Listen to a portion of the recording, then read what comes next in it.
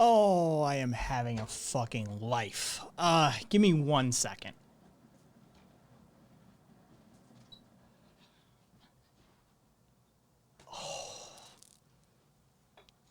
Oh. Jesus fucking Christ. Oh. So I probably have a rotator cuff tear. I'm not 100% sure. Haven't seen the right doctor for it yet. Starting the process tomorrow, but I think, let's see, just make sure. Hey, himself, thank you. Thank you for the resub. I think I have a supraspinatus ligament rupture due to an abduction of the shoulder. Hey, Caboose.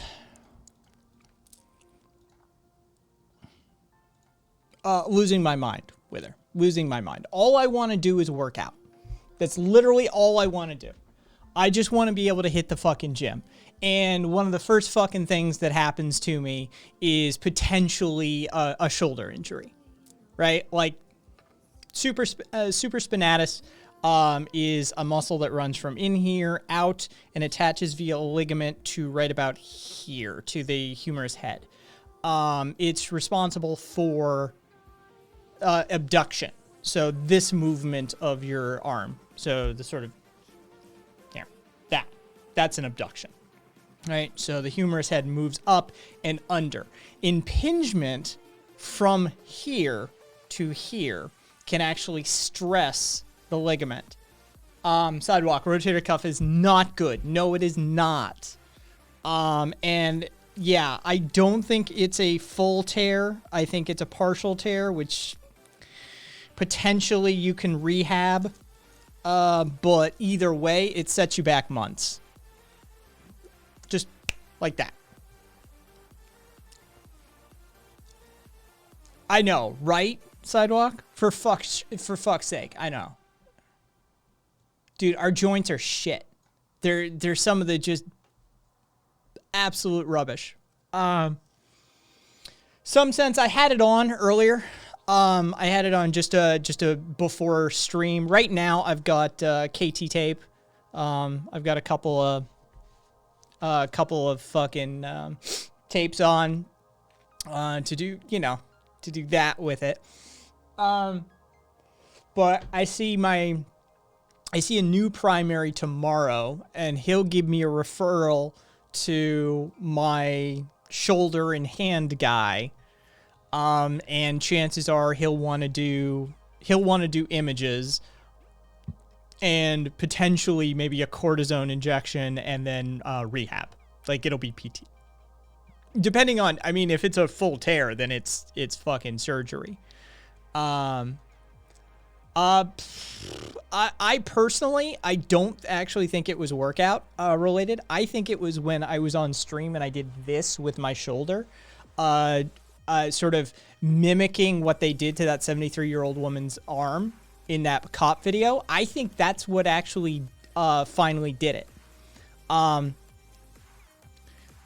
I have had impingement issues before, and given the poor design of the human shoulder, and given my time off from working out and climbing and doing any sort of overhead work for the last decade, basically, I wouldn't be surprised if my shoulders were in very poor form, in addition to the extra damage they had taken from those years. So I wouldn't be surprised if as simple as something as that movement could have damaged it, because quite frankly, I don't think it was one of the workouts. Maybe it was, maybe not. Either way, between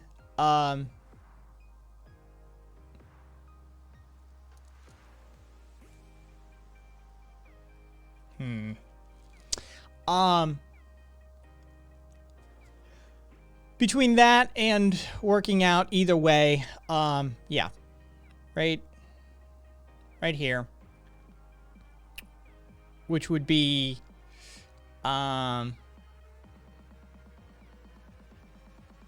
no, this isn't joint as in joint pain. This is joint as in partial ligature rupture as a result of supraspinatus abduction through the shoulder, more probably. But we'll have to get some images of it to see. But either way, minimum, I'm going to be braced. Like, I'm going to probably be put into a sling for 6 weeks. Is usually what that sort of equates to. And then PT. Months and months and months of PT. This will set the workout routine back by many, many months. I even went out for a jog, and the stabilizing factor, even if you don't like do the motion, right? Even if you just the stabilization, because that's what the rotator cuff cluster does, it stabilizes. So, hey Kat, yeah, we're gonna just kick it off. Like we're gonna do fucking like out of the gate. So I mean, if you want to jump on the air, you're welcome to jump on the air, Kat. If not, you don't have to. Right now, I'm just talking about how fucked my shoulder probably is, and going through some of the anatomy of how we fuck ourselves up. Anyway, so I think it's probably going to be rotator cuff. Oof. So I think it's the supraspinatus ligament, and I think it's probably a partial ligament rupture. This is just me without having any images, but, you know, living in the body sort of situation and knowing your way around your own body. Yeah, because the abduction of the shoulder seems to be the most difficult portion, and it seems to be, I think it's going to be the supraspinatus and then the ligament attachment up here towards the top of the humerus. That's pretty rough. Yeah, so, you know, minimum 6 weeks probably braced. And then months and months and months of PT. And I mean, if it's a partial rupture, they'll PT it. If it's a full tear, then we're looking at, you know, arthroscopic surgery and 9 months rehab to just get back to 85% maybe. Right. Yeah. Arms are overrated. They are. You have a skill at fucking yourself up. I'm impressed. Yeah, non-binary. Like I was explaining earlier, I've had impingement issues before, and impingement in the shoulder is a surefire way of causing some wear and tear on the rotator cuff ahead of, you know, causing degenerative tear before your time. Because the majority of people actually end up with rotator cuff damage by the time they're 80. Right? Like, this is degenerative tear of the rotator cuff is almost near inevitable in the human body. But some of us manage to cause it ahead of time. And people who do overhead stuff definitely have a tendency to cause it. So anybody who did any climbing, also MMA people, and bodybuilders, bench presses are fairly infamous for fucking your rotator cuff up as well. So coming back from a decade off, but I don't think it was the workout. I think it was when I put my arm behind my back during that fucking video and sort of yanked it up a little bit just to see. I think that's what did it, quite frankly. But either way, with a, you know, non-warmed shoulder and a decade off and pre-existing degenerative damage from a lifetime of abuse, you'd be amazed how easily you can fuck this shit up. So, hard show. This shit's actually triggering me. Why is working out so required but also detrimental? Dude, it's see, that's the thing. Working out's fine. If you just like started working out at a young age and kept going, chances are you'd be fine. It's those of us that did stupid ass shit. It's the Cats and the Kais of the world that are like, hey, you know what would be great? Is if I punched a hard thing like a few tens of thousands of times. Or, you know, it'd be great is if I did shock loading to my shoulders over and over again as I climb up a rock face. You know, stuff like that. Basic. Yeah, stick to the treadmills, boys. Yeah. Like, you know, like, that's really all you need. Do some yoga on the side. Maybe get some barbells and do some shit there. Yeah. You don't really need much else. Yeah, it's those of us that did stupid ass shit that will fuck ourselves up. But yeah, it's legitimately right there, and that's usually the ligament extenditure because it fans out from the supraspinatus. Nice. I think we have the same injury then, on the same arm. Really? Yeah, it's right around there, and then like right over the labrum for me. It's the weirdest shit ever. Fucking meeting you, it's the weirdest shit ever. Yeah. Okay, so deep lore for the chat. again, we come from another. Me, Kai, and Nonsense in chat come from another platform called Podbean, And Joe. and yeah, and Joe as well, and Mitre, and basically ever since me and Kai met each other, everybody on that platform, fucking, like the comparisons just flew out of the fucking blue. We're talking right wingers, general progressives, liberals, like, oh yeah, Ace as well. Like, so basically everyone pegged us right from the start of just having like stupidly similar personalities, stupidly similar political takes, fucking like weird fucking like parallels in like our lives, and now me and Kai are finding matching injuries. Even injuries that Kat had that I didn't have, I'm now stacking. Watch out for your TFCC, my friend. Watch that wrist. Tape your wrists. Yep. Yeah. That's why I wrap them. Yep. Oh, what do we got? Oh, Jesus Christ. Yeah. I think that's fine. I'm just gonna pull that one. Like, okay, like, can we? I get it. Oh, I didn't see that one. Oh, yeah. I get it, but can we not like make calls for, like? Yeah, we gotta take the clean victory lap here on this one. Yeah. And even then, it's not a victory lap just yet. Oh yeah, yeah. So just y'all know the line. So I see. I got a new primary that I'm seeing tomorrow. I think I found the line. Yeah, you did. Anachronism, you did. You found the line. Hey, Fertus, thank you. Did you know Momo's cool? She's cool. Thank you for the resub, Fertus. Yeah, it's just, like Kat said, clean lap. So I see a new primary tomorrow. He's a DO rather than an MD. So doctor of osteopathy rather than a medical doctor, which these days is near identical except for a couple of things. And let's see. Yep. Yeah. Anachronism. You were right there. I've been looking for a new primary for a while. And to get to my hand and shoulder guy, I need a referral. So I had to fucking bite the bullet, but they got me in quick. The guy's got really good reviews. His patients seem to really like him. He's been described to me as old school. He won't sit behind a computer. He actually looks at you when you're talking. What a concept, right? For a doctor. So I've got a 4 p.m. appointment with him tomorrow. And so tomorrow's show may end up time shifted slightly. It may be 6 o'clock, it may be 6:30, something like that, because it could take a bit. And if he decides that, hey, I'll write you like the referral right now, we can get some images, whatever, like it, just plan on that tomorrow, folks.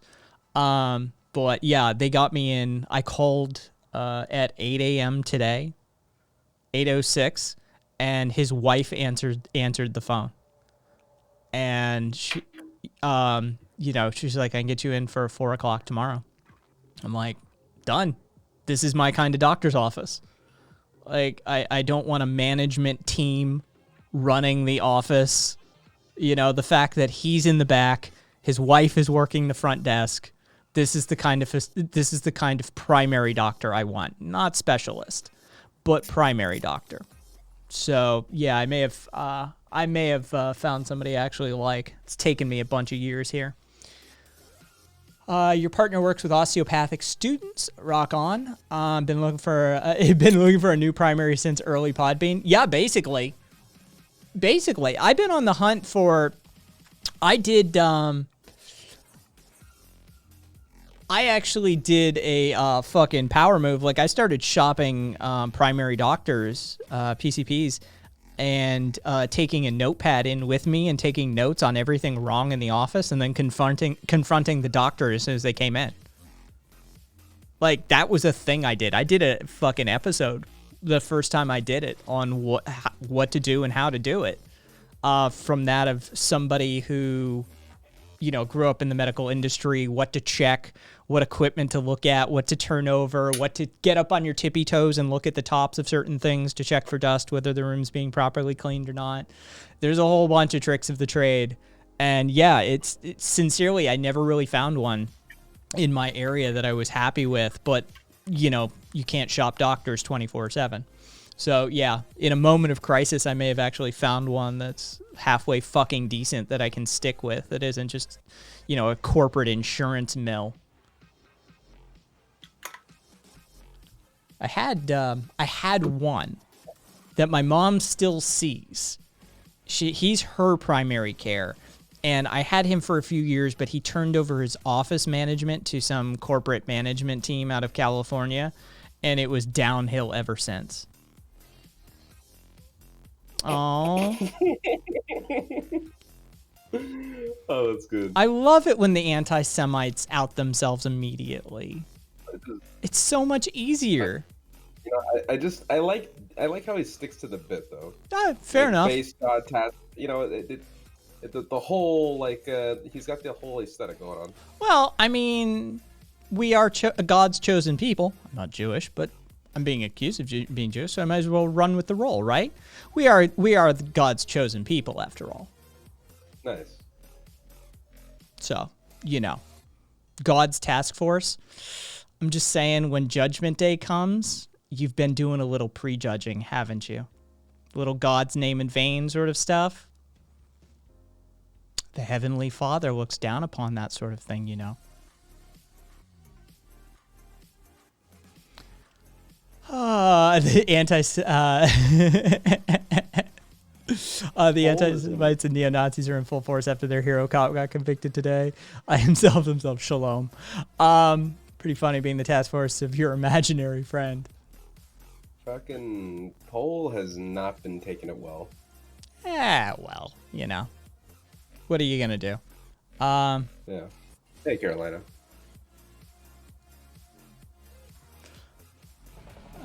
Let's see. Thank you for the follow. Thank you for the follow, Carolina. The one who walks through fire, I fucking feel you, dude. I fucking finished off like an old card. I fucking smoked through 2 joints. Fucking got a let's see here, an eighth of this local strain called XJ13. Like I've been trucking through it today. I smoke so much, I'm not sure if I'm still high or if I'm not. This is my first 420. Oh, look at you. Are you young and you just sort of turned legal with it, or are you just a new smoker? You're just sort of like, yeah, you know, I waited a while. 21. All right. Hey, that's my boy. Congratulations on your first 420. Okay, cool. Nice. New smoker. See, this was my first legal 420. It was my. Hold on, hang on. I'm doing math.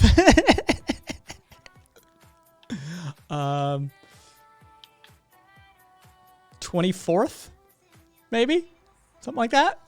I'm sure it doesn't get old.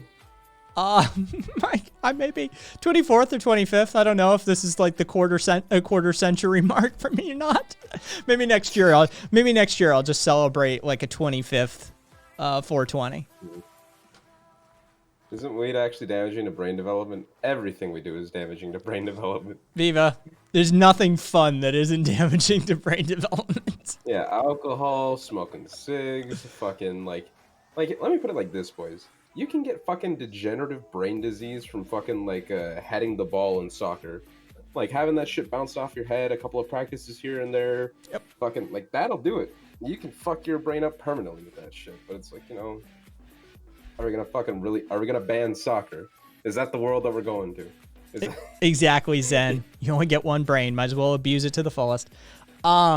Although I would like to see some studies on things like psychedelic usage during teen years, due to the fact that it has a propensity, clinically proven at this point, to increase rates of neuroplasticity. I'd like to see what that looks like from a developmental psychology and developmental physiological point of view. I think that'd be an interesting study to look into.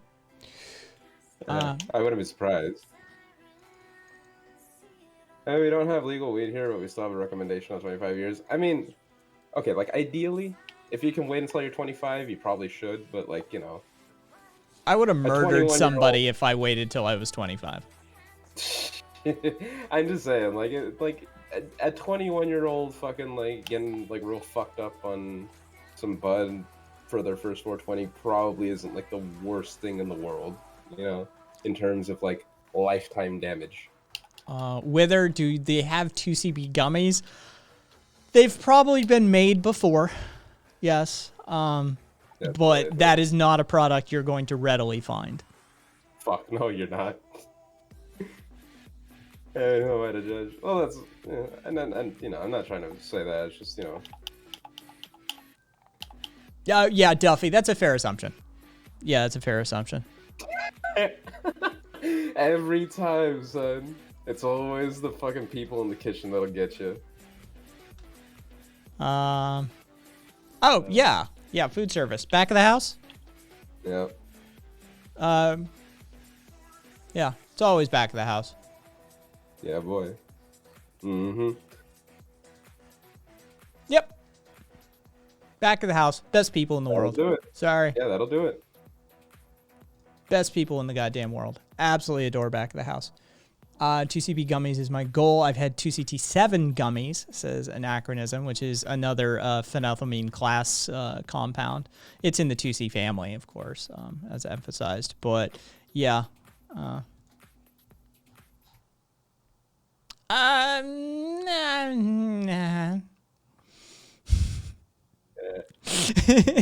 Was that enough of an answer?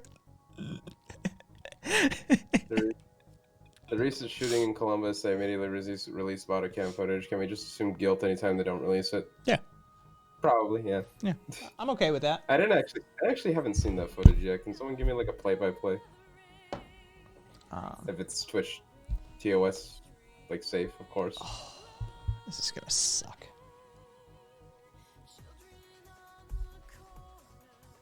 Yeah, oh yeah. Fire, yeah. Front of the house can go do their own thing.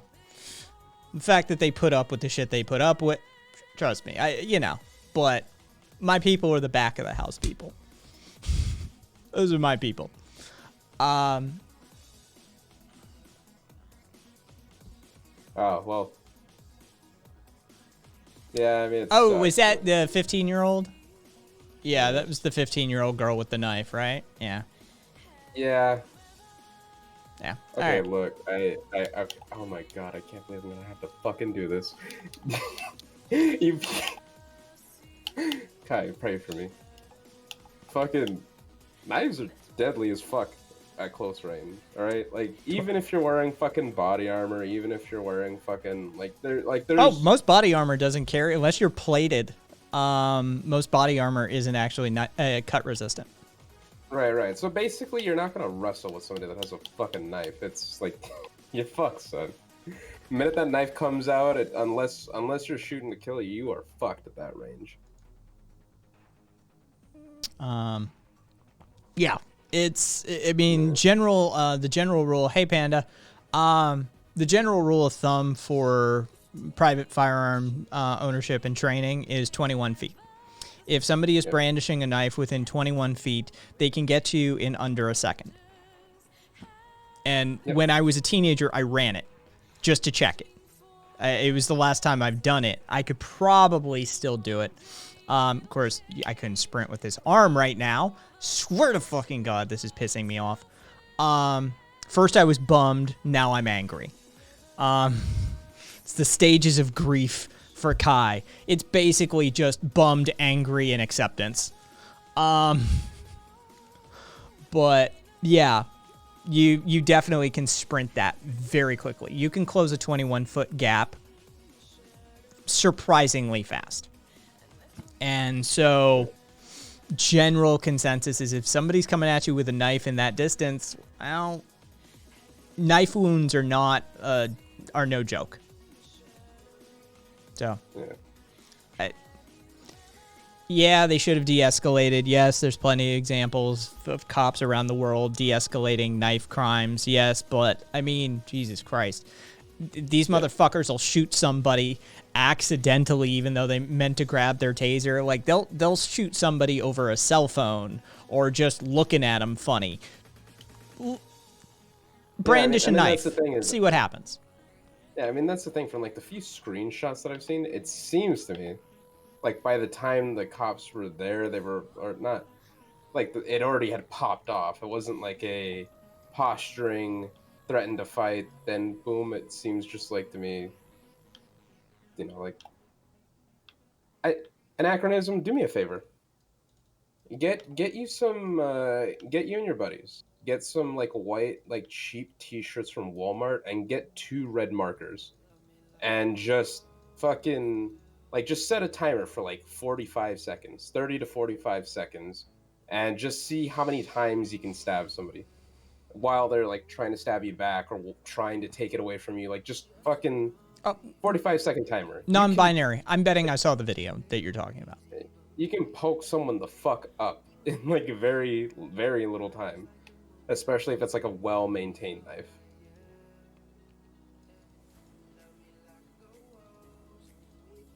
I don't know why you're wasting time on look.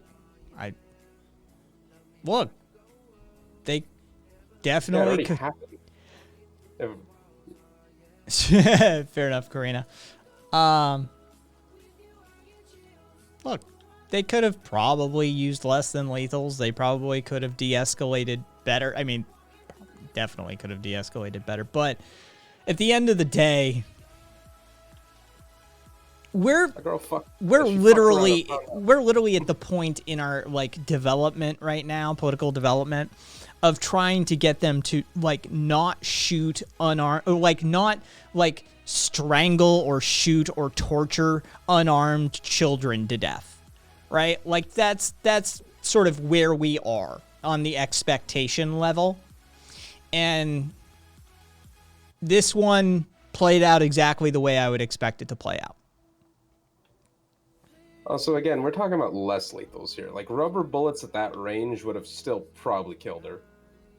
Like, we're talking like less than 5 feet away. Yeah, you can definitely do some pretty severe organ damage.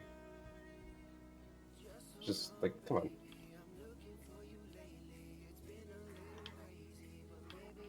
Yeah, word. Like, dude, there's a reason why people criticize the use of rubber bullets. Like, even from, like, 30 to fucking 40 feet away, we're talking, like, punctured eyes and shit. Like, no, the rubber bullets ain't no fucking joke. Oh, well, they're not rubber. They're plastic encapsulated rounds. Yes. So. That's the other asterisk you gotta fucking add on there.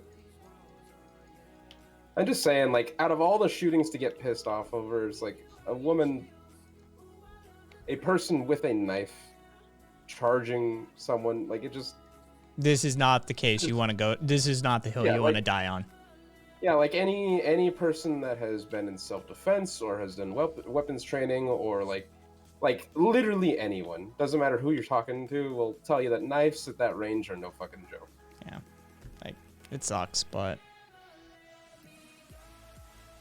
because we choose to, because we want to, because the conversation headed that direction, because their fucking cause. This is just like basic weapons knowledge.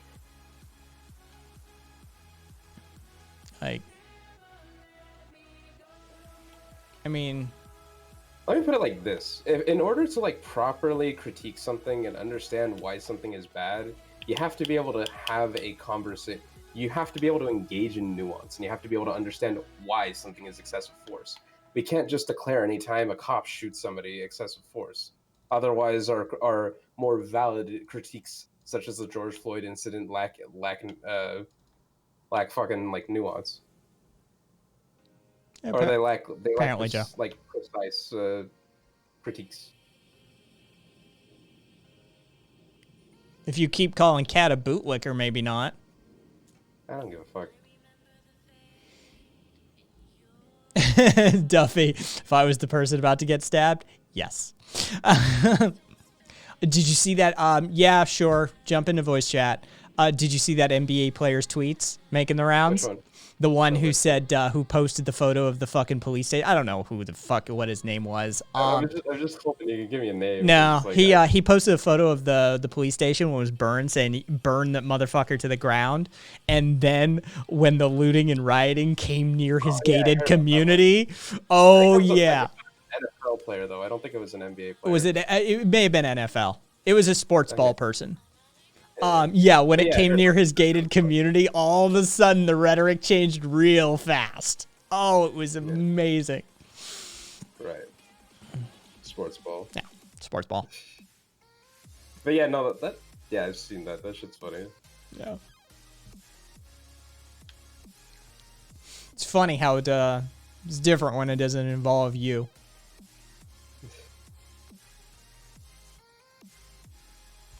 Oh. Where's anachronism?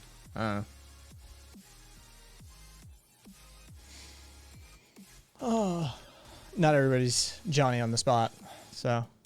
Fair enough. I don't know. I just like my thing that I've always like felt that in order to have a proper lens of analysis, like the biggest thing that you have to have is like reasons as to why things are bad and so on and so forth. Which inherent, you have to go into voice chat, and then me or Kai will move you into the on-air voice chat. So go into our Discord. Which actually is he even in our Discord? Are you in the Proudly Radical Discord? Oh yeah, no, I've non-binary. Yeah, I told you ahead of time. I'd probably seen the one you were talking about. Guys, shoot cuz thing, an invite. And I knew exactly the one you were talking about. Yeah, to disarm one guy with a machete, it only takes like 40 cops. Oh yeah, dude. You can fuck people up with that shit, dude. It's like, it's doable. Yeah, it's doable, but to be perfectly honest, Americans don't have that kind of patience. And that's the thing, is that like with a machete you can like fucking hack off limbs, like one swing and there goes half an arm. Another swing, it's clean off. Machetes are epic. If you want you a nice good blade that's gonna last you for like your whole fucking life, just invest in a nice machete, a good quality one.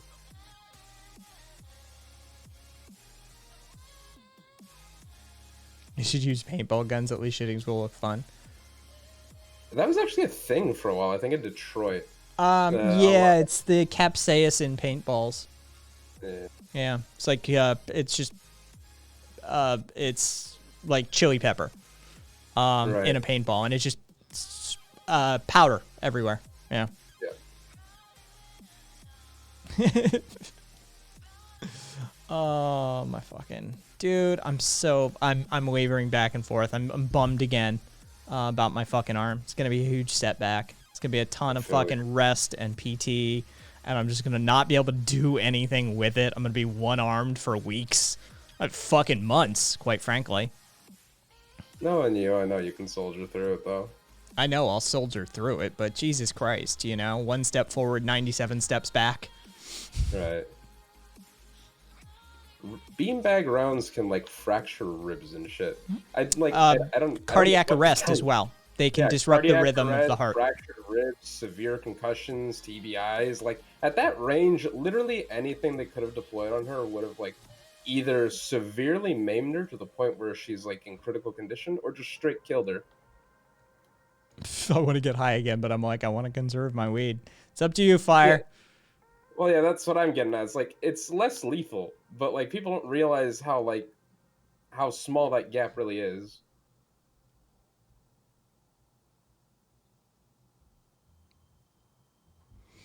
I mean, got into Discord, but not into chat. Oh, well, either way. Yeah, give it a second. Sure, I'll figure it out. Oh, that's. Do you have like a 5-minute delay on it?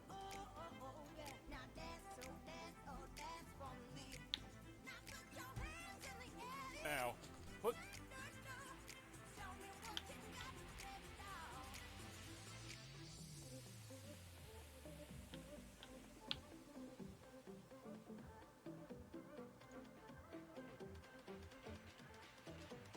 I don't know what to tell you, people. Yeah, he fired. I mean, that's the thing. He didn't mag jump either. Like it was like. Okay, I just watched that video, non-binary. No offense, he didn't try. He moved the cop back a little bit and then tried to run away. He didn't try. Credit where credit's due, this and blah blah blah, but he wasn't committed. Fire, not for a long time. I don't really do anime anymore. It's been quite some time.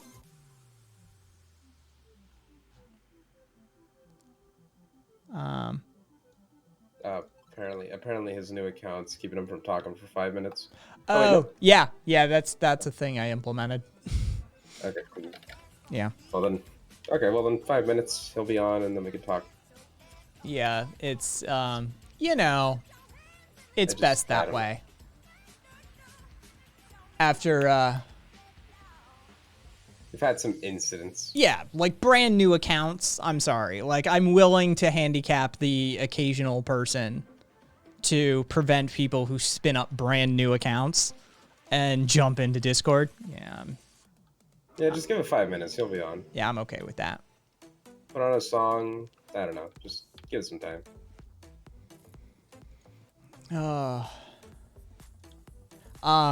Yeah, even when I went out for a jog tonight, I fucking the stabilizer muscles in the shoulder, like trying to lock the shoulder so you don't fucking move it. Even those, it's fucking sitting here burning right now. I'm gonna be out of commission. What actually will happen is I'll work my legs, I'll work my abs, and I'll work my right arm, and I will be so poorly. I will be so underdeveloped on my left-hand side that it will be comical.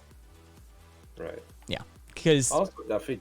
Oh, go ahead. I was just gonna say because we know I won't be able to stop. That's not who I am. Go ahead.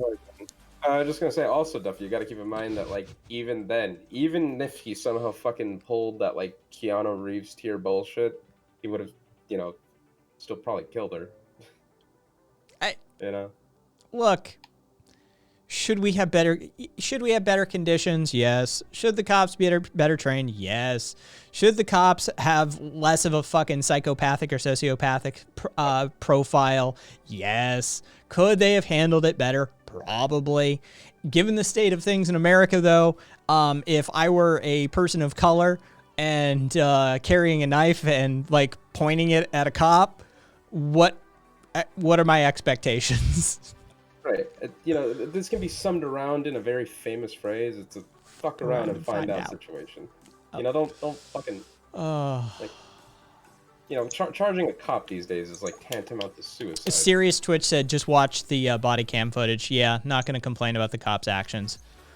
People have the right to defend themselves and others.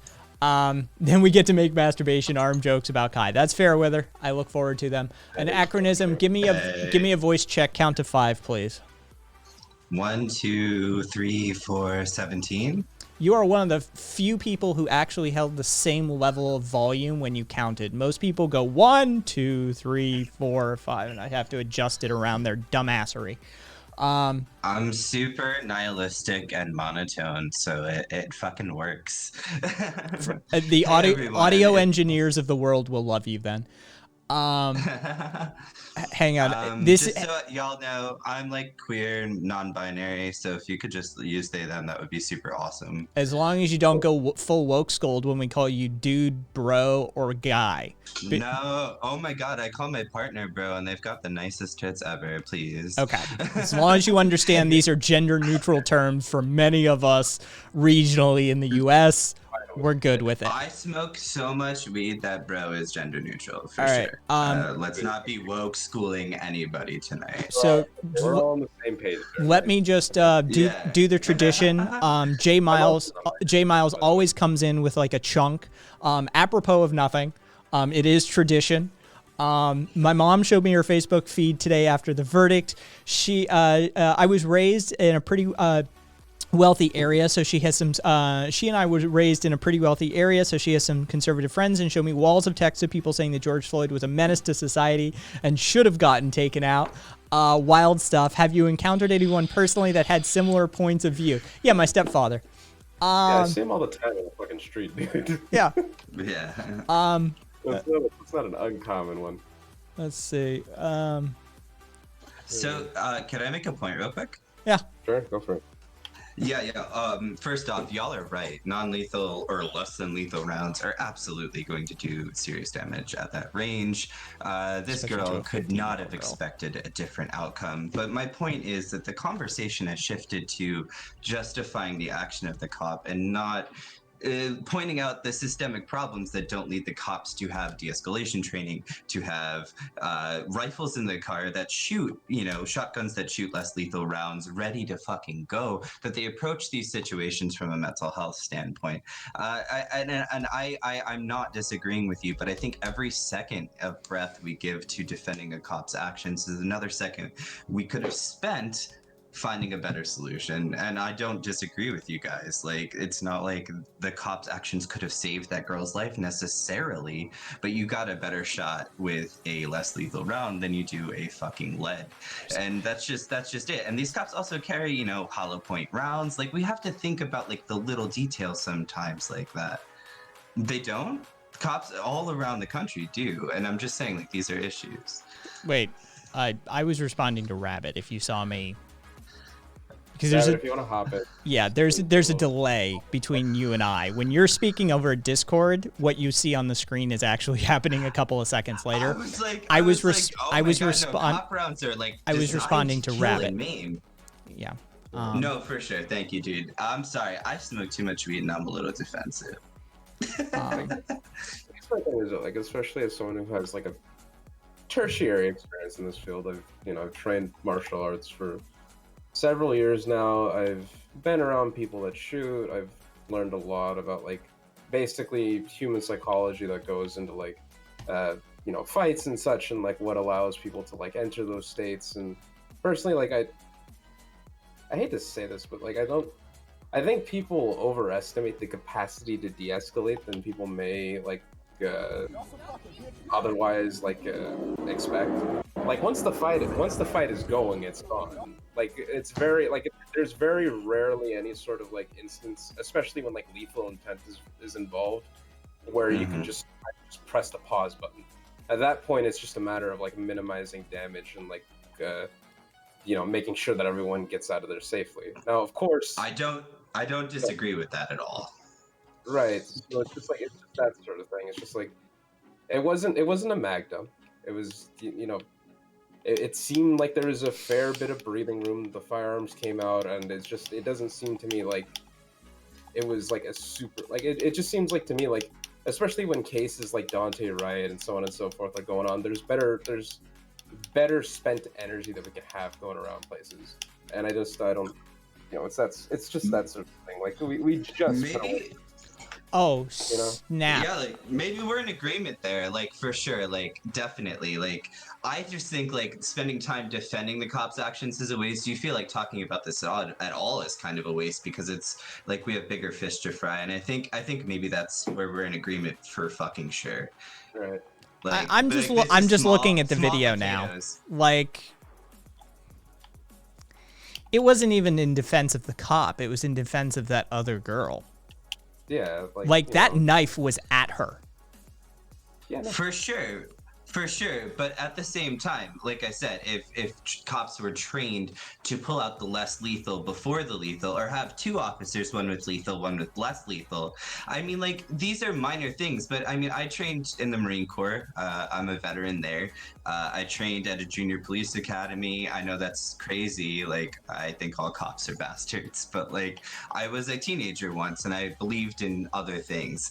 And like, I was taught that there is like that's a last resort in these academies. When you're a kid, they teach you that. But then when you get to the real academies, it's all like officers dying videos, and like they teach you to be scared of the public. And I think that we have to remember at the end of the day, we're talking about people that are responsible for the safety of the public, both people. They're supposed to get that person to a court of law. And I think that there are other ways. It would take a massive upheaval to get to the point where this girl would have survived. I agree with that. It's not where we should start, but it is a goal, right? Like we can't disagree on that at least. For me, it's how many spoons does the public have? Right. It's I see. well, For sure. anybody who knows chronic pain knows the spoons analogy, and I've told it on my channel before. And it's just a matter of like how many spoons does the public have, and I'm not sure they have the spoons to spare for this girl. And I think we have a lot of spoons to spare for human life. Like, I'm not gonna give that one up. I apologize. Like, this girl deserved to live. She needed help. I was chased down by 2 kids in high school, like 4 days in a row after school, and they were calling me the F word for gay people. I don't want to say it. And so I brought a knife the next day, and I chased those fuckers down. Should I have died that day? Should the cops have shot me? should you have? I'm just No. wondering. Could you have? Yes. Right. Absolutely, absolutely. But a better trained police force would mean that I would have got the help I deserved at that time, rather than death. Right? Like, that can't be a point that we give up as a movement. That people who are in mental health crisis deserve to die. I don't think she was was she in a mental health crisis? You don't usually run after someone with homicidal intent as a teenager unless you are in a mental health crisis. Is sociopathy not a mental health crisis? I mean, is antisocial personality disorder not a mental health crisis? I mean, even if she had homicidal intent, that's still a mental health issue. She's a kid; it can still be fixed. Sure, Duffy. Oh shit! I didn't fucking thank you for doing the thing correctly, Duffy. Yes. Welcome, Duffy. Yeah, no problem. So if she was having a mental health crisis, I'm not saying that.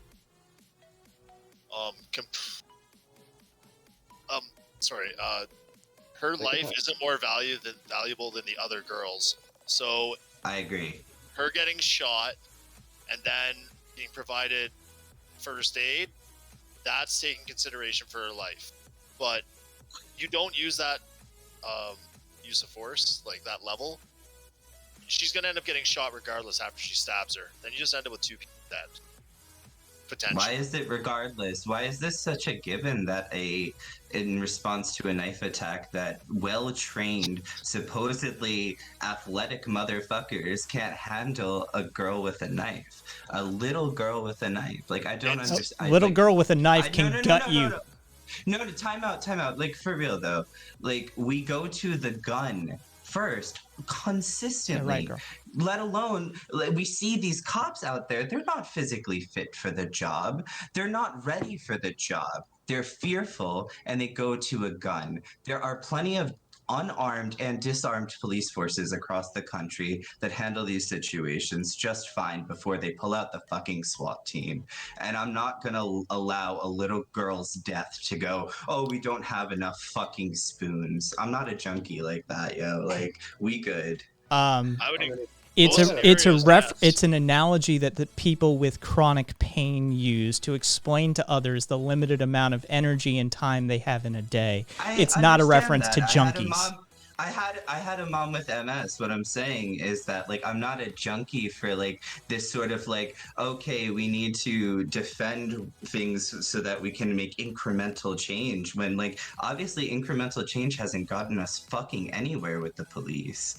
I'm sorry, but a force that was born to literally fucking chase down black people and fucking kill is not going to save us in the revolution. I know y'all are allies, and I love you very much, but, like, this little girl's death is important, and it's necessary to remember it, and it's necessary to not just wipe it away as, like, oh, she deserved what she got. She was a kid. Kids do stupid shit, especially in this society when they've been locked up in a fucking house for a year. They have no fucking medical treatment. They're poor as shit, and they have no goddamn role models to look up to and be like, yo, how do I deal with my mental health? How do I deal with anger in this society? I look outside and cities are burning, whether it's fucking the right wing burning down Washington, D.C. or attempting to, or the left wing crying out in anger. It doesn't matter. These kids have no fucking outlet. And you say, like, okay, we don't have enough room for them with our collective pain that we're already going through. And I say that that is the sort of thing that allows their lives to go by and drives them to fucking reach out with a knife instead of a hug. And I know that sounds fucking corny, but like, I've just been there. And I worry. Clearly, because chat's already accused you of projecting. What's that? I said clearly because chat's already accused you of projecting. That's fine. I've been there. Okay. That's. I'm just keeping you up to date. That's fair. Okay, maybe it is, but like maybe I'm looking out for myself too. I was sick and I needed help and no one was there. And if my story is not valid, then that's cool too. But like I feel for people who are in the worst moment of their lives and need our society to step up for them. That's all. And like at the same time, like I understand that this chick who she was attacking, her life is, if not just as valuable, perhaps more, because she's not reaching out in violence. But we can work out a way in the future once we stop the onslaught of just like real nilly-willy murder. We need to keep this in mind as a movement. That's what I'm trying to say. I would just like to point out as somebody who's, I don't know, educated people on this for quite some time now, that this movement always leaves out the proletariat element of the police force. The only thing I ever hear is the slave patrol, and nobody ever brings up the fact that they were union busters, they worked for big business, and they were caught assassinating union leadership. I agree with but what does that never, have to do never with quite, anything I nothing. just said? It's just one of the other origin points for the police department. And so if you don't root out all of the roots, then you will fail to get the roots. Okay, so again, what does that have to do with my point? If she was a white working class girl, I would have said the same fucking thing. Wouldn't you? And she'd actually still, be fair. like, she'd still have to be shot in that situation, though. Yeah. All right. Word up. She'd still have to be shot. There we are. Rabbit. That's I'm putting it bluntly. Pinkertons get a pass. But no, at any point in the future, would there be a point where she didn't have to be shot? Could there be a system where she didn't have to be shot? Or is like, you're just such a like fucking karate expert or whatever that like, you know in your heart that there's no way anyone trained to do that job couldn't get her down from that situation? I'm just wondering. People experiments done on like the science of knife fighting. Any knife fighting instructor will tell you, anyone worth their salt at least, will tell you that getting cut or stabbed is inevitable. What they're trying to do is to give you that extra 3% chance of living if your original chances were around like 7%. Word. So is there any point can I just get a yes or no? Is there any point in the future where you think there's a way for police forces to interact with that situation and that girl comes out alive? Is that a possibility? Yeah, after full systemic change. Well, yeah, my thing is barring some advancement in like medical technology or some sort of like weapon system that like has a proven lower rate of like violence or I guess lethal damage is the correct term. It's just like barring that, not really. Himself said there's no winner in a knife fight. Only one person loses less. All of the knife fights that happen on the streets of like Bristol and shit, those are all broken up by people without guns. But like, it's not possible, right? I'm just wondering because those guys are like fucking 3 times the size of that chick and they're fighting pretty hard, but somehow pub bouncers find a way to break those up or at least de-escalate the situation to the point where people aren't dying consistently in every knife fight. So I'm just wondering, like, bobbies don't walk around with fucking guns. They have what's the context of these knife fights? Do they have the knife drawn or are they in a stabbing motion? Come on, dude. We're talking about a systemic issue. I'm not talking about an individual problem. Like, actually, if you want to symbolic interactionist on me, that's fine. But I'm talking about a systemic issue. This is not a systemic issue of police violence. This may be a systemic issue of poverty or lack of mental health problems, but here, no. Actually, knife crime and mortal knife wounds in the UK are actually it's a hell of a thing. There's a lot of knife crime in the UK, actually. But if you take the stats, okay, and you look at gun violence plus knife violence in the United States, 4,757 episodes recorded in English hospitals in 1 year. Percentage-wise, I've done an entire research project on this. They don't fucking equal out percentage-wise. There is a culture of violence in the United States that is high and above many other places in the world, and that culture extends to the most violent aspects of our society, which are the upholders of that society, the fucking cops. And if you want to spend like another hour tonight talking about like this girl dying at the police and how it's justified police violence, that's fine, but I fail to see how that serves any cause. All right, if it wasn't a cop and it was the girl's father, boyfriend, whatever, that shot her to protect her, would that change the scenario? Absolutely, because it's not. Why? I do because Why? it's not an institute. Because he's not an individual when he puts that badge on. He's a representation of an institution which has a systemic history, which has a systemic backing, and he does not have or face the same consequences as an individual who chooses to pull that weapon. In fact, he gets the backing of police unions. He gets the backing of the state in most cases, and he's rarely charged. So I do think that an individual would think twice to pull their firearm on a child, whereas the cop would not have to think twice because he knows he's going to get off. It does change the situation, and to fail to see that, I think, is probably not honest. I see someone trying to stab another person. If I had a firearm, I would not think twice. Are you a cop? No. Would you be a cop? No, I would not be a cop. So it's irrelevant. It's a different situation. No, it's not. You're the one who brought it down to the individual level. I was trying to because they're trying to protect the victim. They're trying to protect the victim here. This isn't trying. No, they're trying to do the their state. job. They're not trying to protect They the wouldn't have state. got They're the not trying to call, bro. protect They didn't property. just walk upon this. They weren't just like, "Oh, I love saving people," and they walked upon this. Actually, they were brought to a call. Actually, there's Like, approximately six times more incidents involving knives in the UK per capita than the US involving guns. Right, but if you add all instances of knives plus guns in the United States, they more than equal out. They more than equal out. Cops aren't even obligated to protect people in the states. I understand that. So, like, what they're obligated to do is irrelevant. We're talking about a change in society. We're not talking about the status quo. If you want to talk about what cops are doing currently, that's beautiful. What I'd like to talk about is what we can do in the future. And that was my whole point, is we're wasting time, like, debating what's going on with our current framework when we're working towards a new framework. I mean, if you want to defend, again, police violence, that's fine. I agree that this girl needed to be enacted upon with violence, but I don't think going to the fucking heater is always the right cause. I mean, there's a lot of other. I've been shot with less lethal rounds. I live in Portland. I've been out at the protests pretty consistently. I fractured my wrist. It sucked like a bitch, but at the same time, I was brought down.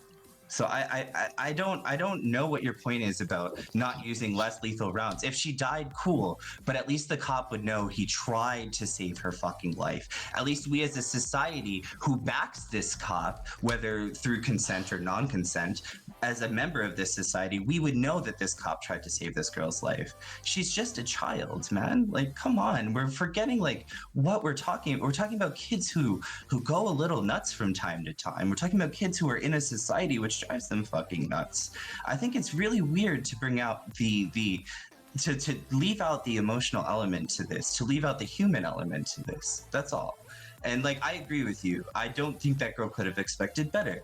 And I don't think that we can waste a ton of time talking about what should have been done here, because it's irrelevant to what happens when the stakes are even higher. I'm just saying that like to write this off is bullshit. That's just my opinion. You guys are awesome, and I love watching you guys. I'm probably going to get off stream because I'm so nervous about talking to this many people, but I'm going to keep listening, and I really appreciate this discourse. Sorry for calling you a bootlegger. Don't worry about it. Are rubber bullets standard issue? These down there? Not really. Yeah. I know they aren't here in on Canada, so I think it's only supervisors carry tasers. I think every officer's equipped with them, and then cops will have a mace and their sidearm, and then like. Yeah, they're not. This is force dependent. I'm just checking, and I'm crunching numbers as well. It actually doesn't. It's funny. We have. It isn't comparable. I've been checking the numbers. The U.S. actually has less knife crime than the UK. We don't go to the knife by and large. It's not our go-to. We only have 1,515 stabbed, cut, or maimed to death within the last reporting year. Per capita, that works out to 0.4%, something like that. Yeah, exactly, Rabbit. Like, yeah, if that's because we jump straight to guns. Yeah, and so the prevalent number is guns. But we actually have more people killed by knives than guns. And the guns already are non-comparable to...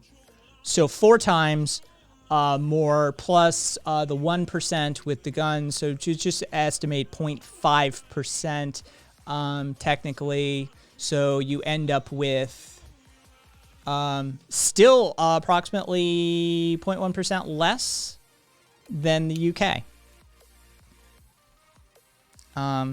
Interesting. Fascinating. I just like comparative studies within those sorts of fields. Hey, the fucking IRS sent me some money. Oh, cool. Congrats. Fucking about time, douchebags. Let me double check it's there.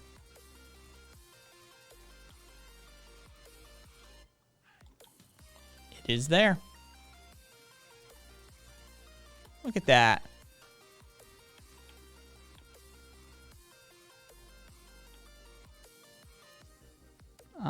Hey to Radavandar. Knife is next best street weapon when you don't have easy access to guns. I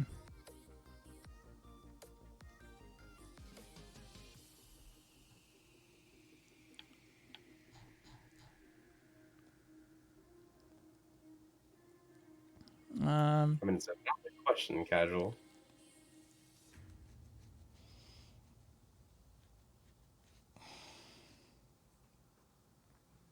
I'm trying to reframe that entire conversation in my head really quickly.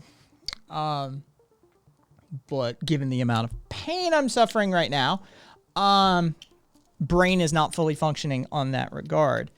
I guess for me, the problem with like defaulting to the UK is like unironically advocating for like a nanny state and a police state that would like unironically strip so much like what's it called, agency from the proletariat en masse, that like having a police force that is specially designed to contain the upper levels of like lethal intent is something that I'm not really comfortable with. Nanny state doesn't necessarily refer to social welfare programs before. Yeah, I'm talking about like the constant monitoring, the flow of like firearms, like the fact that like protests can be easily suppressed due to the fact that like the police state is so strong over there. Like it's just, it goes beyond just the fact that you are one of the most surveilled people on the face of the planet. Yeah.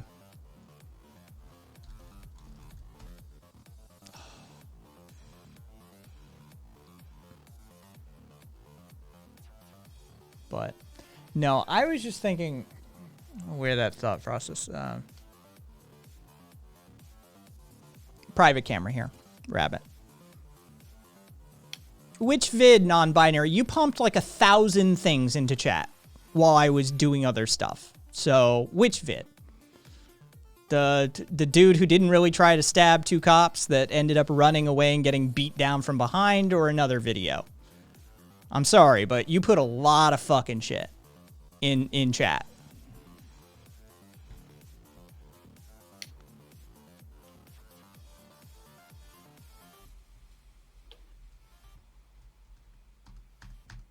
Apparently, a cop hurt himself after falling off a horse in a protest. They charged into... Dude, this is like 11 years ago? Yeah. Is this when he runs into the sign?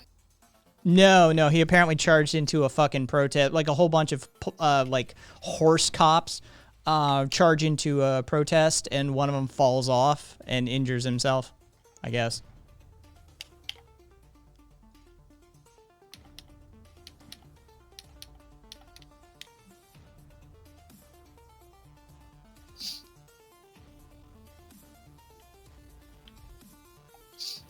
I remember after UFC, they used a couple horses pissing in the street to disperse a crowd. That was disgusting. Yeah. See, I mean, I love this list. Fucking top surveilled cities in the world: India, China, England, China, India, China.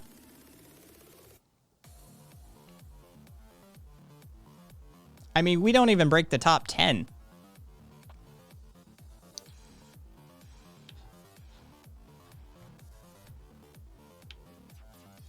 London is the only non-Asian city to crack the list.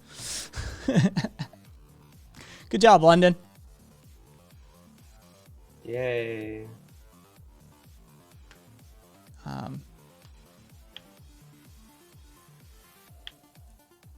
No, I understand the conversation surrounding, or the rhetoric surrounding, the idea that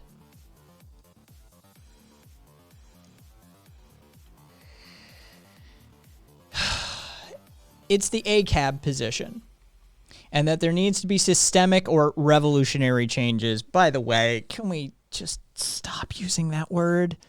Fucking, as soon as anachronism, as soon as you said revolution, I cringed. Just, can we in the left stop using that word? That's one of those that I'm willing to like get on board with a full rebrand. I understand the ACAB argument, but I also understand that the fact that the ACAB argument launches near immediately upon this sort of incident. And I also understand Kat's point of view that there's nuance to this incident. This isn't George Floyd. This isn't somebody who, this isn't a 13-year-old kid who was playing in his backyard and some cop ran up and shot through the fucking fence, right? There's more nuance to this situation. And if you react the same way to this situation that you react to those other situations, you will lose some of those people we're pulling from the other side, slowly but surely. And that's my thing. We're in a country where like a incident as clear cut as George Floyd is like a national like point of discourse everywhere in the country. And I just think that like trying to defend a girl literally mid-murder, I just like there's better use. I mean, she was on the backstroke. Like, she really was. Like, she was on the backstroke. Like, that knife was coming. I get it. Like, less than lethal techniques should have been, but if anybody's familiar with the woman who was going to be the cause of the bus rallies prior to Rosa Parks, she was an underage girl who had gotten pregnant, who wasn't married. Was she underage? I forget how old she was, but she wasn't married. She was an unwed mother, and she wasn't the right poster person for the movement. And so they moved on to the next person. All right, it's one of those situations where there's political calculus being done behind the scenes, and it's uncomfortable for a lot of people, and I understand that, and a lot of people sort of want sort of blanket, but it doesn't work that way within certain spheres. And when you're having to fight to make sure that like George Floyd level incidents aren't occurring, that like the backyard incident levels aren't occurring, it gets super difficult to defend people when they start equating the two. So yeah, I can see the knee-jerk reactions on both sides of this, and I can see how people would feel, you know, on either side of this aisle. I mean, it's a valid response, but like, you know, time and a place.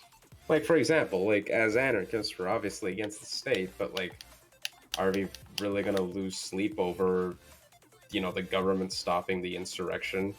I mean, technically, they are actually within their constitutional rights to do that shit. But, like, you know, better uses of our time.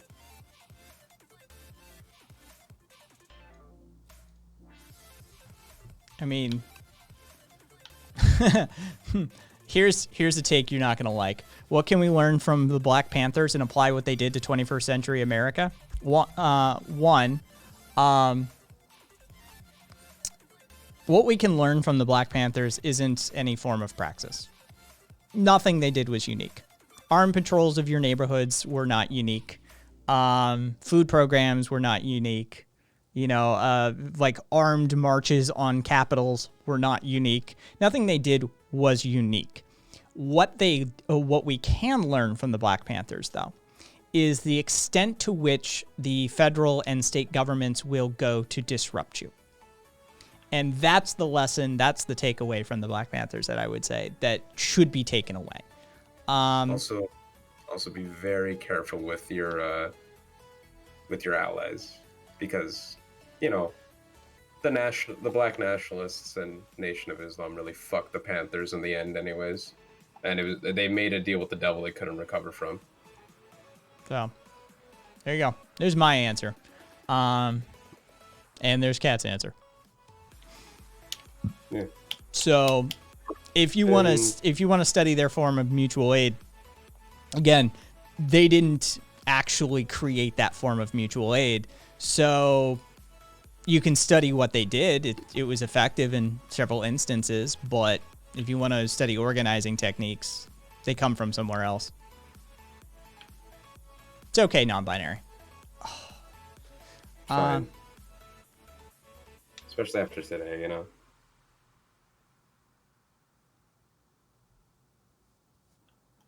Like, that's my thing, is that we're watching it literally in slow-mo, you know? Yeah. I honestly, it's not the one to die on. Sure. You know, systemic change. Exact rabbit Monday morning quarterbacking. Right. Yeah. That's what I'm getting at. It's just like, look, sure, we can and should criticize this. We should strive for a system that reduces these types of shootings, blah blah blah. But like, come on, we like just barely put Derek Chauvin away. It's just kind of a read the room, you know. And even then, he might not even get put away. We still have to wait for him to try to fucking appeal what they did in court, appeal a verdict. Yep. And given some of the shit fuckery that occurred, he actually may have a shot at appeal. I know a lot of people don't want to hear it, but the right appeals court, the right judge, and some of that Feinstein shit, some of the non-sequestering of the jury, there's an argument to be made. I don't think it's a valid argument. I don't think it will hold a lot of water, but this is not, you know, this isn't a bucket. This is the American legal system. And for anybody who lived through the OJ trial, you know how easily the system can be manipulated. Anybody who lived through the fucking Rodney King trial, you know how easily the system can be manipulated. Whether you're wealthy or whether you're the system itself, it can flip on a dime for that sort of shit. Yeah. There's an appeal to be had there. There's an appeal. Right. So...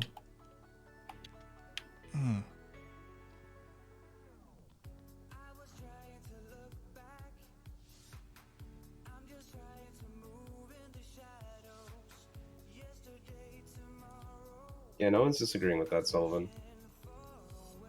The issue is pragmatic and realistic. That's the issue at hand. Right. The issue is, what can you do today?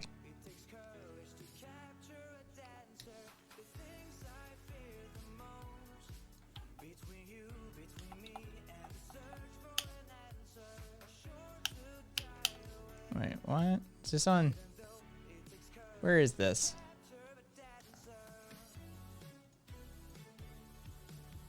If it gets thrown out for technical reasons, can it be charged again, or is this a double jeopardy situation? Once you've been charged, that's basically double jeopardy at that point. Like once you've gone to court, you can't pursue anything else relating to that event. That's how it works, at least here in Canada. I just want to double check something. Yeah, I couldn't tell you. So like here in Canada, if you get charged No. for like, You cannot be retried if the, Yeah. yeah. I just wanted to double check the state really quickly. But if the appellate court reverses and acquits you of the charges, it's over. well, I think you can appeal it to the next court level until there's Yeah. nowhere left to go. You can go all the Then- way up until the Supreme Court either refuses to hear it or hears it. Yeah.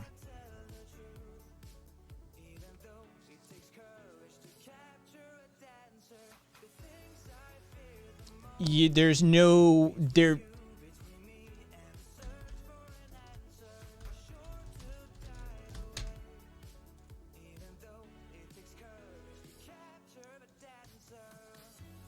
That's I don't think. yeah. Yeah, it's kind of my feeling too, Sullivan. Because, like, holy fuck. There were some big fucking crowds, son, and they were ready to get down. Yeah, critical. That's not. You can't do that. So, if you have something relating to that, I'd be fascinated to see what the fuck they're talking about. Yeah, Rabbit. Okay, so that was the immediate motion to for immediate appeal. Yeah, which would have been denied. Yeah, they're gonna have to file with appellate court. Yeah, like there's no way you can deny an appeal process outright like that at the first. Yeah, that's just not the way the system works at all. So, But Rabbi, you should hop in now if you still wanna. man. Oh, my arm. I don't know. I blame somebody. I can't be Which party? responsible. Which part of your shoulder? It's probably the Jesus Christ. My brain is supraspinatus. Sorry. Supraspinatus muscle ligament attaches to the femoral head. So probably rotator cuff. Yeah. Yeah, when I did that, I just had to do like really low exercises, mostly focusing on the back, Yeah. a bit of strength. It took like 2-3 months of rehabbing it on my own. I've got the osteopath tomorrow, and then I'll see my hand and shoulder guy. He'll want images, and then we'll decide from there. Yeah. But yeah, it's always months and months of setback. Did you get back to 100%? No. Yeah. Very. Never. Shoulders never do, I don't think. My other shoulders were worse than that because I was always kind of compensating with it. So, it's more though in my pec, but like right at the top of my left pec, it's like it's got a tear in it from doing something stupid, basically. Yeah, I know that feeling. Tails all the time. Yep. We're just talking about shoulder injuries now. Yeah. Yeah. Seeing as I'm rocking, are you gonna have to turn your gain up a little on your side, Rabbit? Oh. Yeah. So, yeah, since I fucked my shoulder, I'm gonna be set back by like a half a year probably. Once Oh, damn it. I hit my volume knob wrong. Son of a bitch. Nice. 1 step Turned. forward, 97 steps back. Well, that depends. If it's not a tendon issue, the needles might help recovery a little bit. Well, we'll see. We'll get some images. But yeah. Get some acupuncture, it'll be fine. Oh God. I've literally got the son of the most famous acupuncturist in this country. He's the reason that acupuncture is legally a medical practice in this country. His son is my my acupuncturist, and even he rolls his eyes at everybody suggesting acupuncture. He's like, it's only good for certain stuff. It's like, I can't fix problems with, like. It's amazing. But yeah, his father was actually the person responsible for getting Nevada was the first state to recognize it as a legal practice, as a legal medical practice. Yeah, his father went up to the Capitol and set outside the Capitol building and offered free acupuncture for a week to all of the legislators. It got legalized.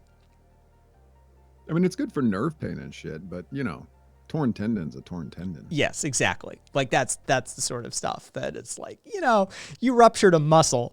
There's not much I can help you with. Like, that sort of thing. But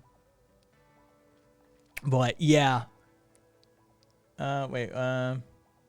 So any news this week? None that I've heard of. Oh, well, okay. Been pretty slow so far. Good to know. Yeah, it's It was 420. It's 421 now. Chronic tardiness. So, I mean, at one point in the stream, I'll start getting high. But you aren't already? No, I'm just in pain. Okay. Well, you know how that shakes your brain a little bit. Whatever you're into, man. Yeah. At this point, I really do. I never watched the full movie, but I do know about that scene in Doctor Strange that, pain is an old friend. Like, I do relate to that pretty well at this point. It's like, ow, yeah, whatever. It's just more pain. It's just more pain. Life is indeed pain. Mm-hmm. It most assuredly is. But yeah, so yeah, we'll get the ball rolling, but chances are I'm going to be in a fucking sling for the next 6 weeks or some shit like that while, immobilizing the shoulder. I just don't recommend that at all. It's unfun. Yeah, no, tell me about it. Hey, Samsonuni, thank you for the follow. Yeah, so, and that's if it isn't, that's if it's a partial tear, right? If it's a full tear, well then, congratulations, you're looking at surgery.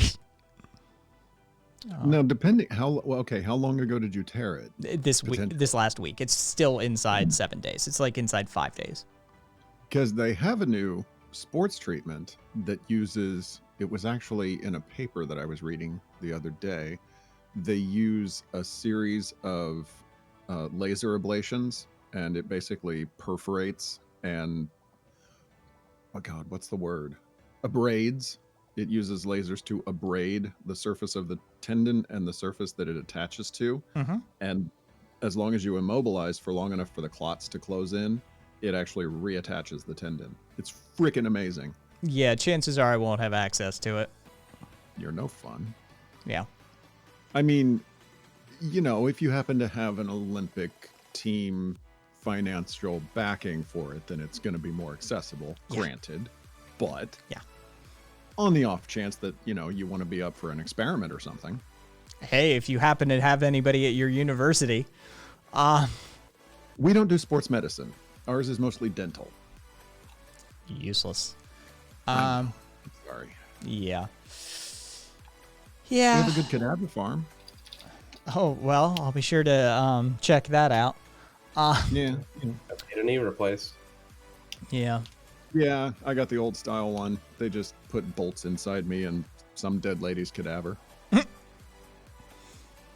Yeah. I have a dead woman in my knee. I do have, luckily, up the street, I do have like a physical therapist who does team sports performance training and stuff like that.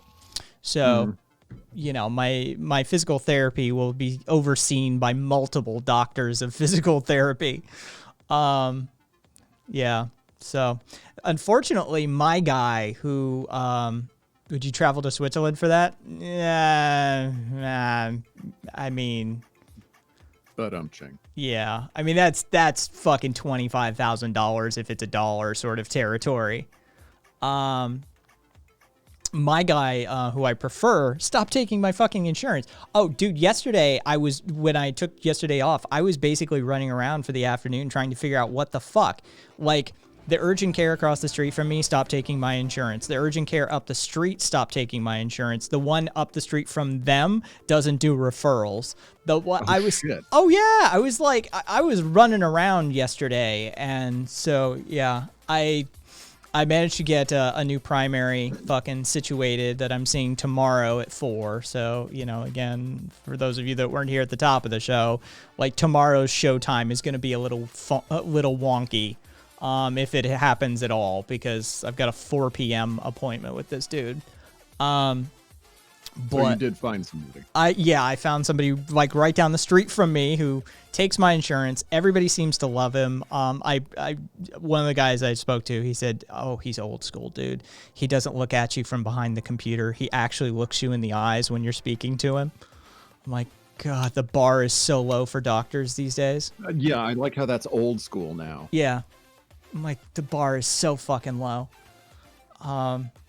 But yeah, I'll see him. I'll get my referral to my hand and shoulder guy.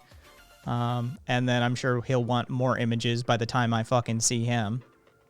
Like, you know, who knows how fast he'll get me in. But it's all just a fucking waiting game when you don't have like you don't have a team doctor and an in-house MRI. He's not a data entry specialist, super old school. See, I love my sports medicine therapist after I got my surgery done, because the whole thing is they get a tendon that's actually smaller than the one that you had originally so that it can stretch to fit. And she was psychotic. So, like, they do the little, you know, lay on your back and see how high you can bend your knee. And the first thing she did was she just lifted my leg in the air to see how much it would drop on its own, which was excruciating. Yep. And I said, "Fuck, that hurt." And she goes, "Good. All right, we'll move on to step 2. And I'm like, what the hell? Yeah. They're if you ever meet a sports medicine therapist, they enjoy torture. Just be warned ahead of time. My favorite, I still recommend him to this day, although I probably won't be able to see him for my shoulder, although I will go get a second opinion. What I will do is I'll go up to the sports medicine place that does take my insurance, and I'll see them. I'll get a complete plan out of them, and then I will go see Dr. Morgan Crum, who is my guy. This motherfucker, like Cirque du Soleil, NBA players, athletes from around the globe fly in to see him. Like, it's like that. I trust this man. He has helped me out numerous times over the years, and I will present him like their plan and be like, "What do you think?" Get a full second opinion out of him. Yeah, I absolutely adore that dude. He's the only doctor at his facility. He Really? Yeah. Oh yeah. He does it, and he's got a facility, by the way. He's even got he's got AstroTurf out back, so they've got a mock field. Oh, fuck off. Oh okay. yeah. He's got like a facility, and he's the only doctor there. And it's not like, oh, he's got a bunch of fucking assistants and shit like that. No, he's got his assistant and him. That's it. Like, he's got a patient load that he can handle, and that's it. Yeah. It is the most bespoke physical therapy I've ever witnessed. And he takes regular people too. It's amazing. Nice. I worked at a clinic for a while where the senior partner, he came in half days 2 days a week. He was one of the only, because for those of you who don't know, all airline pilots have to get physicals once a year, but they have to get it from a specific physician who's licensed to give pilot physicals. And he was one of the few in the area, but we're right next to an Air Force base. So he had guaranteed income, but literally he would come in like twice a week. This is a guy who would go to the apparently we Christmas have party an incoming raid from Primes. Maybe. Thank you, Fax. Okay. All right, then. Thank you for the heads up, Fax. Anyway, continue. But yeah, this is the kind of guy who would hand out $100 bills at the Christmas party. That was the kind of shit that he pulled. But yeah, so I'm mildly familiar with the doctor who has way more money than ever cared to spend in the rest of his life. But yeah, I haven't dealt with one that actually had a sports field in the back. Holy shit. All right, well, it's going to be a fucking thing if it's a thing. Thank you for that heads up, Fax. Probably turn on slow mode. Oh, is that all? Yeah, just out of nowhere. Yeah, okay. Well, 500 or so. Well, something to look forward to.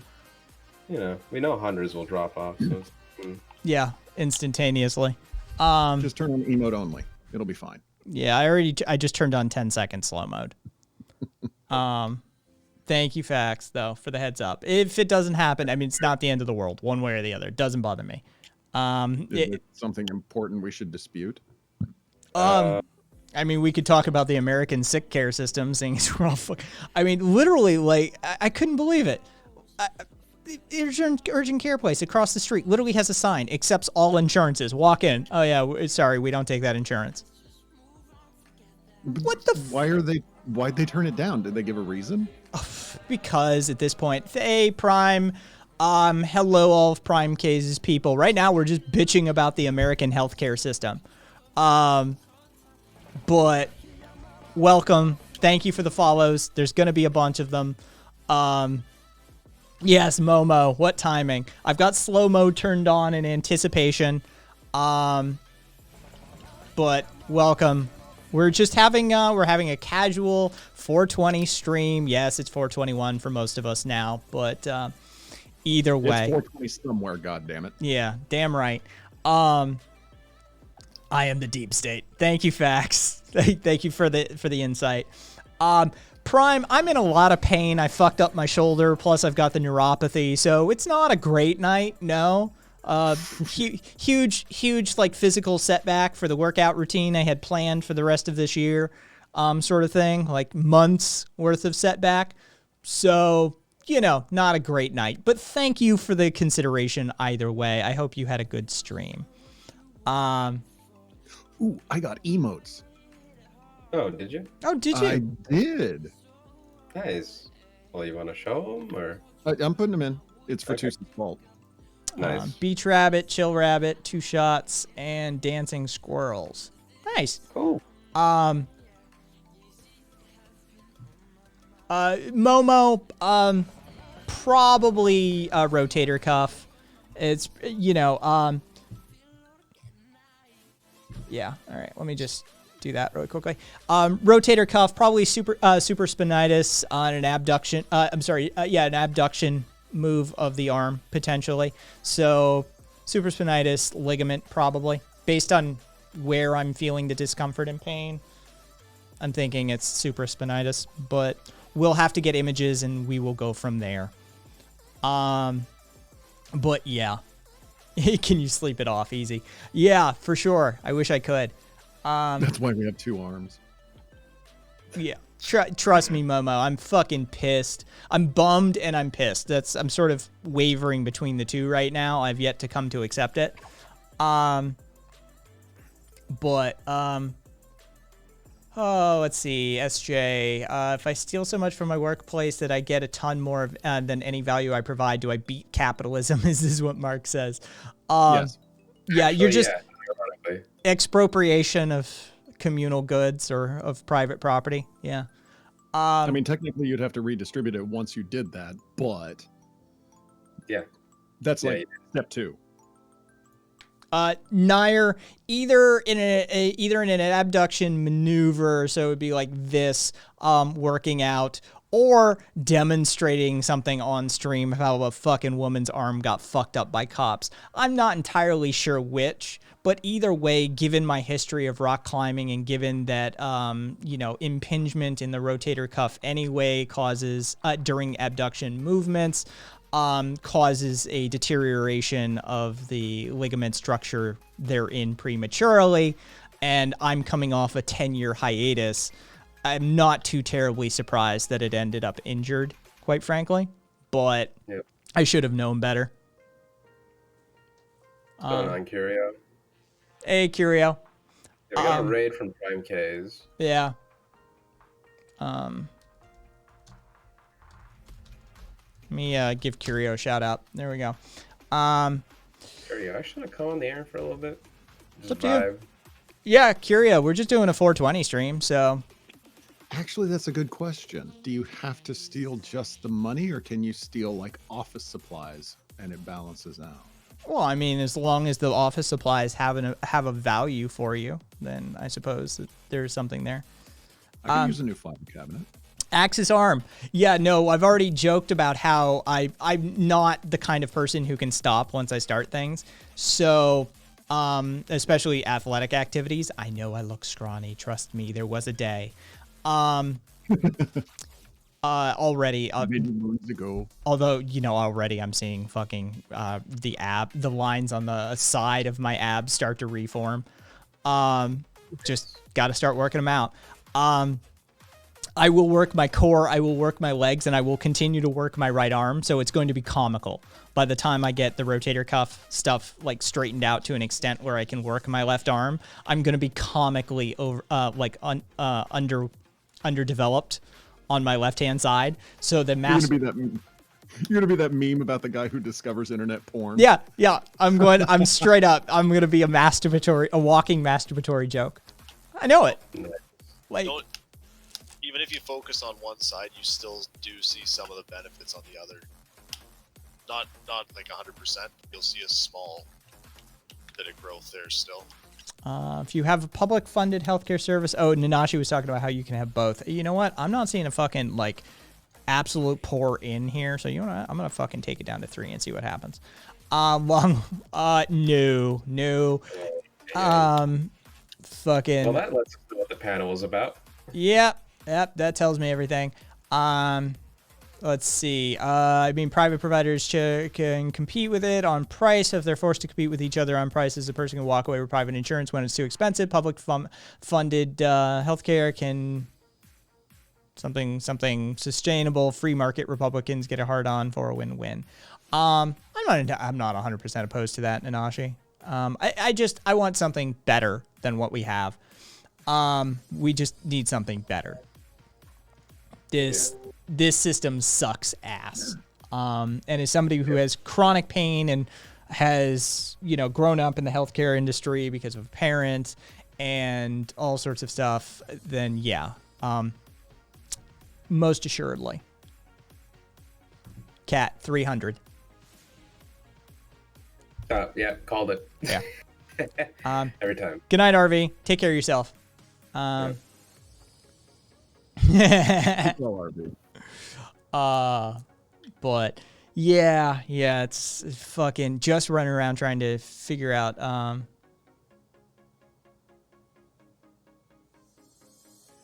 this good, better. The current bar is in Satan's wine cellar. I just want better healthcare. Like, that's legitimately, like, I will forego any anarchist dream if we can just get, like, true universal coverage. Right? Like, just mental, dental, vision, and full health cross state lines universally for every single person. Like, is this really too much to ask? Yes. Yeah, apparently. Clearly. Yeah. I've honestly gotten to the point where I'm like, fine, put it at a cap. All services that are below $5,000. Something. Just like basic dental care alone and we'd be clearing up so many goddamn problems. Amherst, that sounds like communism. Yeah, SJ, I'm willing to cave on a whole bunch of shit. Fucking like food, housing. SJ said, just give me food and housing for all. Yeah, must spread freedom overseas, but figure we can't have nice things. Yeah, right, Momo. Healthcare, just some fucking healthcare would be nice. Nobody's Jeff saying, Bezos. oh my god, I'm confused why anyone owes you anything. Because I pay taxes, bitch. I'm Right. tired of bombing Middle Eastern children in school buses with my money. I want some fucking health care. I want group negotiations. I want 330 million people negotiating simultaneously with some of these fucking monopolies. I'm sick of I'm sick of beating up brown and black people with my tax dollars. We do it now. The United States military, the largest of the Fair next amount. 12 countries combined, it's one big giant socialist utopia. They do your laundry, they supply your clothes, your food, everything. Imagine if we like turned that beam back on the people who are paying the bill. Wow, what a concept. And we'd still be larger than the next 3 countries. Oh, darn. Yeah, oh yeah. And I mean, this is what, I mean, for God's sake. Like, how do the economics of, did no one get taught the economics of scale? You're negotiating as groups of tens of thousands and hundreds of thousands. If you negotiated as 330 million, do you understand how this could work? This And is that was the essentially Republican system. This is essentially Costco, but for healthcare. Okay? This is not complicated. Okay, now I've just got an image of getting like 9 million packages of individual servings of like insulin. You just walk by and grab a giant package and go home. Nice. HD Cold Fusion, the one that said that earlier, says, so less taxes and end wars. I know a candidate that had that platform. I'm fine with the tax level as it is. I just hate how it's being distributed. I'm not saying defund the system. I'm saying the system is poorly allocated. Yeah. Imagine a future where we spent on like infrastructure, not even just healthcare, but like infrastructure, roads, public schools, fucking like all the shit with the same amount of money that we put into like the military. We would Have y'all like driven through Oklahoma ever? Have y'all driven through Oklahoma like ever? Holy gods, our infrastructure is shot. yeah. Fucking like we could have better water systems, fucking like better educate. Like we would easily be the most advanced country on the planet without any sort of competition if we spent on our country in this, with the money we use on our military. Hey, softies, is there a system worth defunding that wouldn't be better to just abolish? Good luck with that pipe dream. Let me know when the revolution starts and y'all tear down all of the logistics systems that the capitalism has built up and you start from scratch. So I know to check the fuck out entirely. Like, are you kidding me? Like, are you unironically going to restart from Monkey? Is this like an anti-civ argument at its core, really? We're on the way there. We have a huge like infrastructure bill like coming in. Police reforms are being made all over the fucking place. Like we like Jesus Lord. We just had a huge ass candidate that was about the, like Bernie almost fucking won, you dipshits. Well, and more importantly, the defund has already happened. Our healthcare system got defunded to shit. Like, we had the public option on its way. And Congress decided, well, screw that noise. On the other hand, by the time they actually started getting ground on it, the public lost their shit. They liked the public option. They liked it. So the defund is already happening. It's a matter of where we're allocating the funds. We know that we can defund a whole bunch of sectors, and it doesn't kill us. So let's keep doing it. Cold Fusion, I don't know what fucking reality you live in. That's hilarious. What indication from Trump's presidency and his supporter base made you think that they could work with Nanashi?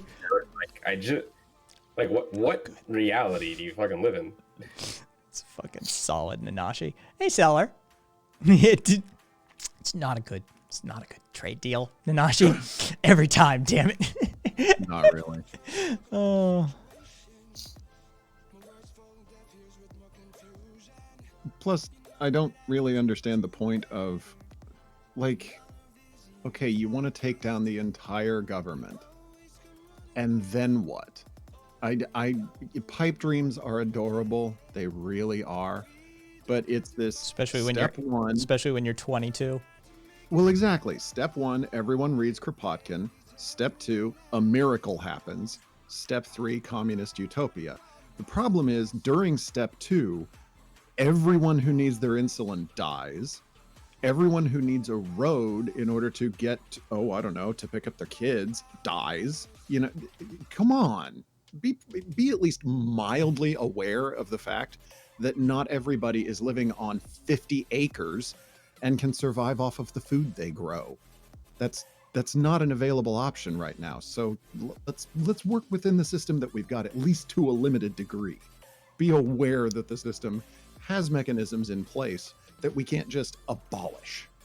See, but Rabbit, have you considered that you left out Googling Bookchin in that process? That would answer all these questions that you have towards supply chains because reasons. Because humans are like good or some shit.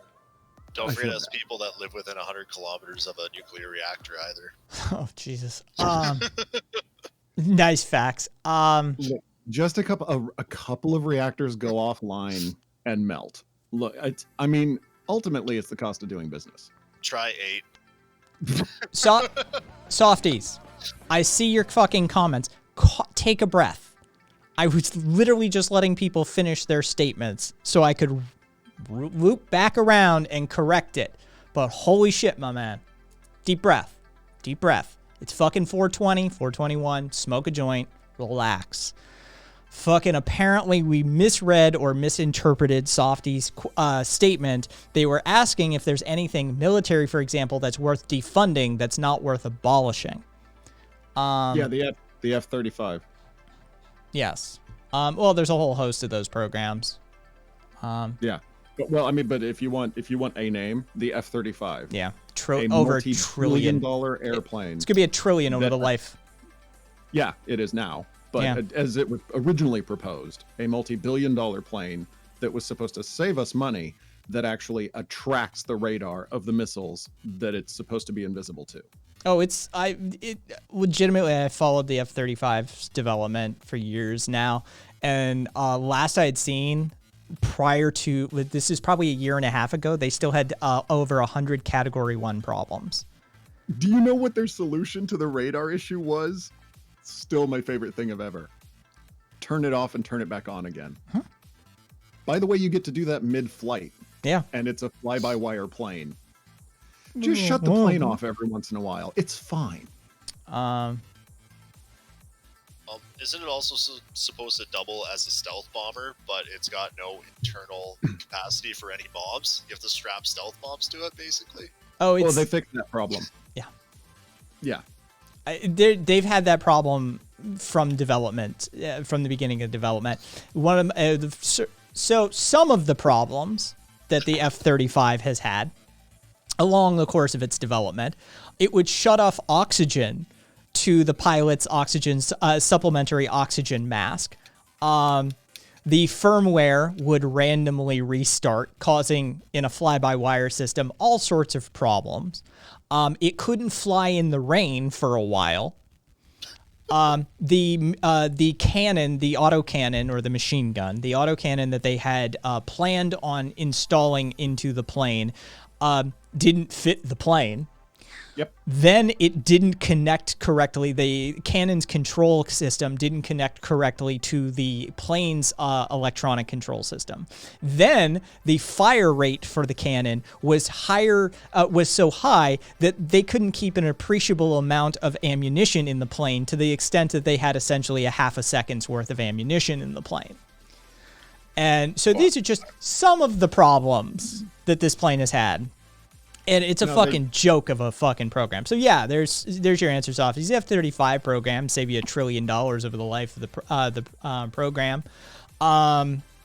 There's the Army buys tanks still. That they've been trying to stop buying tanks for years now, and they don't need them, but it's a jobs program. So they have literally warehouses full of tanks that they have no intention of using. The military is essentially a jobs program at this point. And the U.S. Army changes uniforms, as in they completely run a new set every time they come up with a new pattern of camo. As far as the F-35 goes, well,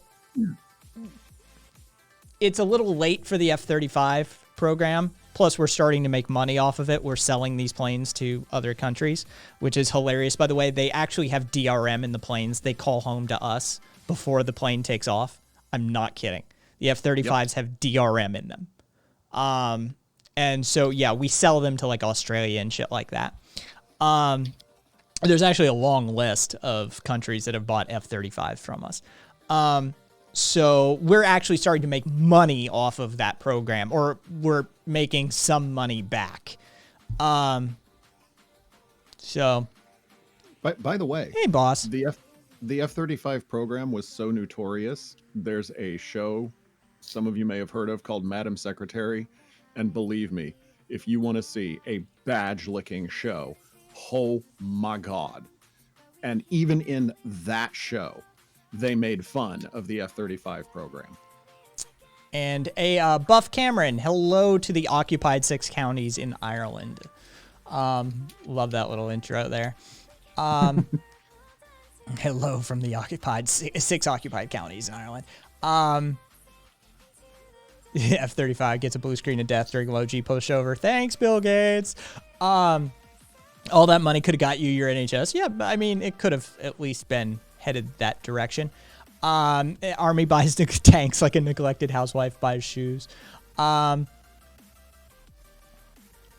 the point being, we have programs active right now that are being funded actively right now that we don't need. We are aware of this. So we just reallocate the funds. We'd still have the most advanced military on the planet. We'd still have the best camo on the planet.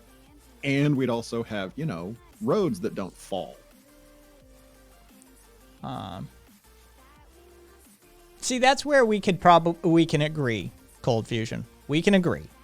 Foreign interventions, problem we need to knock that shit off. Yeah. Right, but the solutions are going to be vastly different.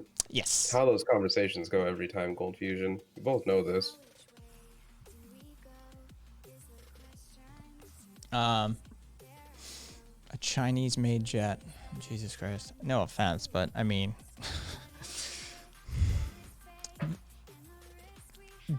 Chinese manufacturers need very strict oversight.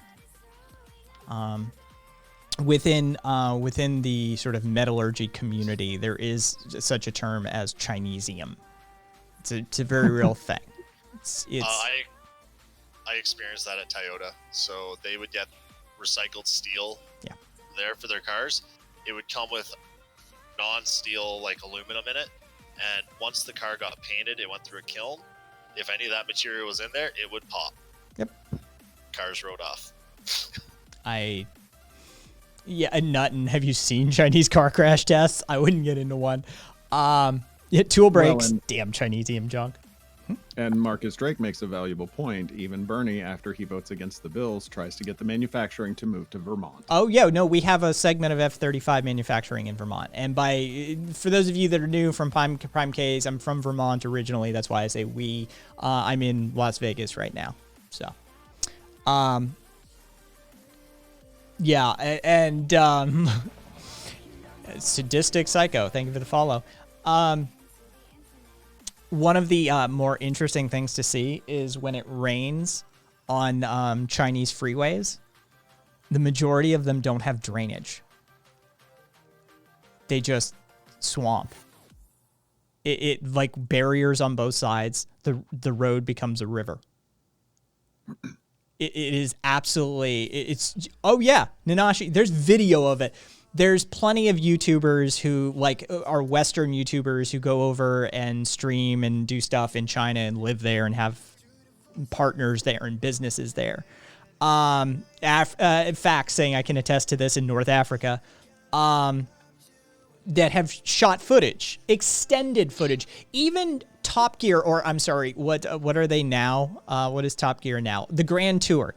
Even in the Grand Tour, they have footage of it raining on Chinese freeways and them driving down what essentially is a river because they have no runoff. It's, I'm sorry, they're not at an engineering standard that I would trust.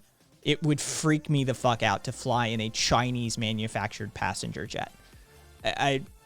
That's like anxiety attack writ large. Grab a chute and sit by the door. Yeah, this is where skydiving experience comes into play. Like I've never jumped from that high before, but holy fuck, I'd still have the chute, right? Like it's, yeah. Wait till the plane goes down a ways and fucking pop that fucker. Well, and Cold Fusion, you're not going to get any disagreement in this room that Biden is a corporate shill. I don't know what would have led you to believe that you would get any pushback on that statement. Yeah. Where you get pushback is somehow trying to prove that Trump isn't a corporate shill, which he most surely is by like any metric you could think of. Or even more so, that we should sacrifice the good for the perfect. Like, incremental change is still change. Atheist baby. That's why I said, like, Chinese manufacturers need a lot of oversight. At the beginning of that conversation, that's what I said, is that they need a lot of oversight. They're perfectly capable of manufacturing some very high-end pieces. But you need to, like, have staff at the facility literally double-checking. No worries. No worries. Well, what was that line of toys that came out where they'd painted all of them with lead paint? Ooh. That was only a couple of years ago. Yeah, that was, Jesus, that was 4 or 5 years ago now, something like that. I'd assume airplane parts also get tested before being installed as well. You'd be surprised. Blockchain will solve this. Someone told me on YouTube. I appreciate the grip. We just need the FTS, it'll be fine. The kind slowly dying. It's fine. It's fine. No, SJ, it's not true.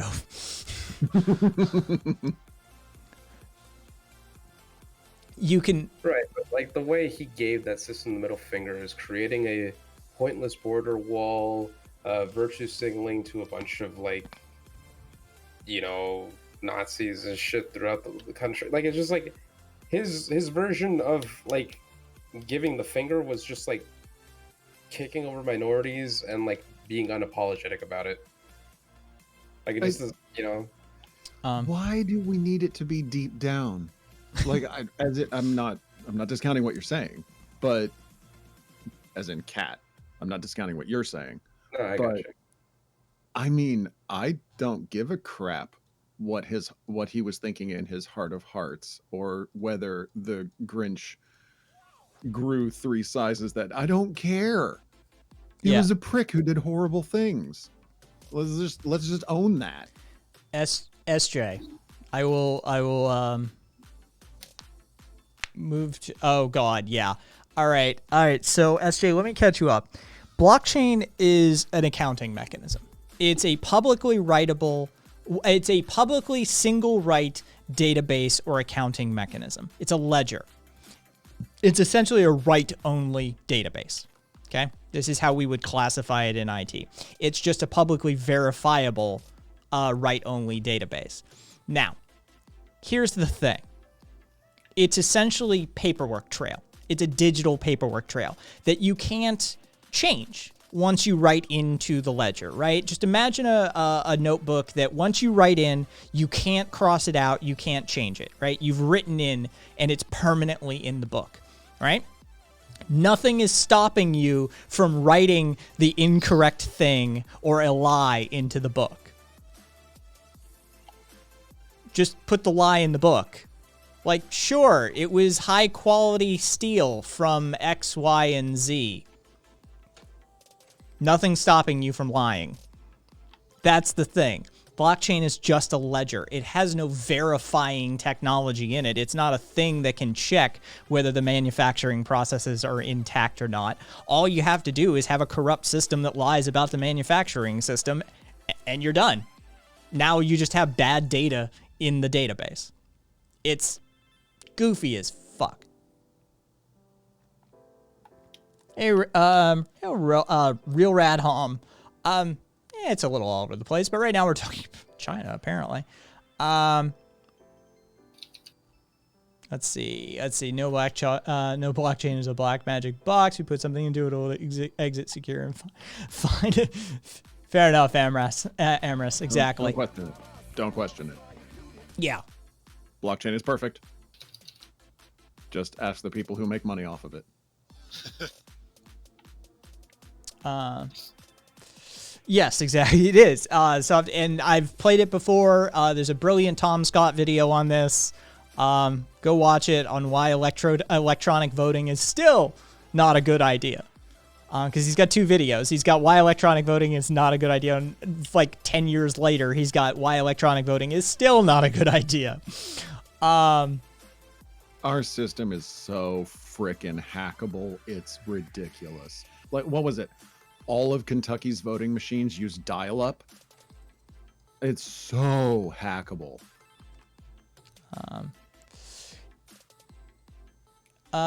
There's actually there's ways to bad faith manipulate blockchain.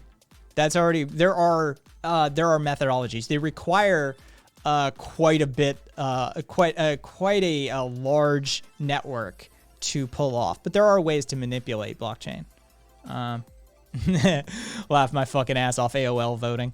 Kind of like how a majority of the miners are located in China. It's because all the and SJ brought that up. Like, why all the hype over blockchain in China? Just scams to sell me crypto. It's a little dual factor-ish. China is pushing towards digital currency. They've already got a program in play that's going to move the needle on an all digital electronic currency system for their country. They are moving that way. They like that. It's a level of oversight. See, blockchain isn't anonymous, folks. It's readily transparent, and unless you use a washing method such as Helix, then any of your transactions are publicly available. So there is a general push in China to go that direction. But also, there's a whole host of like crony capitalist shit going on in China. State governors and stuff like that cutting deals with server farms to use geothermal or hydroelectric energy that would otherwise be allocated for their server farm. So they're basically getting free electricity, which is the predominant cost, is the running cost of these facilities. So there's all sorts of shenanigans happening there as well. So just a couple of that and this and those and sorts of things. The gold standard is a nonsense. Yeah. We were on the gold standard for 200 years, and all it did was collapse our economy about once every 10 years. Yep. Like, completely implode it. So, no. Money machine go burr. I'm on the money machine train. Yeah. And here's the problem. If you use any kind of finite resource, the second there's more of that finite resource, it devalues. So all it would take is one country finding an extra gold mine, and boom, they now have a stranglehold on every economy in the world that has a gold standard, and you're done. So SJ, SJ said, don't make fun of me for this question or the panel either. So we're not going to make fun of SJ for this one, but we are going to make fun of this. not SJ though. Yeah. On TikTok, I heard Putin is behind Bitcoin in order to crash the dollar. Yeah, sure. Fuck it. I That's mean, no Bitcoin lore, no. okay. What the hell? Fuck it. I'm down with it. Sure. It's funny. It's good memes. I say we run with it. Yes. Yeah. Putin, in fact, what's the fucking one of the if there's a fucking ANCAP, hold on, it's Satoshi something, Yeah. Satoshi Nakamoto. Putin is Satoshi Nakamoto. There we go. There you go. It's revealed. Okay. Yeah, I'm down with it. Yeah, that dude is supposedly Putin according to TikTok. 100%. Fair enough. Hey, Sue, what's up? Hey, Sue and Sue's people. Rating. So, yeah, I'm 100% on board with it. Vladimir Putin is, in fact, Satoshi Nakamoto. You heard it here first. Confirmed. Excellent. Can he also be Elon Musk? And there's a shout out to Sue. For those of you that don't know Sue or aren't following Sue, go and throw Sue a follow. Can't track mutual aid. Let's see. Nuclear missile use freaking huge floppy disks. Why would the voting machines be more up to date when a WMD is run by 1980s technology? Thank you for follow Robot Monkey Cat, and thank you for follow Rod Fun Muscle. Let's see. Now, there is a fair argument to be made that it's actually not a bad thing by default that the missiles use 5-inch floppies, because really they don't need an upgrade to their software. No, I would prefer to have it that way. I think that there is a certain and for those of you who don't know, I've lived my entire life in information technology, and I'm a bit older than you may think. I've been, IT consultant and worked in all sorts of facets of the industry. I'm far more comfortable with it using that antiquated technology. I am. Should we? Oh, Nanashi UK getting fucking dipping their toe into it. Should we acknowledge China is a fascist nation by now? Wow. You know, The tankies, Nanashi, I can hear the tankies screaming for your head. I'm doing it. I'm doing it. Where's the thing? Oh, you're There gonna. we go. I'm doing it. nice. Let's see.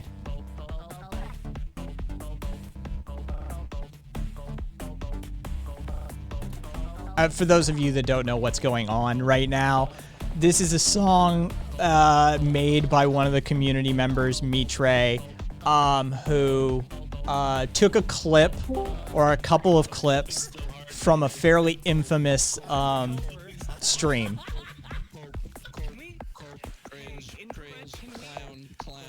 You may know some of these people. You may know what it is about. Or you may not. Hey everyone. Hey, Sue.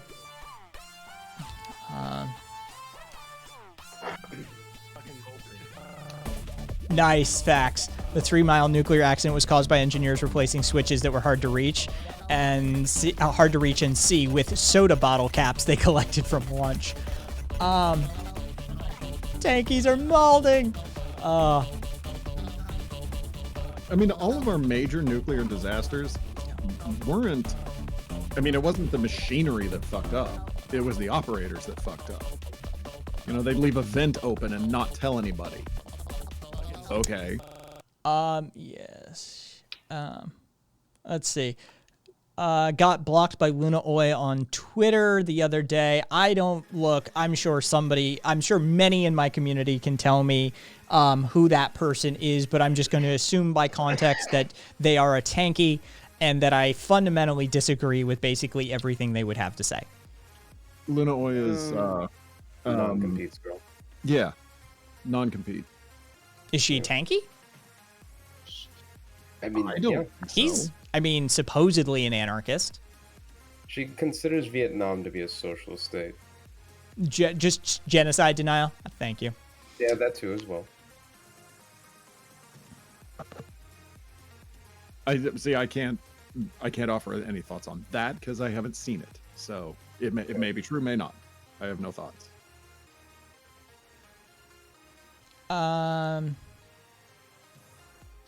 Let's see. I can probably make that happen.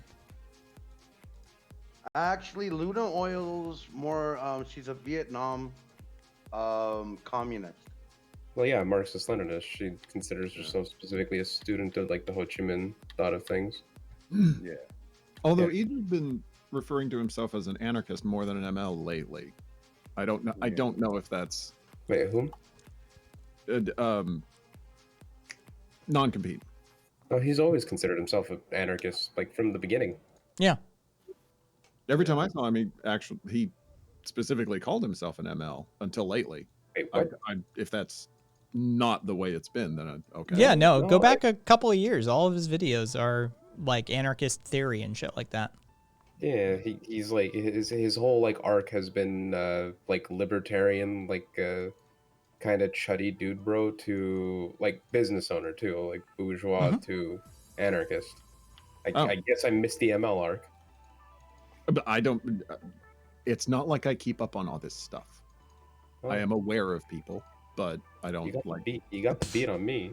So- Just give me a wanna name. I have ignore- no idea what non-compete is using as pronouns these days. Sorry. Yeah, me neither. Hey, that reminds me. Rabbit, you ran away before I can ask. When did you want to do that whole bolt thing? Hold on, sorry, I was getting You Momo. messages. Yeah. What's up now? I Say that was again? I was asking, before you took off, I forgot to ask, when did you want to do that whole bolt thing? Let me get back to you. I'm not scheduling anything definitively until the end of the semester because it's getting weird with my university. They just Okay. switched us so that we're now doing in-person teaching. So I'm having to like come up with ways to get around that. Mm-hmm. But yeah, it's added a bit to my day. So let me get back to you. But it's something I'm Yeah. keeping in mind. Okay. Well, I'm down. Just let me know when you're available and when you want to do it. All right, cool.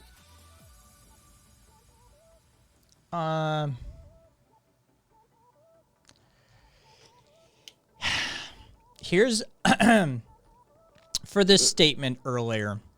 Personally tired of conversations by people in Europe and America wanting to talk about China. Both tankies putting a ton of their personal identity into a country they'd never been to, and everyone constantly pointing to China for human rights shits as if Westerners discussing this does anything meaningful for anybody.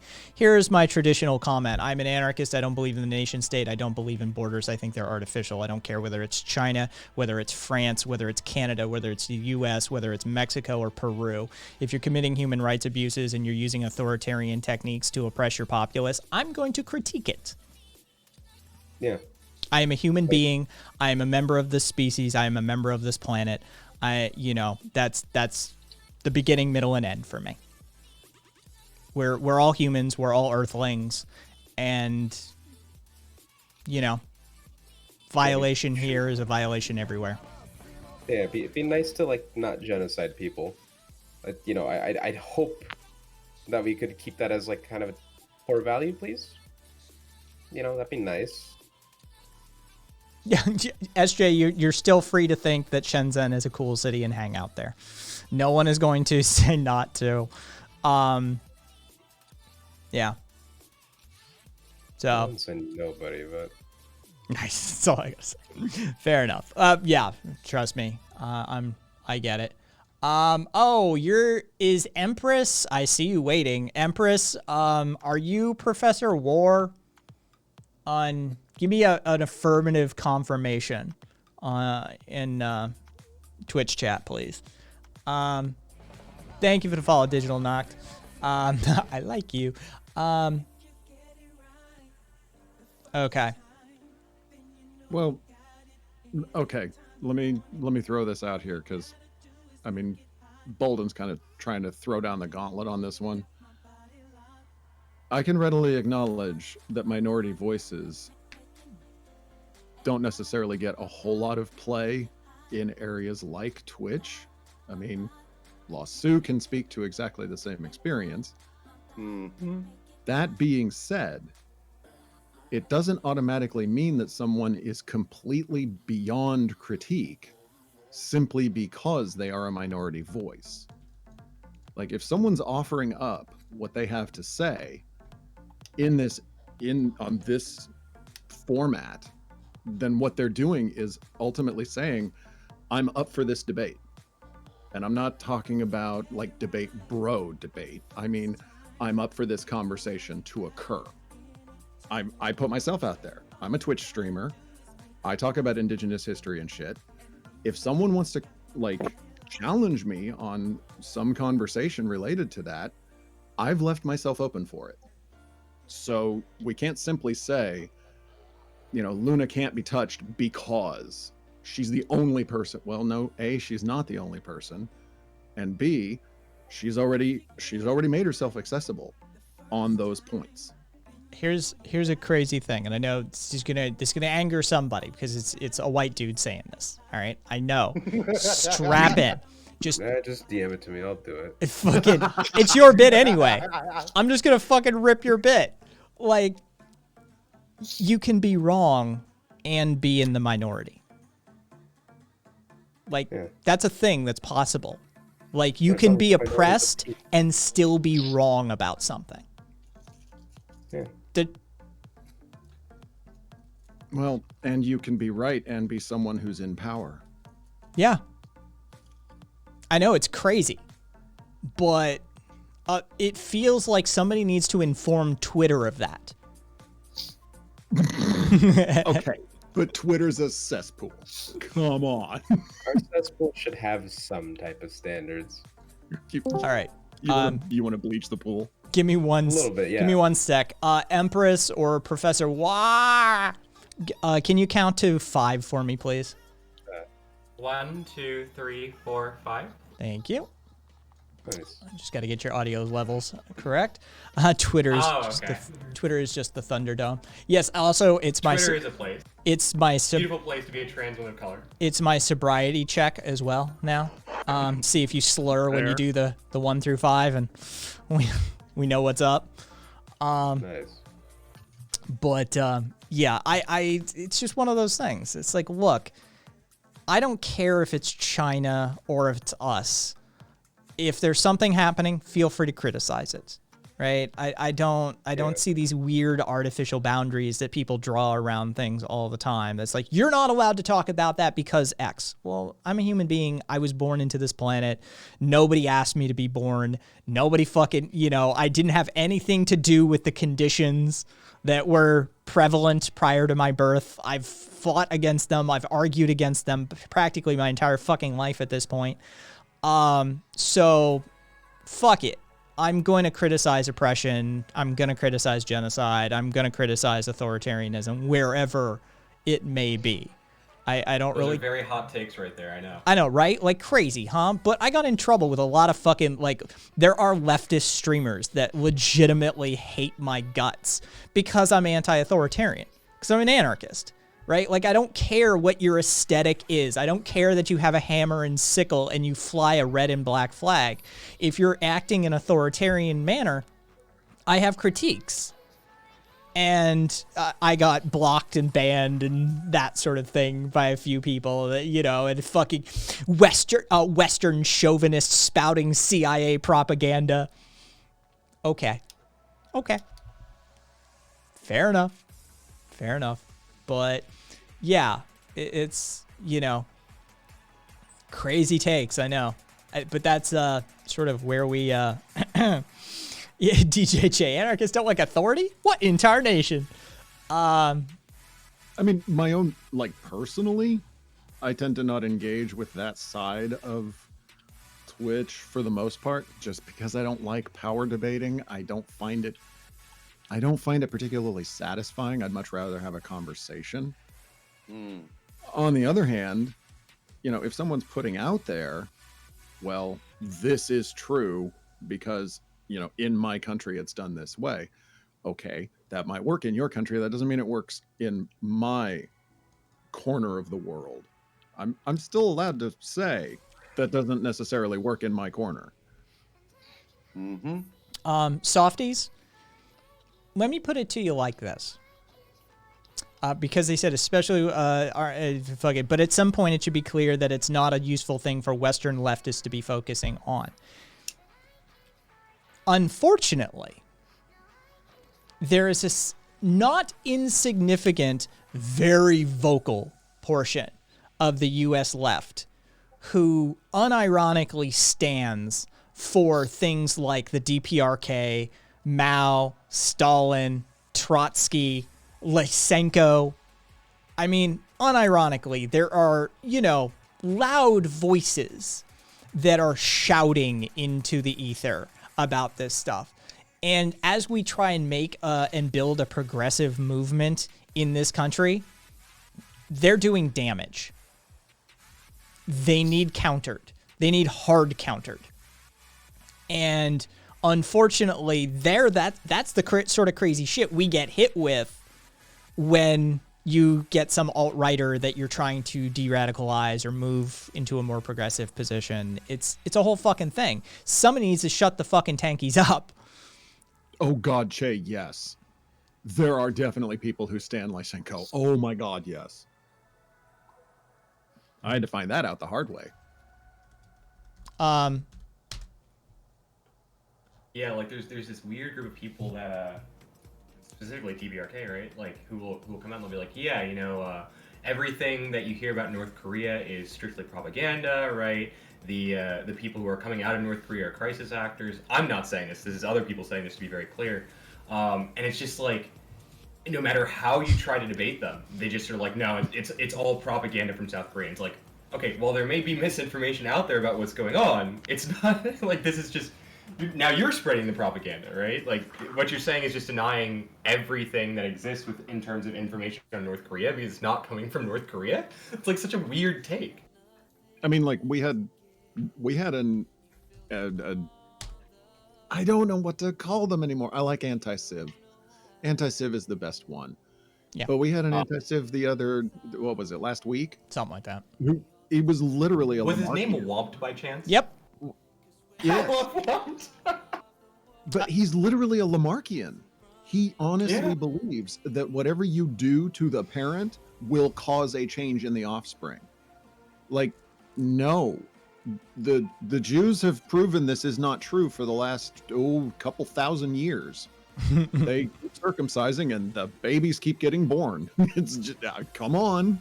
So yeah. Cold Fusion, you're welcome. From the beginning, I've tried to consciously build a space where that's possible. So thank you for recognizing it, and thank you for the compliments, and thank you to my community members, the community members that actually fucking follow that. But yes, Che, yes. To the extent Lysenko, there are defenders of Lysenko to the extent that we have a Lysenko command on the channel. It is not the first time that we've had somebody come through and literally try and defend Lysenko. Any of you, I'm going to utter a word. It's a trigger warning. I'm warning you now. Any of you who are familiar with infrared streams, Oh God. definitely have to be familiar with standing Lysenko. He unironically does it. He defends Lysenko all the fuck time. So that's a whole fucking thing. That fucker almost blew out the speakers on my car. I was like watching a React video from Eris to infrared. Yeah. And it hooked up to my Bluetooth, and it's just him screaming in my ears while I'm trying to work on my car. I'm like, please stop. Well, that's, if you caught the song earlier, the cope, that's infrared. Yeah. Yeah, that's infrared coping. I would like to throw this out here, though. As much as we dunk on Lysenko and Lamarck, I think we do have to acknowledge that the Ravage is the single greatest thing ever invented by botany. It is a miracle of plant hybridization, and I don't think we do as much respect for that plant as we should. Mine is the Pomato or whatever. Also a good one. Yeah. That's a good one. Yeah, that's Good fruit.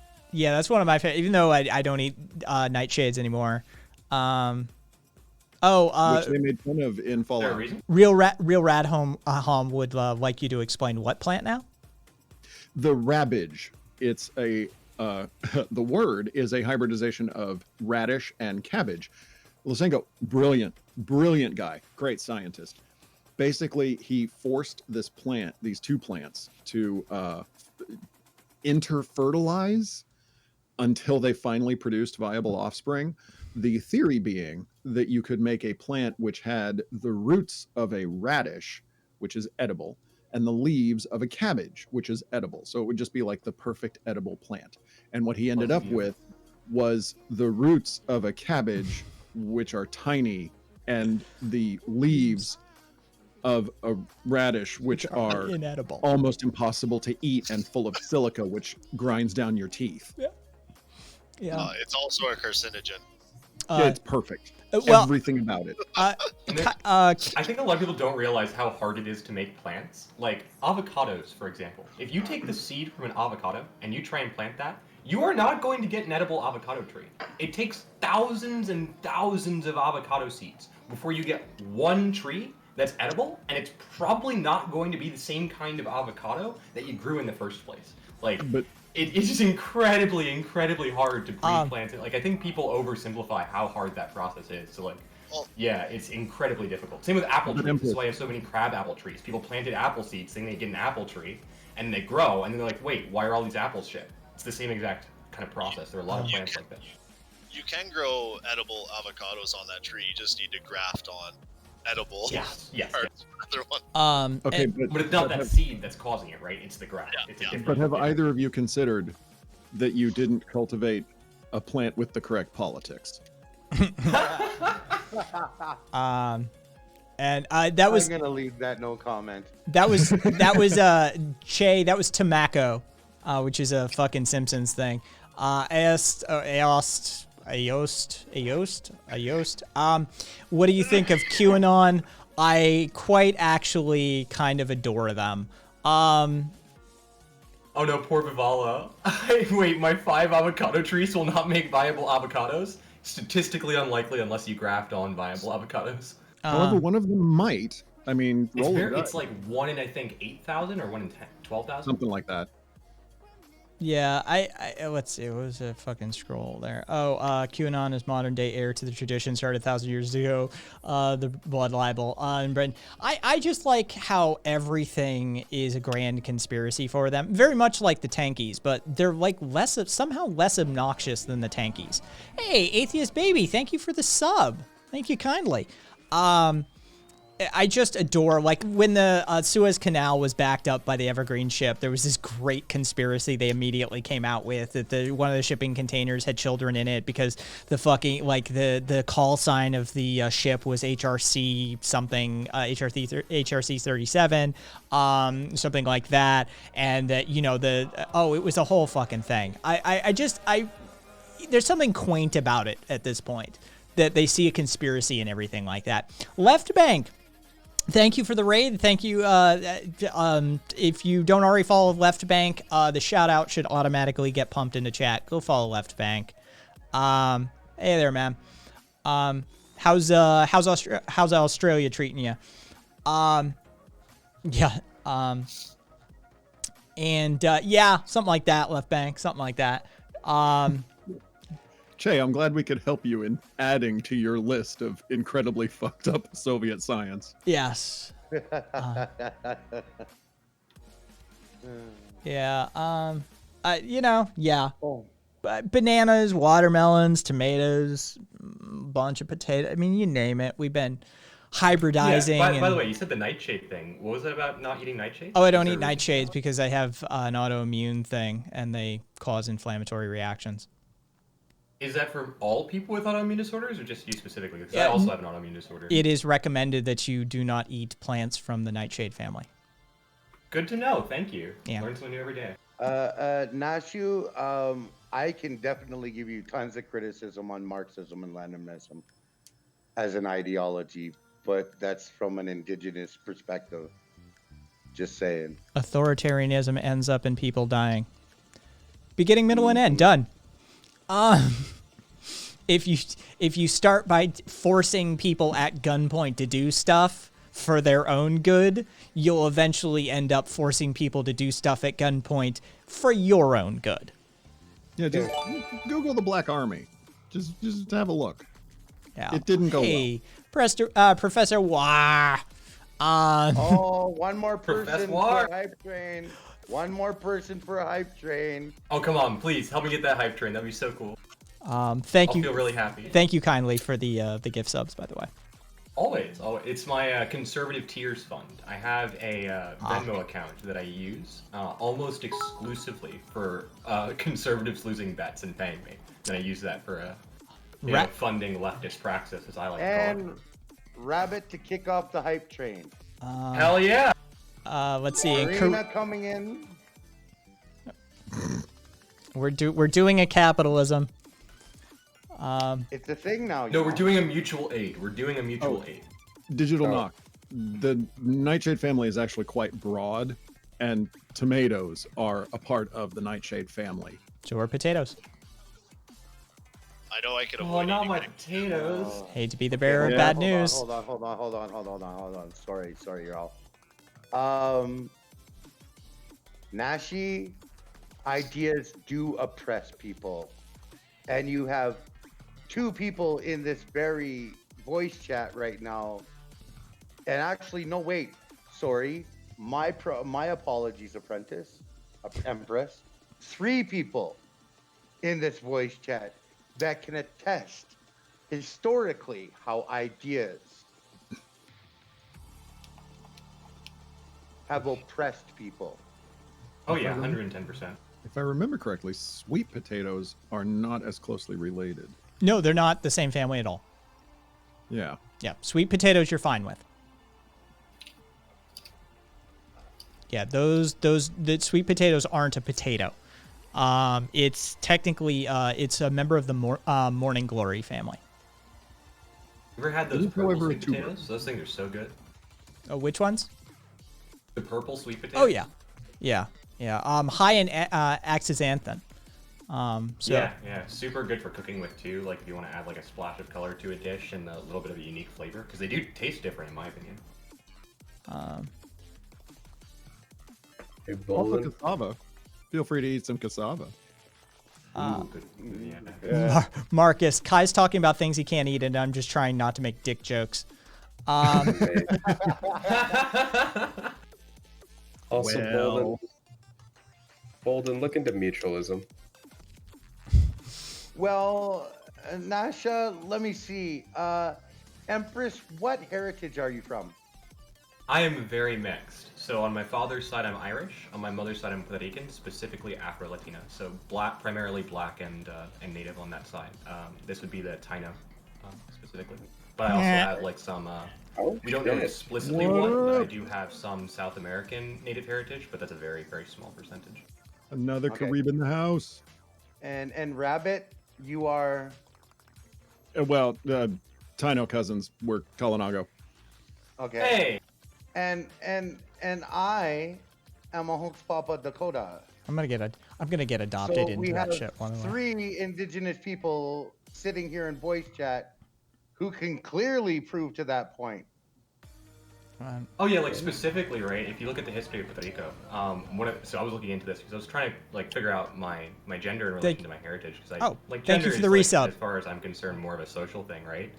So I was looking at Taino conceptions of gender historically, and the reality is, prior to colonization, it's very, very contentious as to what structures they had in their society. Some will say that they had many different structures of gender, they were highly polyamorous. Others will say, yeah, they were actually more monogamous and had very strict gender roles. And it's probably likely that it was a mix across depending on where you were. But universally, after the Spanish came through and eventually the Americans as well, you have this kind of like traditional, specifically Catholic conquista structure being forced onto our people. Then you obviously have, you know, the home schools. You have I'm using the wrong word there. Residential the internment school? schools, effectively, right? Residentials it's and like boarding schools? destruction of our people, almost completely, to the point that we thought the Taino were dead. I did a whole video on that. Some of the very I'll first check it out. victims, some of the very first victims of colonialization were a group of 35, as the Spaniards called it, sodomites, who were literally fed to war dogs. Yep. And then also, like, you also have the portion that I think a lot of people don't talk about, which is and a lot of Taino and descendants are in. It's very rough for us, right? Because a lot of us have African heritage as well, and Latina culture is, like, in no small part directly linked to African heritage, but it gets kind of erased because of those conquista structures that try to separate us from that as well. And then just a lot of rape. Are you claiming the hacienda system was not a benefit to our people? I had someone arguing with me that I was How white dare. because I could pay my way into whiteness under that system, and I was just like, that is a gross misrepresentation of how that system worked. Thank you, Che. And Marcus, thank you for those biddies as well. All I know is that I'm gonna need Rabbit to like adopt me or something like that. Like, can I have like living parents and still get adopted? Like that, I want in, right? Like this. Chosen family is true family, my friend. Yeah, Like, see, this is It is possible, Proudly Radical. It is possible, Kai. It is very possible. I want in. Like, this is my part of the world. Like, this is where I feel like there's two places where I feel at home: in Vermont and in the Caribbean, specifically Puerto Rico and Dominica. Hey, I'm telling you, part of the Kalinago tribal enclave, one of the ways that you become a citizen is live there for 11 years. Okay, I want in. It's out there. Like, that's where I sort of like feel I belong to a certain extent. Like, I feel content when I'm there. It's like, no, this place makes sense. Another good example of this would be the Acadians, right? The Acadians, very, very much oppressed and genocided and forcibly removed by the French in Canada. There was a very large number of French who integrated with the Acadian natives who were also being ostracized by. Oh no! I don't know specifically what kind of French it was in Canada. I'm a little bit fuzzy on the terms, but I have a friend who's Acadian. It's like, yeah, no, like they like a lot like myself. They have a lot of French ancestry, but for very different reasons. It had a lot more to do with ethnic pressures to separate from like the established French culture. Do you know more about this, Sue? Maybe you can, because you're very well versed in the history. So the history basically boils down to this. Up here in Canada, it was both the French and the English, and then there's also the I do believe Acadians were the ones that were sold into slavery down in the States. Mm-hmm. When they said, "Fuck you, we're not accepting English rule," thanks to Sir John A. Macdonald. And then it was both the French and English that went out of their way to ensure of things like residential schools, the 60 scoop, and all other things that came from an ideology. An ideology that came from a Catholic church priest who claimed that the God came down and spoke to them and told them that white people were the supreme beings on the planet, and all other beings weren't human at all. And always comes back to Skynet. Yeah, it's called the Doctrine of Discovery. SJ, no, veganism. Okay, veganism is extreme vegetarianism. Let's just sort of like add some barriers and some like qualifiers to this conversation before we go down that road. Well, okay. I agree with that. I'm not getting into the vegan thing. I want to like really quickly visit what Che had asked. All right. Hey Nashi, I hate to break it to you, but the English are the ones that are still committing genocide to this day over here in Canada. As a matter of fact, they've managed to reach all 5 of the designations underneath the UN Genocide Act. Yep. As well as they are the prime factor for like residential schools, 60 Scoop, and the continuation of that, as well as the murdered and missing Indigenous women and girls. I was going to say the same thing. Yeah. As well as the majority of the population stuck inside prisons is because of that, are all Indigenous people. Let us not forget about the improper home care, the hundreds of reservations that have unclean water or no water at all. Shall I continue?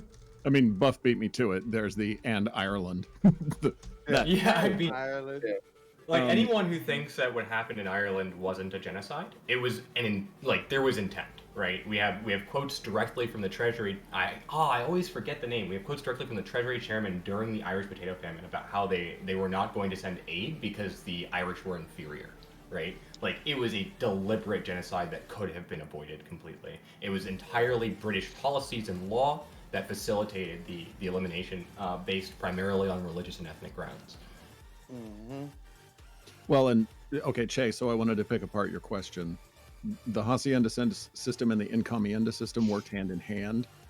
And the way that they structured them was literally based on skin color, was supposedly what determined your race.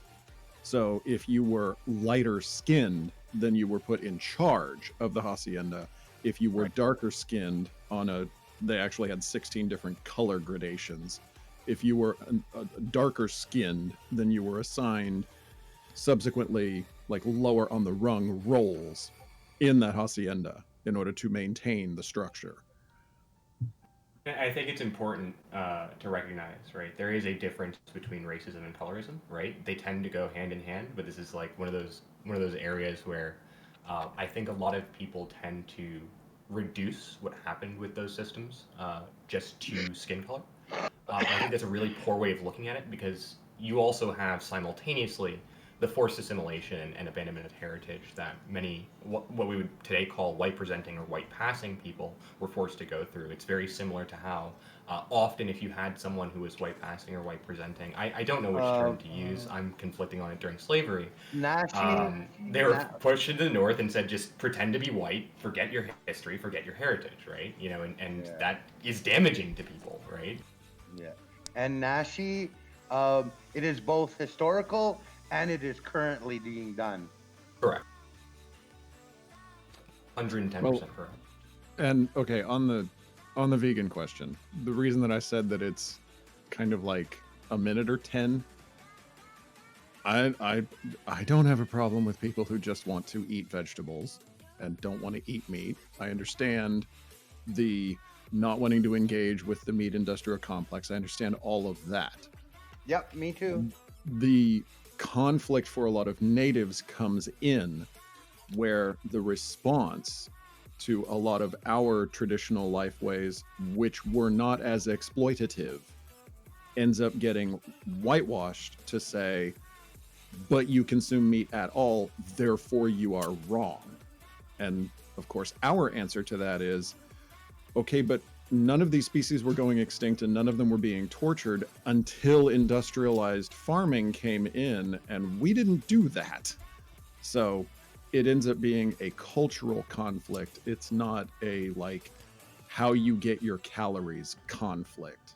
And Yeah. I think And both like I actually sides- have a friend in Central PA who one of their ways of sort of combating this while still being able to eat meat is they're actually raising rabbits themselves, right? Like there are ways that you can ethically source meat without necessarily having to partake in the industry. So I think that like in a lot of ways, the reason I said I don't necessarily agree with it being an extreme form of vegetarianism, I think veganism and I consider myself in some ways to be an ethical vegan. I think it's a lot more about the ideology around it and your reasons for doing it.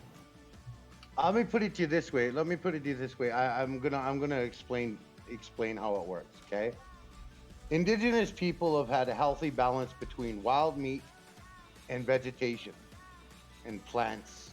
These things for generations, for tens of thousands of years pre first contact. It wasn't until we started to the almost eradication and extinction of the buffalo and other forms of our food and then got stuck eating what we would call colonial diet, where it produces diabetes and other diseases that come too harsh. Whereas if we eat our traditional diets of both a mix between wild meat and plants and things of that nature, that we actually are 100% healthier. And it has been proven by all dietitians and and medical industry and everything else. It's Good a for you, proven makes fact. you feel good, you know? The Yeah. only point I'm going to Now sorry. well, I was just going to say Sorry, the only Kai. point I'm going to interject into all of this is probably going back to it was Empress. I was just searching the voice catalog in my head. I'm like, who's on the line? No, it was Empress. Is that vegetarianism is also on that ideological spectrum. I think it can be. I don't think it necessarily is. it's- Like for me, when I became Political, a vegetarian, it has environmental. nothing to do with ethics. I'm not The involved. ethics of vegetarianism are very real. And Well, I think it's there. I just don't think it. I try to but separate that's the why two. I think veganism vegetarian is sounds on- more like a it- diet that's choice why to it's on a me, whereas spectrum. Vegan definitely has those connotations associated with it. Well, I but don't that's know. why they're- Am I like completely in the wrong here? they're just part of a spectrum of how serious do you take it. And so, you have those that'll make exemptions for fish. You'll have those that'll make exemptions for eggs. You'll have those that make exemptions for maybe some consumer products, that sort of things. And then you slide all the way over to veganism and you say, all right, hard line. And so I see these just as a continuation of one another. Well, and that's The reason I make the differentiation is I think you can be an ethical vegan without necessarily partaking in like not eating those things. Whereas vegetarian, it seems more like a strict like it's about the diet. I think ethical vegans, for example, are people who might consume meat simply because it's already been prepared, right? Or might wear leather product because, well, if it's secondhand or it's it's better to use that product that's already been made than contribute to waste, for example, right? I think you can practice like the kind of core beliefs without necessarily partaking in the diet, and I think there are a lot of people who use that term now, whereas it kind of has become associated with the extreme diet choice, right? I don't think that all vegans necessarily subscribe to that. At least many of the vegans that I know IRL. Well, but that just makes an argument for also a gradation within the further into vegan. That this Right, is a well, for example, would I gradation. be That this is a vegetarian if I sliding didn't eat scale. meat? This I is don't a think I would spectrum. subscribe that to myself. Okay, I hate to do this. ACS baby, no. You see, if you took a little bit of a clue and hint from us on what we would call conservatism or conservationism, you would find that we only take what we need. We don't take more. Unlike society that we have today that wastes, what is it, $36 million worth of food per city every day? Like, hello? Yet there's tons of people still starving. So there's a huge difference between doing it with conservation in mind compared to doing it like how capitalism is doing at the present moment. And I get where the thought pattern or the understanding of not wanting to have capitalist farmed meat that literally is sitting there and pumped full of all kinds of antibiotics and everything else because it's literally sitting there eating its own piss and shit. I get that, but there's a huge difference between indigenous way of eating and the conservation of those things compared to what we live in today. I think a lot of people don't understand just how sensitive humans are to those kinds of things being in our product. The tests that we use for milk, for example, milk is one of the, compared to pretty much every other animal byproduct, one of the most regulated industries in the United States, right? So we have very, very high standards for what's allowed and what's not compared to other things. And it is even milk from one cow, right, that had antibiotics in thousands and thousands and thousands of gallons, right, can be detected very easily because it's in the levels that it can still impact human function. So like you have all your cows, they're not on antibiotics. You have one cow, right? You could have a few dozen, a few hundred. It will still come up in the testing, and it's still considered unsafe for human consumption. So like I think a lot of people don't quite realize, just like we're not talking about there's some antibiotics in the cow, right? And that this is like the end of the world. It's like yeah, it does actually have an impact over time, particularly in the modern day, where in a lot of the Western world, either your diets are very highly comprised these things simply for like you just have an unhealthy lifestyle, but also like financial reasons, right? Food deserts are a really, really, really big problem, especially in inner cities, but also in rural areas of the United States. I mean, when I lived in central PA, to get fresh food would have been, I think, a 20-30 minute drive to get like really fresh, farm fresh food. And that's in rural Pennsylvania where like farms are fucking everywhere. I didn't have a car, so I'm just fucked, right? I have to go to the grocery store that's now like 10-minute walking distance away. So I think like a lot of people think about the U.S., particularly outside the U.S., as being like this country where everyone has a car and everyone's around. But if you don't, like you're straight fucked, right? Because of how separated our country is, and we don't have the infrastructure for people to be able to move around, which leaves them stuck in these food deserts, these education deserts, without access to healthy resources. Well, and okay, Marcus is kind of feeding into this is the trouble that I have with the conversation. It immediately turns into whose method is more perfectness, and it's like, let it go. I mean, I know so many freaking vegans who won't shut up about quinoa. Okay, this is a plant that was produced in a specific section of the world, and all of the farmers who were growing it ended up having to go bankrupt because suddenly white vegans in the US discovered quinoa and immediately corporatized it. Like, your hands aren't clean just because you eat plants. That's not a thing. If you're going to lecture me about ethics, then let's have a conversation about ethics. If we're going to talk about conservation, that's cool too. But if you're setting up this narrative where my ancestors have to be floating on clouds and living on nothing but air and happiness in order to be superior to your vegan values of truth and justice, oh my God, can we live in the real world for 20 seconds? No.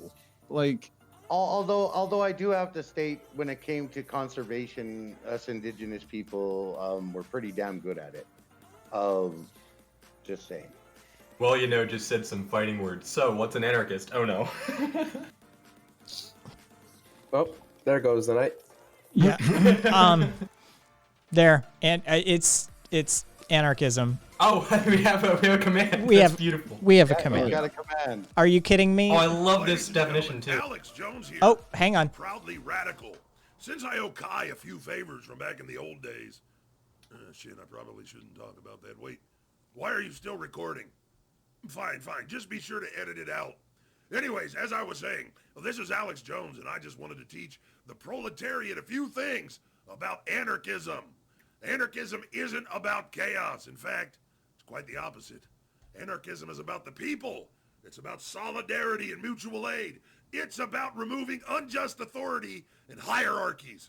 We should all be anarchists. The world would be a better place. Now, I'm going to apologize again to all those parents whose lives I ruined because I'm such a douchebag. Jones, out! All right, Kai, this has got to make us even for that incident you helped me out with. Alex Jones, everyone. I actually there's this famous like thing a little while back where Alex Jones had a trans porn star on his like phone, and it got caught on stream. I actually am 1 degree separated from said porn star. Apparently she's really cool. She's a friend of mine. Marcus Drake, like, chill the fuck out with that fucking bullshit. Seriously, like, sitting there trying to portray, like, no one ever said indigenous people didn't involve themselves in war, but it wasn't the first priority on our list. And we were pretty fucking good on conservation. So, like, quit trying to fucking put us into a monolith. No, You know, like screamers. industrial No, farming I practices, like banned you by traditional accident. practices for cooling and heating, right? Like a lot of people don't realize there were indigenous structures that were built explicitly, right, to utilize the natural environment in order to heat and cool homes. And there is a recent, I can't remember where it was somewhere in the Middle East, I believe, where they actually used these heating and cooling techniques to design a large mall to drastically reduce carbon emissions. I'm not saying everything is universally great for native culture, right? Depending on which native culture you look at, there are some pretty shitty things on gender, right? For example, right? But yeah, no, there's definitely a lot we can learn from cultures that have been traditionally dismissed and thrown away. Kat, what were you saying? Oh, I was just apologizing to Screenplay. I just banned them by accident while clicking on something else. I wondered about that. Yeah, just misclick. It often it makes it. I don't know. I'm reminded of that conversation we were having with the anti-Siver rabbit, and we brought up the African air conditioning and how ancient it is, and as an example technology. And it just strikes me sometimes that, like, as a technologist, I find myself having this like lineage that I look back at. You know, I like technology. I'm a big fan of it. I've spent my life in high technology and shit like that, you know, we're just sort of reaching back and going, yeah, good idea. Good idea. We forgot about that for a few hundred years. Sorry about that. Let's bring that one forward again.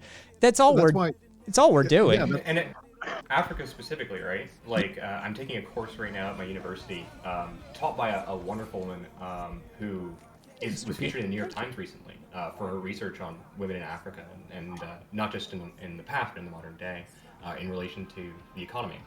And one of the things that we find when we look back at social movements in Africa, as well as the legacy of the African diaspora, is that the status of women in Africa led to significant change, even under pre-colonial structures, right?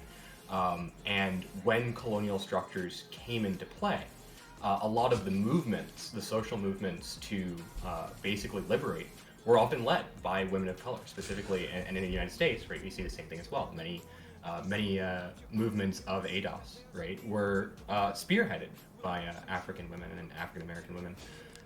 So it's like these are tangible things, right? We have the direct legacy of these things. So it's kind of I don't necessarily think of it as like digging up and like revitalizing these things. They've always been there, right? It's just sort of bringing them to the forefront, I think, rather than sort of like a bringing back from the dead. And I think that's something that a lot of like I don't know. I'm gonna use the term. I'm gonna say the buzzword. White liberals just don't get it, right? They're like, oh yeah, we have to like revive native culture. It's like native culture never died, right? It went through many hardships, right? But we refused. We're still fucking here. Well, and okay, Marcus, if you want to think that we're misreading you, that's your prerogative. But like you brought up, oh yeah, well they warred like 3 different times. Okay, is that the standard? We can only follow the lead of cultures where there's absolutely no fighting ever, entirely. No one ever has so much as an argument, and that's the one that we need to go by? Or can we use information that we already have from our different cultures and do better? Like, I hammer constantly on terra preta. It's literally self-fertilizing dirt. Instead, what they're using to keep the fertility of the soil in Brazil right now is clear-cutting rainforest. I think there might be a better solution. Okay, terra preta also happens to be from a section of the Amazon that is quite famous for having a fairly high degree of warfare. Okay, so we throw out terra preta because there's warfare connected to it. Cool. Then we go back to clear cutting. Great solution. It's like what? I think it's also important to recognize where these war structures came from, right? Like, I think if you actually contextualize a lot of native and like the same arguments made about Africa, right? We were running around with like sticks and stones hitting each other and beating each other to death. It's like, well, Okay, what's your best example of that? Oh, the Mali Empire. You mean that imperialist power that came from like in many cases outside of Africa and helped institute the Arabian slave trade that was sexually exploitative highly of women, right? I think that there is a significant, and I don't want to push the feminism too hard here, right? But there's a significant link, for example, between the position of women in society, in a given society, and how they are culturally valued, and whether or not you're likely to engage in conflict. I think there's obviously like imperialist and authoritarian structures that can develop within systems that make you more likely to engage in warfare. But like one of the biggest predictors of conflict is hegemonic hypermasculinity, right? A wide cultural acceptance that sort of glorifies this male-esque caricature of from rationality to the extreme, of strength being projected through violence to the extreme. And when you have this happening within one culture and you have other cultures managing it from the outside, it's a lot easier to deal with. But when you have multiple cultures coming to a head, what do you get? War, right? The reality is much war is preventable, right? Through trying to dismantle oppressive structures as they emerge and being cognizant of those structures, right? So I think just kind of looking at war in a vacuum and not looking at the circumstances around it can be very misleading. No, and I'm not trying to bag on you, Marcus. Like I honestly haven't been reading your messages much in chat. So if I'm not like coming for your throat or anything. I'm just trying to educate a little bit and give my perspective. Atheist baby. That laugh that I had a few minutes ago, that was for your question about Elon Musk, by the way. I loved that question. Elongated muskrat. Yes, that was I feel like great. I have the right to be most highly critical of Elon Musk because people are always like, "Oh, you criticize their company, but you don't buy anything." I own a Tesla. I drive a Model Y. No, I'll still call that Elon Musk. We have a community member who literally worked directly next to Elon Musk for a while. And it is an insta-ban to bring his name up on his channel. He despises the man. I forgot about that. He absolutely despises him. You ask about Elon, you mention Elon, it is literally a channel auto ban. He wants nothing of that man in his life. He despises him for every minute he had to spend next to him. It is an astounding, burning, red-hot hate. I will say one last thing, and I won't mention Elon again, but I think a lot of people also really like to hate on Elon for the wrong reasons, right? If you want to attack him for his business practices, if you want to attack him for a lot of shit, that's great. But I also think it's important to keep in mind that Elon is someone who is neurodivergent. Elon is someone who I believe has heavily implied that he suffers from a personality disorder. So I think sometimes people go at him for the wrong things. Yeah, like you want to know why this channel goes at him, or how we go at him? Out there that, obviously, he's the son of a South African apartheid gem mine owner who grew up with literal emeralds in his pockets. Like that's the criticism. I don't know. Yeah, that's the criticism. I don't know if the emeralds thing is necessarily true. I tried to look into that claim. I couldn't find actual evidence that mine existed. I'm sorry. But like he did come. Like the guy had a computer at like 5, right? Like when we talk, people look at and sort of extrapolating this into a more broader context. People look at people like Elon Musk. People look at people like Jeff Bezos, right? Like Jesus, Microsoft guy, Bill Gates, right? And they're like, oh, these people are so intelligent, they're so prolific, they innovate, they push to the forefront, they work so hard. They to hire engineers. Obviously, there's the argument about capitalism and building off the backs of other people, right? But I think what a lot of people don't talk about is these people grew up in highly, highly privileged lifestyles, right? Like, yeah, it's a lot easier to develop something like PayPal when you've been using a computer since you were 5, when computers were not accessible to anyone, even in the region, especially in the region that you grew up in, right? So Bill Gates, right, was like hacking his school computers. Take care of yourself. What if a student of color had hacked their school computers? Would they still be attending that school? Right? Like, there's so much privilege that's built into a lot of these quote unquote self-made billionaires and millionaires that I think a lot of people don't talk about. We do it. And that We do it all the frustrates me. time here. The infamous stories for Bill Gates is that his mom was on the board of trustees of United Way with one of the board members of IBM. And that's how that platform actually ended up on IBM, was mom made the call and made the introductions. Warren Buffett very infamously was given a tour of the floor of the New York Stock Exchange at age 8 by the president of the New York Stock Exchange at the behest of his congressman father. I mean, I just like that DOS is actually a shipping computer. Yeah. And, It's magical. They had And Nana massive legs up. APTN is short for Aboriginal Television or Aboriginal People Television Network. And you can look it up on YouTube. Yeah. They have all the most up-to-date stuff that you can find on Indigenous issues that are currently going on in Canada. It is a Canadian Aboriginal television program. Thank you. Give me so much stuff to check out today in Lost City. Like, so happy. It's I can't help it. Well, it's a good habit to have, I think, right? And I used to be and- very debate bro-esque back in the day, and I'm glad I've kind of moved away from that in some ways. It's not productive, right? I have to say that there were plenty of indigenous tribes that fully accepted two-spirited, i.e. being like gay, lesbian, trans, and so forth. Fully were honored and respected and cherished member of the communities. So the ideology and thought process that every single indigenous tribe were anti-gay didn't come into play until residential and boarding schools, True. with the beating up of children and abusing of children in many different ways, into removing, or what was the program called? Kill the Indian, Save the Child programs. Yeah. And in addition to that, right, like in reference to the LGBTQ piece of that, right, there was social pressure to assimilate, right, in the sense that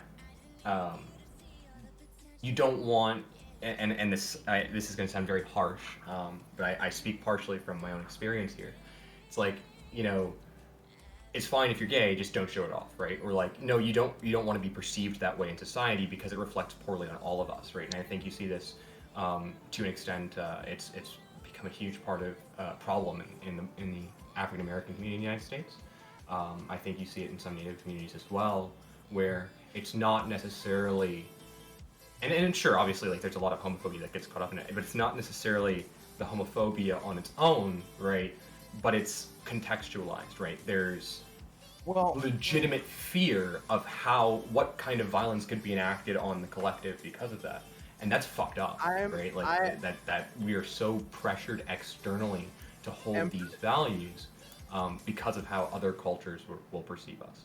Empress, I am gonna pinch hint to our relative here, Arcola Rabbit, because I'm pretty sure Rabbit can express more than I can. And Rabbit, I'm gonna leave that whole thing up to you to explain, bruh. What, on gender?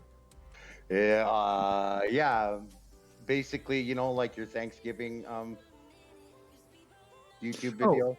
Yeah, the reason that I made the video in the first place was for me acknowledging that, you know, I don't necessarily need the history of every gender role that was possible in every single tribe. I don't need that to be known in order to acknowledge the fact that these people were documented, at least to a certain extent. Yeah. You know, the term Bardacce was invented because these people existed. They called them sodomites, they called them all of these things, and they fought against them tooth and nail. And you know what, son of a bitch, we're still here. So fuck them, they lost. that was the impetus for my Thanksgiving video. And, you know, talking about the Two-Spirit movement that came up in the 90s. Which is a beautiful pan native movement, if I'm not mistaken, right? It is.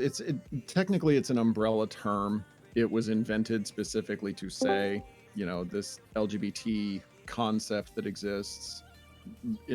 Indigenous cultures already had variations on a lot of these themes. So we're not necessarily just talking about sexuality. We're talking about social roles that existed in our tribe before the gay rights movement. So I actually have kind of a trouble with, you know, the LGBT2 thing, because it's like, actually, Two-Spirit includes all of those. So it's a different thing. But ultimately it is pan-Indian, because it's not referring to any particular tribe's traditions. War for Drugs, if you're still here, I read chat, fuckers. If I can keep up, it depends what you're after as to whether I would recommend you read Proudhon. One, strap the fuck in if you are going to read it. It's going to be there's quite a bit there. He was a fairly prolific writer. But if you are looking to get into theory, then yes, you need to read Proudhon, especially anarchist theory and leftist practices. Yeah, I would recommend it. But only if you want to get into the theory headspace. Otherwise, honestly, go ahead.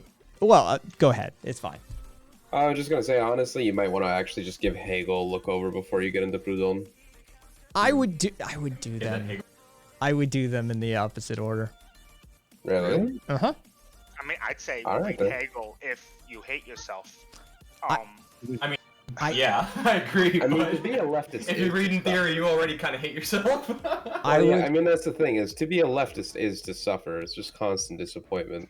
I would read Proudhon Rest before in I peace, would Mark read Fisher. Hegel. Yeah.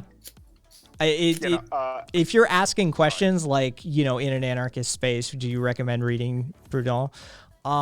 Yeah, I actually would order it Proudhon and then Hegel. Well, I would actually put Hegel a lot further down the line. It wouldn't even be in that order. You claim to be an anarchist? Name 10 books that you've been meaning to read for the past 2 years and haven't gotten around to yet. Nice. Only 10? Okay, so I can do 3 right off the bat. Das Kapital, volumes 1, 2, and 3. Never reading it. You haven't read it's worth the read. No, it's not. People say it's dense and like difficult to read. I vehemently disagree with It's that. He was a terrible philosopher, writing. But he was a Shakespearean scholar. No. Right? Like he was a huge fan of like theater and like flowery language. I thought it was a fun read when I read Das Kapital. You and I have very different definitions of fun. Yeah. Also, very different definitions of Shakespearean, but all right. No, like he has a number of like literal references to Shakespeare in his work, right? Like I'm being very literal when I say I Shakespeare. assumed you meant like the style, like he was writing an iambic pentameter. No. Like mythology. he was very, very well read, not just in the philosophy sense, but he was I don't want to say a Renaissance man, so to speak, but yeah, he kind of was like a Renaissance man in a lot of ways. He actually one of the first writings we have from Marx, in terms of like personal communications of his adulthood, was the letter he wrote to his father when he was graduating with his PhD in philosophy, because he hadn't told his father that he had switched out of business school to get a degree in philosophy. It's basically all about like, look, I want to be at the forefront of changing the world rather than being behind a desk and contributing to its fall, right? Like it was like beautifully written letter. I'll see if I can post it in chat. Understood. I did want to circle back around and thank you, Kai, for putting up with me tonight. But I wanted to circle back around, Empress and Sue, to my point was not that we can't gain anything, of course, from either indigenous cultures or cultures that have had other problems. Specifically, the comment that made me think about it was, I forget who it was, talking about that there was no waste in hunting. And we do have archaeological evidence of people driving entire herds of buffalo off cliffs. And my point was just, you know, as a black guy, I see this a lot with That's why I brought up warfare. The whole, oh, we didn't have wars until white people showed up. Well, no, we did. They were just better at being terrible, right? Like, it's not that there's nothing to gain from those societies. It's just a matter of trying to keep it in perspective and not overly romanticize our own history the same way that a lot of European cultures do. I should clarify the thing about the war for a second in Africa. What I was saying on that front, because I believe you're referring to what I said earlier about war in Africa and conflict in Africa. I wasn't saying that white people brought war to Africa. I was saying that it has to do with certain types of structures. So, like, for example, after the Mali Empire, you see significantly more conflict in Africa than previously, right? Because you have this kind of fear. Like, I wasn't saying there was no war or anything along those lines. You know, I don't think I apologize if it seemed like I was critiquing you. I was talking much more generally. I honestly wasn't really reading your messages. Yeah, that wasn't my point. I know that you weren't saying that, but that's something I encounter from a lot of other black people when they say, oh, there was no war in Africa until white people showed up. And I'm very much on your side where I say, no, there was war in Africa. It's just it got a little bit worse once white people showed up. And that, not a little, that level of relativity. Okay, well, it wasn't warfare in the same sense of engaging in total war, for example, right? So, like, you don't really see total war until post-colonialization. Yeah, and you also see, like, Africans being pulled in to wars that weren't theirs on their lands, right? And that was a huge part of what has led to a lot of modern conflict in Africa, particularly in the CEFA regions. Yeah. So, I mean, my point was. Sorry, go ahead. I want to clarify a few things because my people, specifically the Sioux Nation, also partook in the whole buffalo jump thing, where we ran buffalo off a cliff, and we didn't waste anything from it.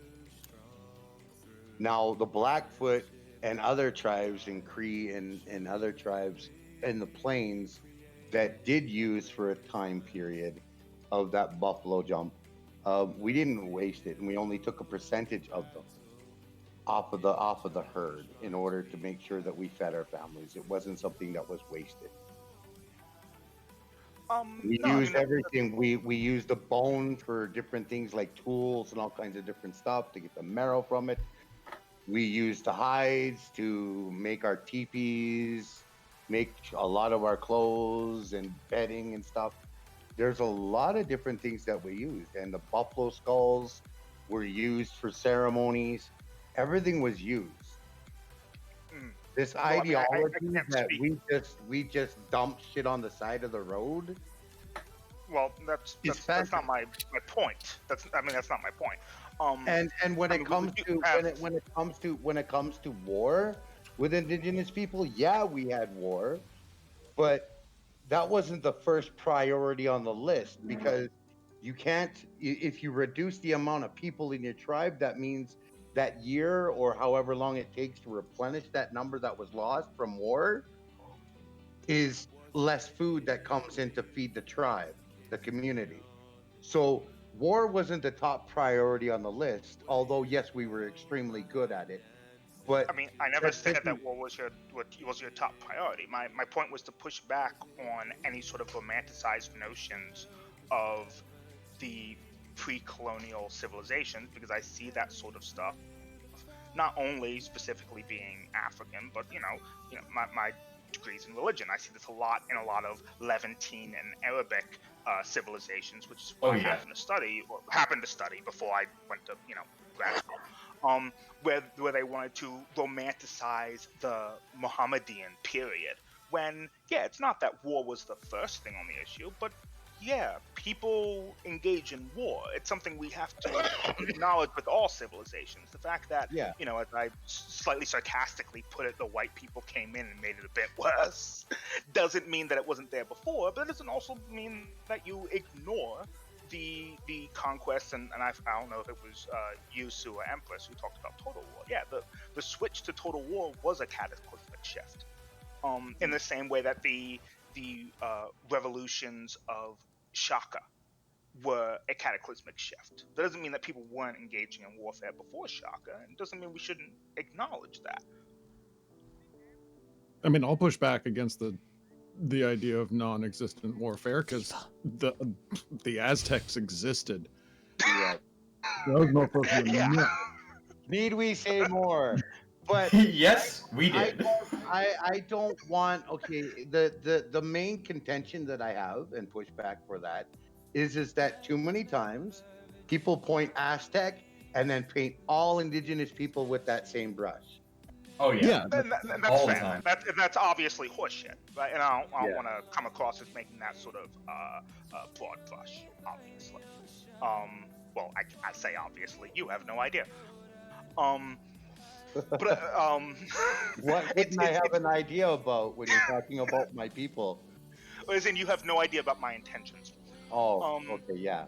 Yeah, but I'm saying it's specifically because I've dealt with both, you know, in my undergrad studies and with just being a black dude, that sort of romanticization. I wanted to push back on it, and it's not that I obviously think it wouldn't be better if we had a more sustainable ecosystem. Honestly, I would dare say that being vegan is just morally correct. I just don't have the strength to do it. But my point is That's funny, I hear that a lot. Garrett said it the other day. Much of an Eden. Well, because see, and that- chasing Eden is dangerous. Is my point. And you know, I'm a fucking leftist. We have chased Eden several times and have wound up in rather rough situations because we tried to return people to the farms in search of. This is something why you that- should just be a post-left moral nihilist. That's the solution. Cat? It's always something with you people. What do you mean, You people, huh? Huh? Oh, strap the fuck in for Cat's scorecard. Got some Speaking of folks. intertribal warfare. Yeah. Man, I really just gotta start flexing that I have like put a bitch in my blood somewhere there. You know? Yeah, I don't understand this whole entire process of thought pattern. It's like, okay, you want us to pretend like we were peace-loving hippies when we weren't. Although it wasn't the first on it because it wasn't the first choice many different nations on Turtle Island chose. It was usually after every single process of trying to figure out a solution to the problem or the issues that we're facing at that moment failed, and all that was left was war. You know, it's always like this fucking chud talking point, and being shoved down to, and it's like, no, hold the fucking phone. No one's saying that indigenous people never warred. We warred too, which is why the United States never beat us military-wise at all. They had to bring in disease-ridden blankets and kill off our food supply, which they almost put into extinction to buffalo. It's proven historical factors. I mean, to be fair, it is asymmetric warfare. Well, Hey, they'd teach it in a war college.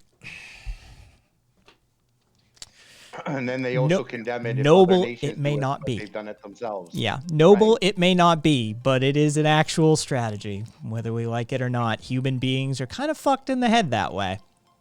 And an extremely Really? successful one. Yeah. Oh, yeah. It works. Yeah. Um, No, I mean, I don't blame you. Obviously, this is a thing that a lot of, you know, chuds will do, try and say, like, I mean, they do it, funnily enough, with black people, too, and say, like, well, you sold your own people into slavery, so frankly, we were just doing you a favor by it's so bringing you dishonest, to the though. land of the free, right?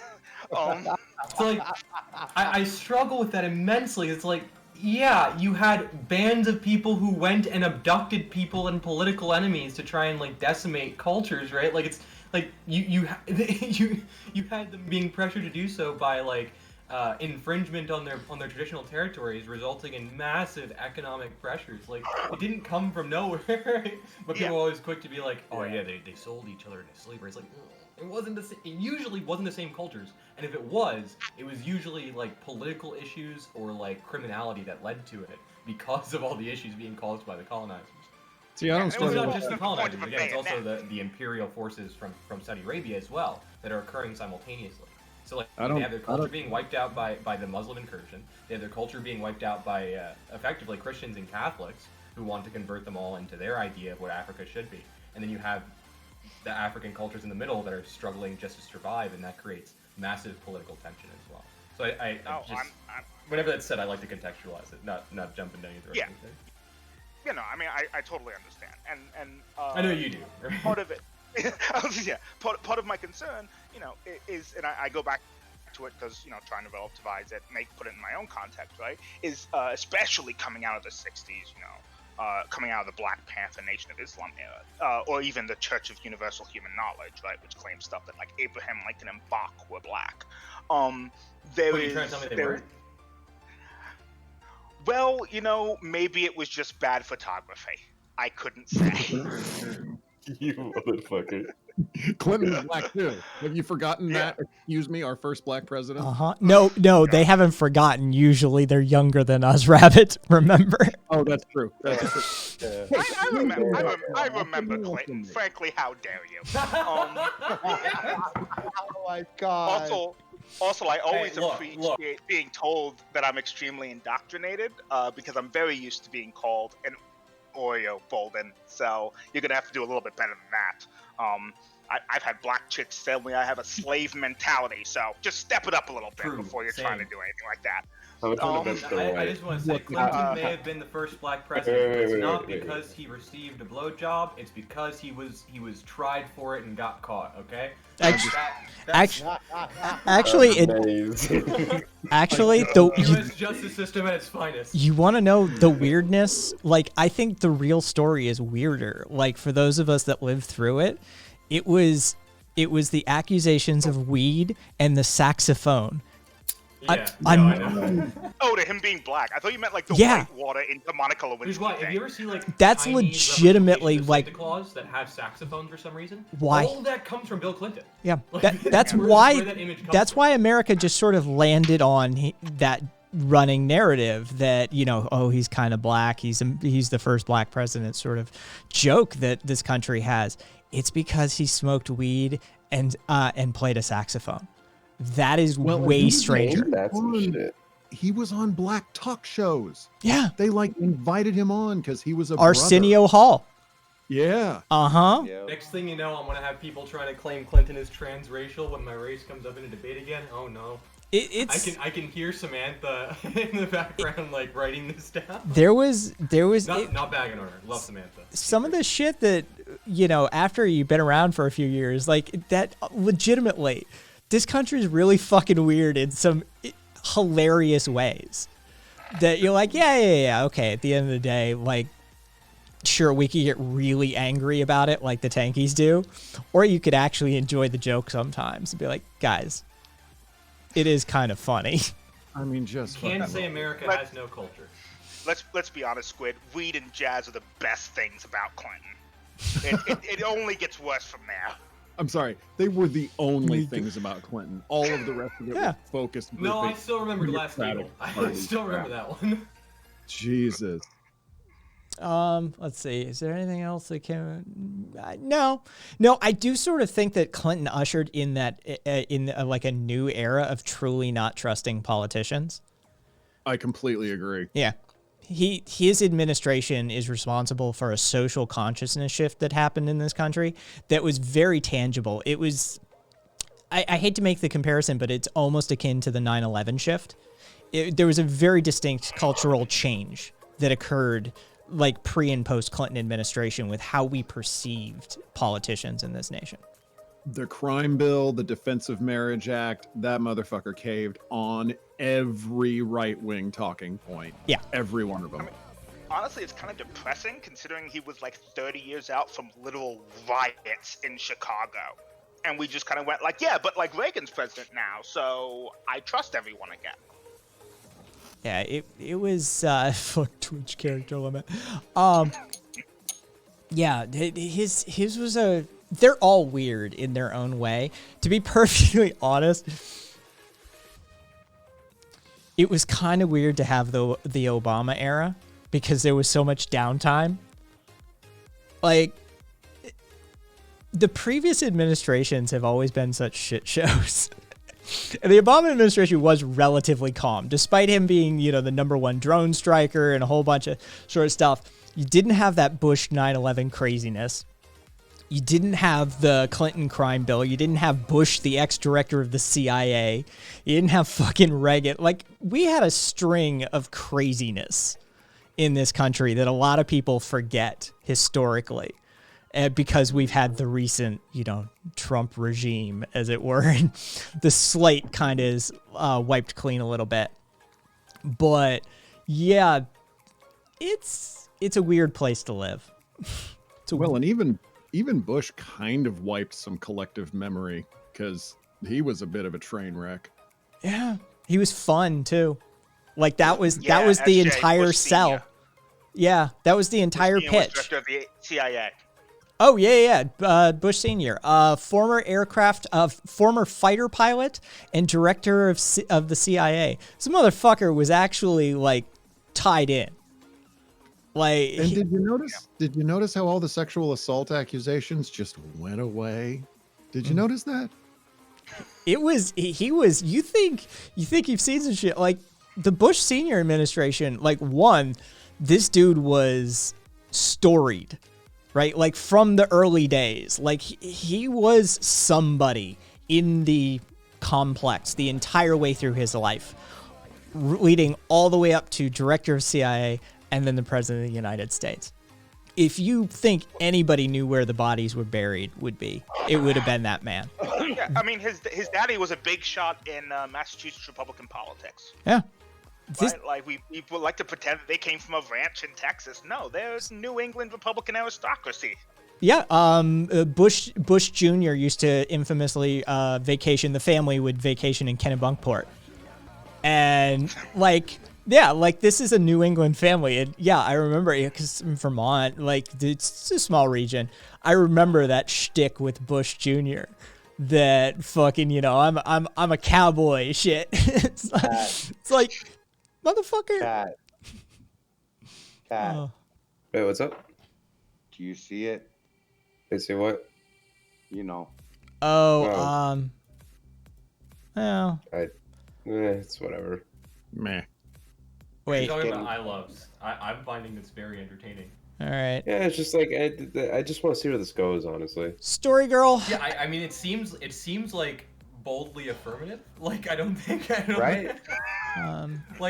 Look, the amateur trans path, right, is like one avenue towards becoming a professional trans, right? Like, I went through that weird, non-binary, not trans phase that I lied to myself about. I mean, that was a very interesting time in my life pre-streaming career.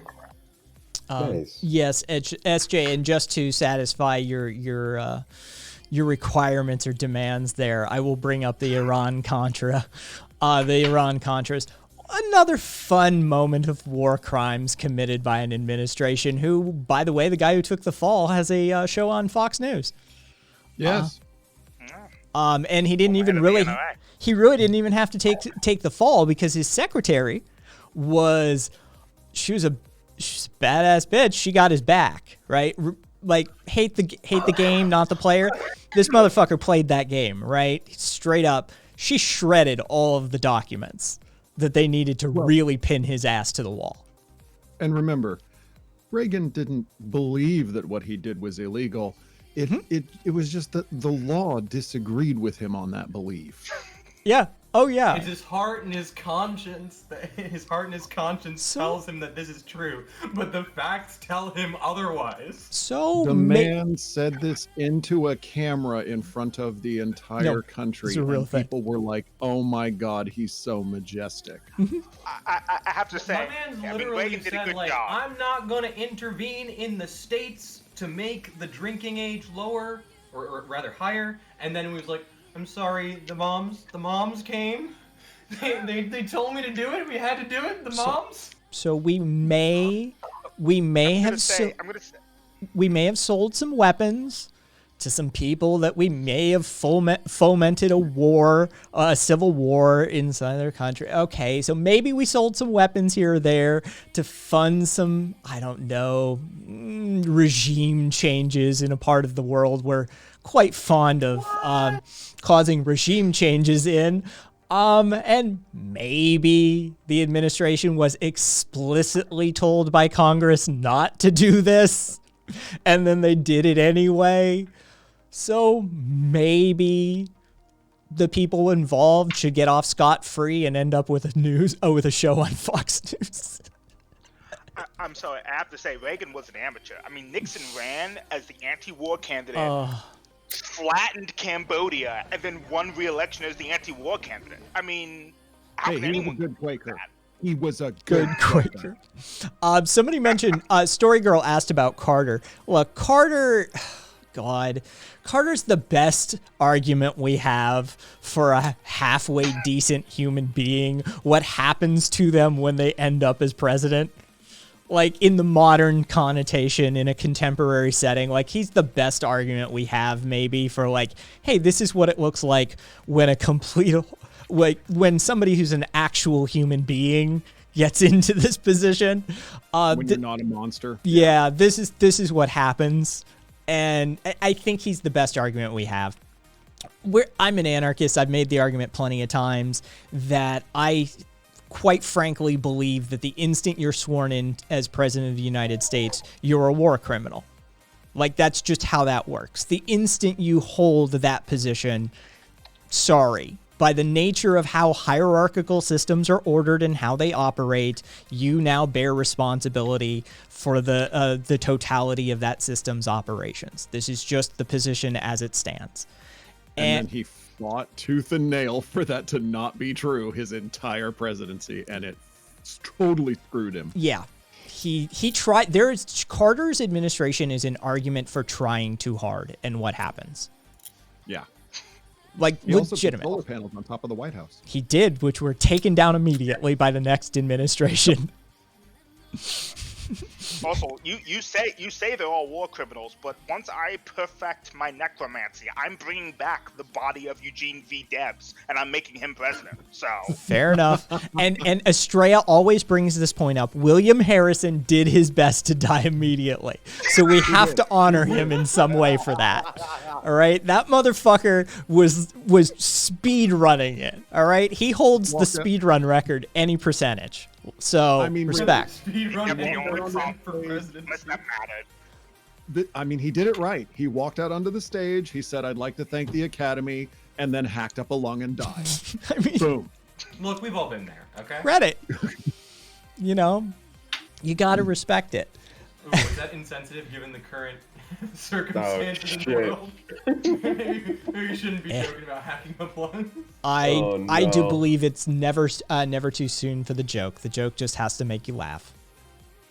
But And you laughed. To answer your question, to answer Che's question, Nixon was a Quaker.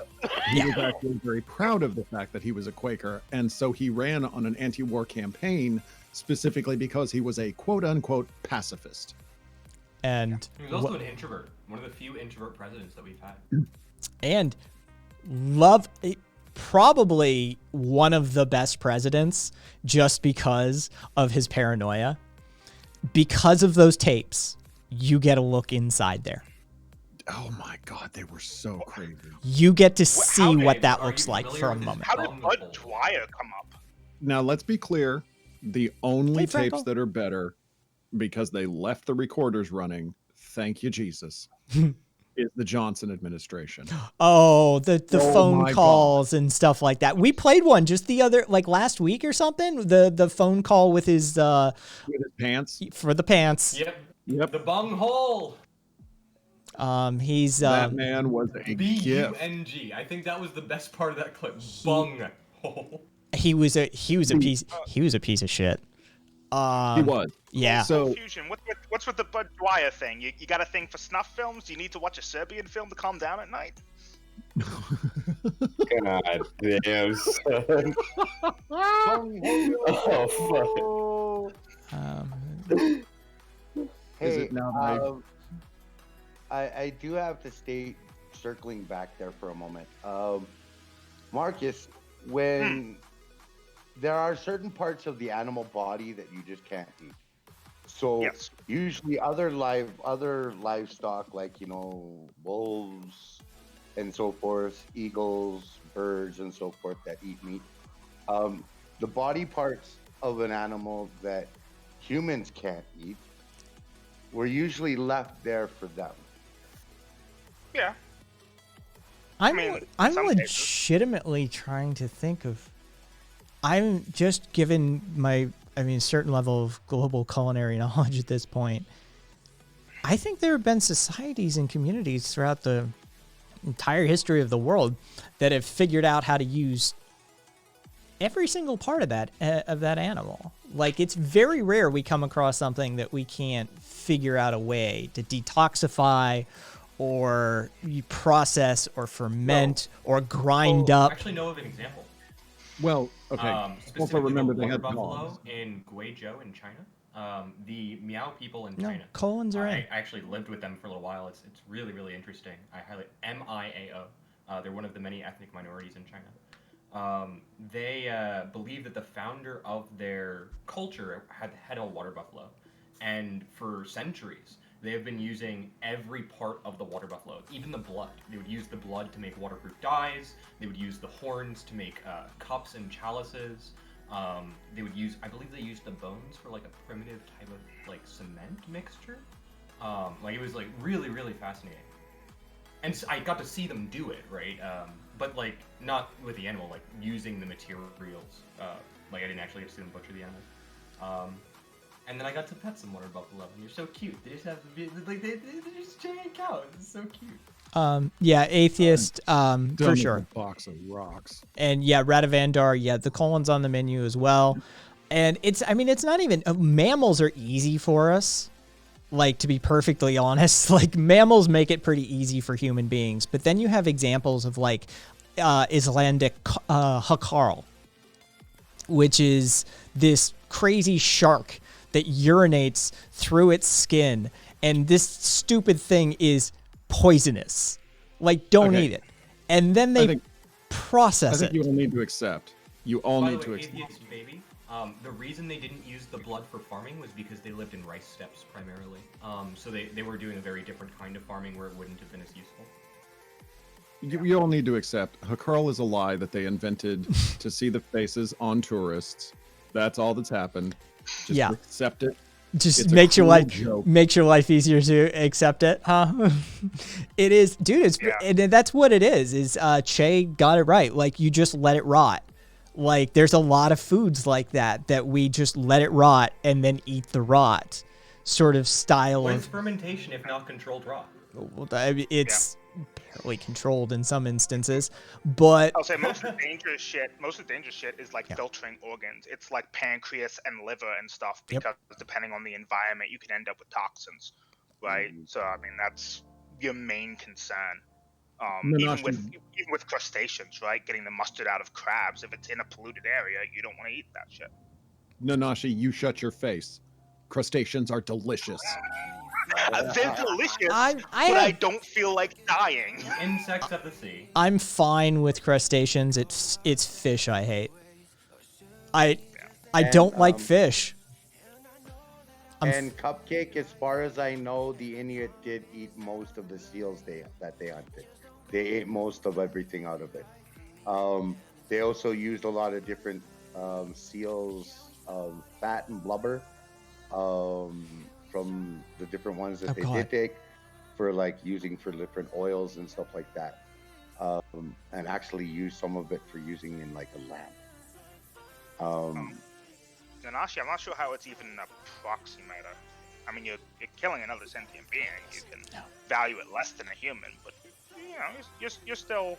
Oh, I love that. I always love that argument. If you value all life equally, like, because the people exist like that. That, like, look, I mean, you know, it's a very like Shinto, Taoist, people are wrong. nativist sort of position that all things are imbued with spirit, and that, you know, this sort of philosophy, you can end up at all life is equal pretty easily. That's a weird interpretation of Taoism. It's I can see you getting there from Taoism. I mean, you can get there. there, but it kind of like moves That away from the taking- Taoist concept of kind of refining and moving away in distinction, right? Like, you kind of lose the distinctive ability when you reduce everything to that, which is why you have the concept of heaven and earth in the first place. It's Well- like, except in like heaven, not in the sense of the heavens, but the metaphysical, right? Whereas the earth is kind of like the that which is physical, and then we as humans kind of walk this line between the two. and engage in. The Tao is not like a. It's not a thing. It's kind of like, think of it like a building. It's both a thing and an action, right? So it's something that you do. And in that practice of kind of like reducing all life to equal, you're kind of moving in many ways away from the concept of the Tao. The word by is reducing the ability to differentiate between things. So like they would just see humans, for example, as kind of like the differentiating factor for us is our ability to walk that path. Well, I mean, so I don't think that you really can arrive there with Taoism. There's differentiation in terms of our, our and ability to and engage Empress, in experience Tao. let me welcome you to Comparative Religious Studies 101 with Kai through your interpretation of it. Brutal, brutal, isn't it? Brutal. Oh, it's always brutal. I'm taking another class that I'm taking, Myth, Faith, and Reason. We're reading a lot of foundational. But in my reading amazing. Of the Tao Te Ching, this is the brutal nature of comparative religious studies, is you learn really quickly that we all made it up to one extent or another. And it's essentially arguing over Harry Potter or whether Wolverine will outlast whatever. It's at the end of the day. The analogy I was going to make was like, you can't just rely on the text. It's like how you have indigenous Chinese religion ideas of the bodhisattva and reincarnation that get fused into Theravada and Mahayana Buddhism.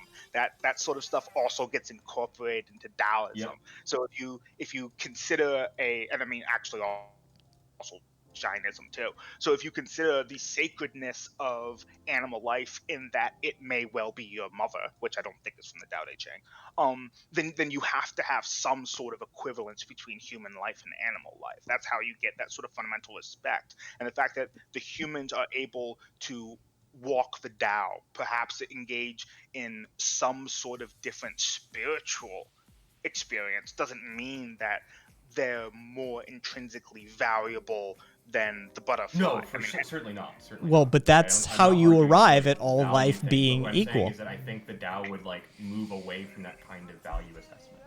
I don't know. The Tao is not a singular monolithic thing. The Tao is a text and has been wildly and drastically interpreted in different ways by different people across different times. Especially when you get into the beauty of like early Chinese language and how words mean many different things, and oh god, translating the Tao is a bitch. I've read a couple of different translations, and it's crazy how radically different interpretations you can come to. And then you have Ames translation that I liked best, AMES. So I'm not Y'all are weird. And then you have the indigenous understanding that in this ecosystem that we have here on the planet, we are all related in some way, shape, or form. That includes wildlife, plants, all things that came because it's like an ecosystem. It's the Earth's ecosystem. We are just a part of it. Now, having respect and knowing and honoring and respecting that understanding of that, you respect and understanding that your relative or your relation in that aspect, say a buffalo, deer, elk, whatever, is offering up its life so that you can live. And with that understanding, you have a better respect and understanding of what it is that you're looking at, right? And all things around you. It doesn't mean that all of a sudden,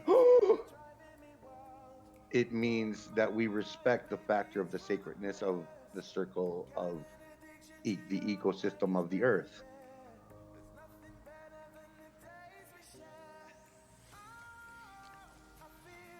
Kadislo, do you wanna share what you shared in chat and explain why you said that? I'm curious. Oh, it's just like, because the thing is that like, so a lot of like individuals, anarchists, like texts and egoist texts, blah blah blah, they like place a premium on the ego, correct? So that's like, valuing the individual because you long story short, can't put yourself in other people's heads. They're their own heads. People have their own prerogatives and such, and so on and so forth. So if we expand that out to like modern like vegan thinking and like obviously the the way that relating it to the rest of the conversation, it's like you could probably actually justify like animal rights and all that shit through like an egoistic lens, especially with like For the way sure. that like previous cultures have like laid it out. So it's just like, how do you do that though? Like in practice, like theoretically, but I'm just trying to figure out like how does that manifest itself? I feel like you could make a solid argument evolutionarily, right? Which is that the potential for the emergence of an ego is something that must be respected and preserved, almost in like a, I don't want to necessarily compare it to a prime directive type thing, but almost kind of like that sentiment of like, there is the potential for something that we may perceive differently to either become like us or evolve in such a way that they can have their individuality and that concept of self. So I think the argument you can make there is that we are one aspect of development of the self, and that there are other ways that can be arrived at through natural processes, right? Because again, like I take the moral nihilistic perspective of egoism, right? So in that sense, yeah, I think you can make a really solid argument for protecting animal life and even like expanding it to like plant life as well, potentially through the concept of the ego. Gotcha. Cool. And I do agree both with Kai and Stoy that the Tao as an internal force. I mean, for me, the thing that always sticks with me is the idea of the Tao as a branching river, right? It's not that it is really the banks pushing you; it is that the river flows where it will.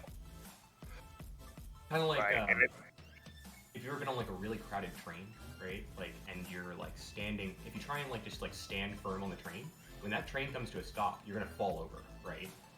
So you kind of have to do this like almost like waving movement with your body, kind of like adjust to the train itself, right? In order to stabilize yourself within the train. That's kind of how I had it explained to me by a philosopher I know. Like Okay. the river analogy That was is the great, best but take you also ever. Get lost in like all the associations we have. That with was the water. best take ever, Bolden. This is the best take ever. I'm sorry. No, you, I'm impressed. I'm impressed. you completely caught me off guard. That was solid left field work. Legitimately take of the night. Taoism is pretty similar to Jordan Peterson's red meat diet. Yep, totally. I'm kind of impressed with Nanashi's take that the sentience of animals isn't the same as the sentience of humans because we have the capacity to deceive. Seriously, are you aware of Animals can the deceive. natural world? Yeah, Animals lie why? constantly. Like dogs will like hide their pills to make you think that they took them, right? Like Yeah, what the- absolutely, animals can deceive. My cat will bite me awake because his bowl is empty, except it's not. I mean, seriously, all animals lie. Yeah, this is. I I mean, the proof that animals lie is that humans lie, and we're animals. Yeah, pretty much. Ow! Well, I think deception is more complex than just lying, right? Like you can lie and like you know you're going to get found out. You don't care, right? Like deception is kind of more of a fluid action that requires sort of again masking the truth rather than just not telling the truth. No, animals outright lie.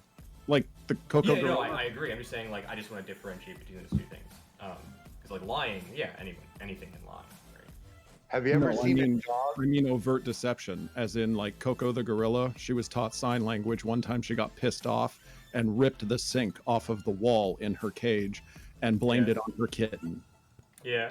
don't bring up the kitten.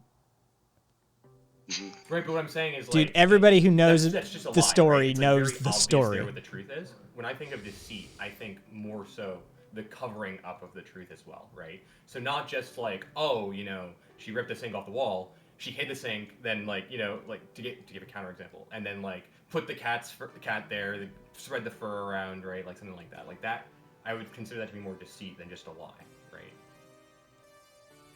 Have you ever Wrong seen with Clinton. have you ever seen a dog when you come home and find out that your dog has done something really stupid, They're guilty. Yeah. really messed up, and is like trashed something or eaten the Yeah. food that you were getting prepared for dinner? They show guilt. And he like literally has that really fucked up look on their face because they know they've done wrong and they're just kind of hoping that you'll think it's something else and not them. Yeah. Yeah, no, deception needs intent. Estrella, you are correct. What we're actually talking about is mens rea. At the end of the day, that's what we're talking about. Is I'm having flashbacks. And tons of animals have that. Yeah. That's what I'm saying. Like, dolphins pass the dot test. We know animals are conscious. Yeah. which adds just more evidence on the pile for all of the psychedelic heads and hippies and fucking shaman of old. Everybody who's been tripping their balls off since time immemorial basically is vindicated in a lot of these arguments, frankly.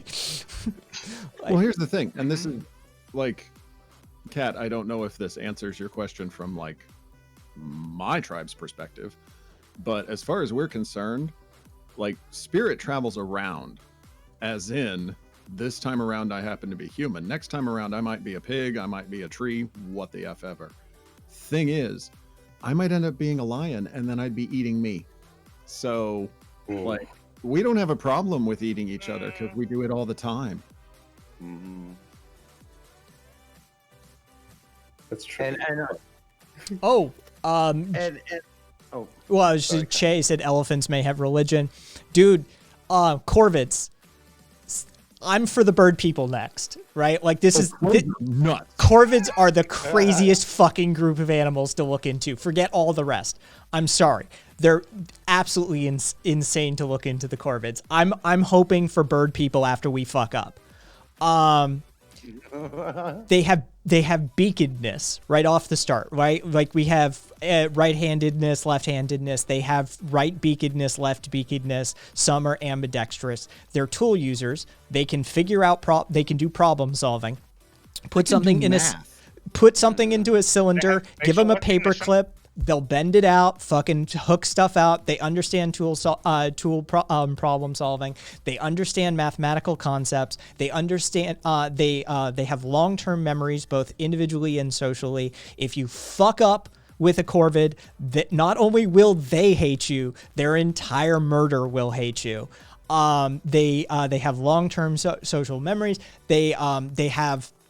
They understand complex relationships between people and objects. One of the more infamous examples is this young girl who used to feed crows in her backyard growing up from a very young age, to the point where they became bonded. While leaning over and taking a picture at a bridge one day, she dropped her camera cover. They got back to the house. The camera cover had been returned. They used to leave her presents, and not just like single object presents, but things they would create. They have a sense of artistry. They'll take like a soda can top, and they'll take it off of the soda can, and they'll thread a pine, like a pine bough or something, in it, and give that as a gift as well. For a long time, they thought that that the funeral process was just a single incident with the corvids, because they have funerary processes. Basically, they will gather around a fellow member of their murder who has died and take time. But what further study over the last few decades have found out, they also do some full-blown CSI forensic science shit up in there as well when they find a body. They're looking for evidence of, disease or sickness or injury. They will occasionally poke at the body to check. Then other members of the murder fan out and start in these very investigatory patterns. They have all of these sorts of facets of higher society that we consider, bespoke or, urbane to only human society. And you're like, oh, and they fly too. Like, this is a superior species that probably needs to have a go at it. Some of the examples of things people being able to train, you don't train a corvid, you educate a corvid. You teach them. They agree to it. Yeah. Let's be real. They've agreed to it. So one of the guys in the Pacific Northwest had a great idea. He would give them small amounts of food out of a machine that he built that would dispense said food for coins. So he automated, because they teach each other. And so he basically automated, he created a crow workforce that ended up filling this fucking machine full of just free money floating around. They find coins, they bring them back, and they get a little piece of food. One guy automated cigarette butt cleanup that way. They helped clean up cigarette butts around the neighborhood. They'd bring that, it would dispense food. Yeah. I mean, this is where we get into trouble as soon as people start talking about value judgments when they're discussing things like ethics and consumption. Both, well, actually all three, rabbits, squirrels, and bats all have names, personalized names. Bees can tell time. The bee time experiment is... Okay, that bee experiment was hilarious. The bee experiment is amazing! They got jet lag. Actually, fun fact, the smarter the animal is, the more delicious it is. So really, that's ideal. Well, but even... This is why humans taste like sweet pork, fun fact. And then people... Well, but here's the thing. People will reverse engineer them and say, well, if it's got all of these qualities, then how can you consume it? And my answer to that is trees warn each other. Yeah. They release sap depending on whether or not they're being consumed in order to let the other ones know to release toxins. Like, literally everything talks. Just because Dude, the fucking mycelium networks, like, they have their fucking fungi have their own internet. Like, they literally have their own internet. Well, the largest set of neural interconnections is the mycelial forest in Pacific Northwest. That any good tripper of a certain amount of years has done their study, and they have their suspicions. It's, you've done enough mushrooms, you end up in that territory, you're like, I'm pretty sure these things are fucking conscious on like a multi-dimensional level. Oh, Red, the bee time experiment was beautiful. So this guy takes a hive of bees and he puts out a little dish of sugar water every day at 4 o'clock. And then like standard programming, Pavlovian response, they start coming out at 4 o'clock, even if there's no sugar water, because they know it's supposed to be there. And he says, I think bees can tell time. And they say, well, maybe they're calculating the angle of the sun. Maybe this, So he moves them to a new location, which is about 20 miles away, which would change the angle of the sun. And they still come out at exactly 4 o'clock on the dot. And the response is, well, maybe they calculated it. We know that they know how to figure angles because they know how to find plants. So maybe they recalculated the angle to know that the time had changed. So he flew them across to the United States and they ended up with jet lag. The response to that was maybe they were affected by the trip. So they took the same group of bees and put them in a mine where there was absolutely no possibility of knowing where the sun was at any time, and they came out at 4 o'clock. Basically, the story of the bee time experiment they're smart enough to use hexagons, right? is like they know that hexagons are the best agons. Is essentially a story of a scientist just being exasperated. Yes. It is. It's legitimately one of the more hilarious stories about, like, he had this conclusion from day one and just had to run the scientific gamut because this is the scientific process. Yep. But he knew what was up, like, right out of the gate. And he just needed to prove it past, into like 5 Sigma and then 4 Sigma territory. And it's just hilarious because you can just imagine every time somebody came back with, a legitimate criticism, that's what happened. He had to change the experiment. It was like, well, what about the light? Well, we'll put him in a dark room. Well, what about, just over and over and over to the point where you're in deep earth mines and flying a beehive from the UK to the US. Shout out to Aristocracy TV in chat. I'm pretty sure I mentioned your name exactly 3 times during this stream when you showed up. I now think that you are some sort of eldritch entity. Beetlejuice. I love you. I mean, they did. Also, like, I'm sorry, I'm gonna have to make. So I was gonna say, like, even if bees can't tell time, if they can do trigonometry, I'm still gonna give that to them. Be honest. That was kind of his point. Like, okay, you keep coming up with reasons why they're not doing an even more complicated this thing for the sake of an even more complicated thing. Like, no, they can just tell time. It's fine. Personally, I enjoyed the bat name experience because what they did was because bats obviously give off sonic signals, and one of these zoologists is like, I think they know each other's names. I think this is a thing. So they took digital recordings of all of the noises that, one or two bats would make. And then they would play it outside of the cave. And when they played it, that one bat would come out. But again, imagine that experiment from the position of the bats for a moment for your dose of daily humor. Because how freaking annoyed would you be? So some giant... What? There's a giant at the end of your cul-de-sac, basically, and just occasionally yelling out your name, Dave, Dave, Dave. You just go outside. What the fuck do you want? And they just fucking take a quick note and just continue ignoring you, like what the fuck? Just I see you too. I've been to college. Yeah. Yeah. Signed up for a few research studies, did you? Doesn't you wonder if they like fly back into the cave going, it's a goddamn, it's a zoologist. Guys, just be ready.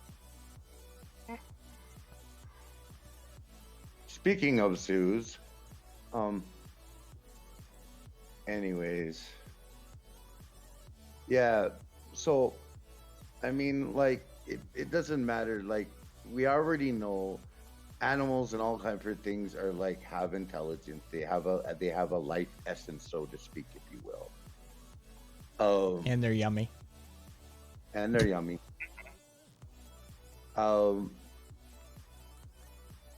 So what you look at is too many. How do I put it? The white supremacy ideology that we have is that's being formulated and being pushed about today is usually humans are the ultimate extreme being and everything else is like unintelligent or unworthy of any understanding in any way, shape, or form. And that's the sad, fucked up part, is that people just don't understand these things. I think the ultimate question for, it's going to sound like I'm taking a piss, right? But I think the ultimate question in that territory is when you start asking yourself, is the grass conscious? That's a good question. It grows. I'm just saying that there are some very weird areas of interconnected network theory that when you start talking ecologies, mimic a lot of the same patterns, both fractal and neural interconnected styles of how the human brain gives rise to what we recognize as our own consciousness. And when you macro scale some of these systems, you start to see these patterns form in forests at, a large scale concept, but you see them also in something that we already mentioned, like mycelial mats. Very much mirrors that sort of distributed interconnectedness of networks. And so it begs the question, where does the consciousness begin and where does it end? Because you could make an argument that the vacuum of space is one of those jumps between synapses, if you really wanted to. The Earth could definitely be argued as one giant interconnected system that is extraordinarily complex, no matter how you look at it. And could that give rise to some level of awareness? I'm way too simple for this conversation. And see, that's where the hippies and the trippers immediately found it again when our culture had lost it. At least we're like, oh shit, those were some really good ideas. And like a lot of my experiences, from the traditionalist standpoint. Our take on it at that point is, okay, you've now exceeded the ability to comprehend it. It's not that the question isn't a valid question. It's just there's no way to answer it because we're too small. We are a part of the network we're trying to contemplate. Yep. And if you try to do that, then you're screwed. So, I mean, we try to like localize it a little bit more than that, but you know, is the grass conscious? Yes. That's, yeah. And Casual Cupcake, yes, I am in fact saying space is a giant mechanical computer. At the end of the day, that is the argument that I'm making, is that if our brain is comparable to a computer, and just by the transitive property of logic on this one, if we're saying that the Earth could be conscious as well, then the micro-macro sort of flows throughout all of nature. We see how this works at this point. If it's happening in the microcosm and it's happening in the macrocosm, you can be damn sure that there's probably more to that scale. And that what you're looking at is not the micro and the macro, but some portion of it on some massive scale that we can't even begin to comprehend. And which is why, oh, sorry. Well, but that's just biological extension. You can just follow the process out and sort of arrive at the conclusion that the universe is a form of consciousness. And this is where, like, indigenous people use that concept of great mystery, being like an i.e. the word for God, or understanding of a higher power or a being that's greater than ourselves. The great mystery being that we fully don't understand every single aspect of it because it's just too much for our brain to understand. Chronic toxicity, tip of the hat to the touch of hermeticism in chat that you dropped. I always like to see yeah. I always like to, you know, it's interesting to see it in the wild. Crowley's been dead for like a century. Let it go. I'm like, hermeticism is one of my favorite things. It's just this goofy period of time, and it's got some amazing stories, and it's got some interesting ideas. It's a fun time period and subject to study at length if you're looking to go down a rabbit hole of some sort. No, I'm good. I'm good. That's right up there with Gnosticism. I'm like, no, I'm fine. Neoplatonism. No, God, no. Yeah. I do not need to read Trismegistus. No, screw it. Fertus Hodorowski fan. Oh God damn it! You were there, Fertus, right? Yeah, you watched the Holy Mountain with us. And since I have a large enough audience here, if you haven't seen the Holy Mountain, watch it. But fair warning, it could fuck you up in the head. I'm just saying. You watch Holy Mountain? Oh, it's one of the best movies ever. Oh, God. If not the best movie ever. I'm sorry. That movie is just amazing. In all of the best ways. Which may be the worst ways because that's my sense of humor. But... Fair enough. Well, I mean, to be fair, you know, with the ice caps melting, there is a lot of things that are coming out that previously scientists couldn't for the life of them figure out or didn't want to know or didn't want to acknowledge. Hey, thank you for the resub. Oh no, you yeah. There we go. Thank you for the sub, Eyeball. Yeah, with the Prime subby. Thanks for giving me some of Daddy Bezos's money. Yeah, that's right. Let's see. Have you ever seen Seven Samurai? Yes, I have. And Holy Mountain is fantastic. Yes, I know, right? Let's make movies like Hodorowski. Honestly, you need to see the Holy Mountain if you haven't seen it. But I'm telling you now, there's some shit that could probably trigger some people. So if you have sensitivities, fair warning, don't watch the Holy Mountain. But it is an amazing movie. Yeah, you definitely trigger alerts massively. It's a whole bunch of shit. I'm gonna bow out. Cheers. I gotta do some more editing. Love you, Rabbit. Yeah, I was gonna say, Yo, have fun. I've got class soon, so thanks. See you, Rabbit. Yeah. Good luck. Later. Are you leaving, Rabbit? Yes, Yeah. yes, he is. Okay. Oh no, See you, he's Rabbit. no, Sue. He has left. Oh, okay. Yeah, that's See you, Rabbit. big Bye. difference. I wave that you can't see. Yeah, exactly. Let's see. Fucking ethical distinctions between hypothetical vegan versus the ethical one. You can't afford me the same comfy. Even though I probably done more in my career, reduce that very industry. So it's kind of BS, right? Oh, interesting. So that's a continuation of that conversation. All right. It's been interesting seeing some of the vegan. Banter. Well, I mean, moralisming. Because it is, at the end of the day, it ends up in a sort of philosophical moralist position, in that degree at least, where that has been for a good portion of the conversation.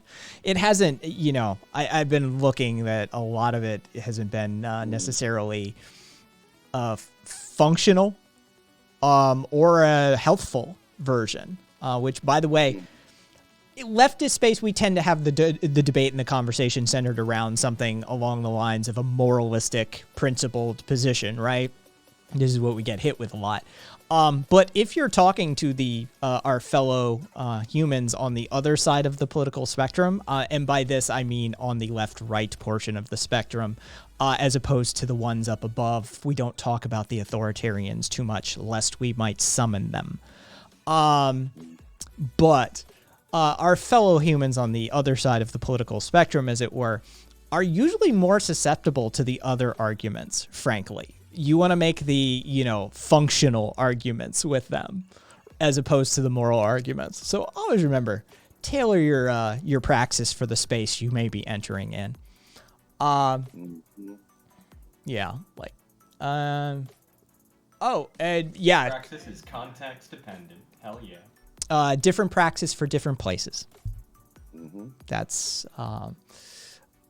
yeah, to some extent, apparently, Squid. It's been in chat. Like, it survived on its own. Like, it had its own legs in chat. That it did take on a life of its own, Squid, for sure. Karina, have we considered that cells actually want to form more complicated creatures and we just haven't found a semi-programmed consciousness to do so? Karina's in the category also of the drug-induced thought patterns about these sorts of things to a certain extent. Yeah, oh yeah, Story Girl. Whole bunch of people just looked at their clocks. That was for sure a thing that happened. As soon as Marcus said he had class in the morning, it was, oh shit, what time is it? Yeah. And and I won't, I typically stream Monday, Wednesday, Friday, 5:30 p.m. Pacific, Tuesday, Thursdays, 11:30 p.m. Pacific, but tomorrow I have a doctor's appointment at 4 o'clock in the afternoon, and I don't know what time I will actually make it out of there. So we shall see what my streaming schedule tomorrow looks like, at least. You're staying up and sculpting stuff. Huh. Good on you, Karina. That's a couple of people that are sculptors in the community. I know... Yeah, somebody else does that as well. Oh, no, I knew that about you. Let's see. I wanted to ask you something I've been trying to talk to more people about lately. Do you think partners and affiliates should be paid the same? I ask because they should be paid the same. I don't really care. The areas in which they are paid differently is so negligible at any level I'll ever operate at that it wouldn't even, be an active part of my life as far as I'm concerned. But I mean, unionize. Streamers Union 401. I guess that's the thing that needs to happen there, right? YouTube streamers, Twitch streamers, all of the online streamers need to form a union and withhold content en masse. and see if that does something, I guess. General strike for streamers if you want to change that. But otherwise, it's just corporate hierarchical terms of service infrastructure shit that you're never going to change. So, you know, take it or leave it, or make some massive overtures. New Doctor stuff, Squid. Probably have a torn rotator cuff. Yay! International streamers of the world. There you go. Yeah. But then we also have to take in consideration Amazon is the what's the word I'm looking for?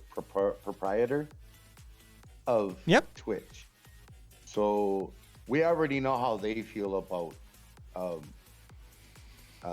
unions. So yeah.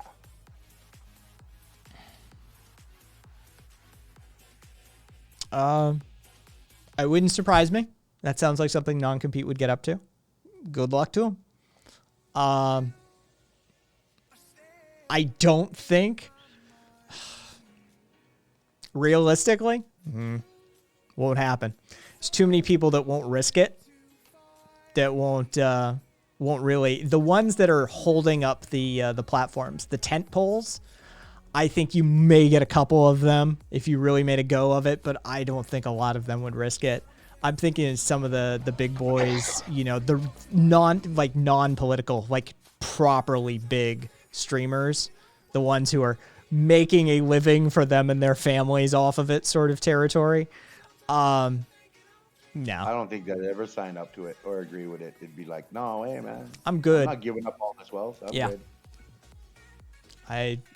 Yeah, and I think that companies such as Google, YouTube, Alphabet, Amazon, Twitch, you know, the extended diaspora, I think that they're plenty willing to shed a whole lot of excess weight as long as they keep certain amount. They can pad the books with some corporate content. You'll see a few more Brooklyn Nine-Nine clips and compilations going around and shit like that. I think they'd be willing to sacrifice the actual content creators if it meant nipping that sort of shit in the bud. Yeah, for sure. Yeah. Amazon. Yeah, Amazon. Also in chat, does anyone know what their pronouns are? Because like, I've heard that they use she pronouns. I've heard they use they pronouns. I've also seen them refer to themselves as he in the past. Like, if chat could check on that, because I can't. I've been looking for it. I can't find what their pronouns are. Well, then maybe non-compete doesn't give a shit. Maybe, but I always just there is such a thing as gender nihilism in this world. It is true. I count my cat. Cat is a gender nihilist and grabbed my hand and yanked me firmly down that path. Like, look, society may not move at this speed, but it doesn't mean you don't have to. Like, just jump to the end state. It doesn't matter. It's a social construct. It doesn't matter. It's up to the individual if that's the level that it matters, is as long as we knock off all the oppressive bullshit in society. But at that individual level, I don't really care what you call me. I'm not going to empower your words if you mean them poorly. Yeah, it's a good way to end run that shit if you can. Yeah, exactly, Squid. Gender? Like, just go full gender nihilist. Just speed run it. Be like, all right, sure. When it matters, when the oppression's there, fight it. The gender does matter in some spaces. Trust me, some of these chuds need that lesson. But in our own spaces, we should be able to speed run this. We really should. Like, we know what the logical conclusion of this argument is. So let's stop fighting amongst ourselves. There's too much leftist infighting. As far as I'm concerned, the only infighting that should be happening is the authoritarian versus non-authoritarians. That's it. That's the only one that matters at the end of the day. Do you think that you can put a gun to somebody's head and force them to do something? If so, congratulations, you're off the team. Otherwise, all right, let's start talking solutions. Knock the rest of this shit off. You know, I have to say I'm in full agreement with that one, Kai. Yeah. Like, too much leftist infighting. And I think that that's I think that that's the argument for going at it with the tankies all the time, because they are that level of disruptive element that they will never, there will be no leftist unity if they are allowed to just proliferate. We know what the logical, historical, and contemporary conclusions to that ideology are. We've seen it play out multiple times throughout history. There is no Bakunin's predictions for Marx's ideology as set at the First International is writ in the history of death, warfare, and bloodshed at this point. We know what happens when you use authoritarianism to reach those sorts of proletariat empowering measures. Eventually, you're going to start purges. It's just... That reminds me. Yeah. Kai, give me a moment here. I'm going to find this one thing that I want. That fits pretty much perfectly in this whole entire thought process. Yeah, it's just how that works. And I think that there is an argument, very good argument to be made, that like what leftists should be doing right now is denouncing tankies the same way we demand of right-wingers to denounce QAnon, right? Like there are positions, ideologically we may disagree with them on the other side of that political spectrum. We may have our differences and we may look at the world differently and we may have, you know, righteous arguments. But the fact of the matter is, at the end of the day, that there are some valid opinions. We may, you know, we just disagree, right? It's a different way to approach life. And we should count these people as potential allies if we can make the proper argument. But we always talk about them engaging in good faith, and we always talk to them about maintaining the, cleaning their own house and shit like that, and how, you need to be vocal about denouncing QAnon and right-wing domestic terrorists and shit like that. But if they are doing that, we should be doing that too, right? Like I know we don't have the domestic terrorist level shit like of that recently. It's been since the 70s since we went that route on the left. But we should also know the seeds. We should know what it looks like at its beginning states so we can nip that shit in the bud. And I see those. I got it. It's the 2333 is the exact, I do believe should be the exact picture that you want to put up on that screen of what it looks like. The School for Savages? Yeah. Put it up there. Put it up there so they can see it. That this is what it looks like. Oh God, what is this clip? There is such a thing as gender nihilism in this world. It is true. More permission. I like the title, Fister. No, I think that this is the take that what was it? There we go. That a lot of people on the left don't really like hearing. But the truth of the matter is that there's less distance between you and somebody over on the right wing than there is between you and somebody in the authoritarian portion of the axis. I mean, it is true. It's kind of fucked up, but it's true. And the fact that we have these people in our spaces even that are more than willing to set up camps, something that we should be talking about, taking care of our own house, as it were. Mm-hmm. Did I get it to the right spot? 2333. It's all the same shot. It's just a slow pan zoom in.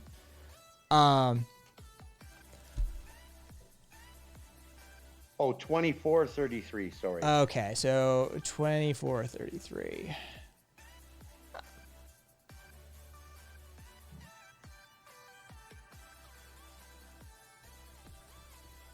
I don't know what you're talking about. It's not that many people. Yeah. Man, we done fucked up. Yeah. I think we should, it is a fascinating thing, leftist infighting. It's to the point where it's memeable, right? Like we're all so familiar with it that it's a fucking meme at this point. But I do think yes, Squid, I am unironically telling the left to clean their rooms. Yeah. I'm just gonna appropriate. I'm expropriating a potentially salvageable rhetorical device once poorly used by a person of fallen infamy. There, was that politically worded enough to say I'm stealing some shit from Jordan Peterson?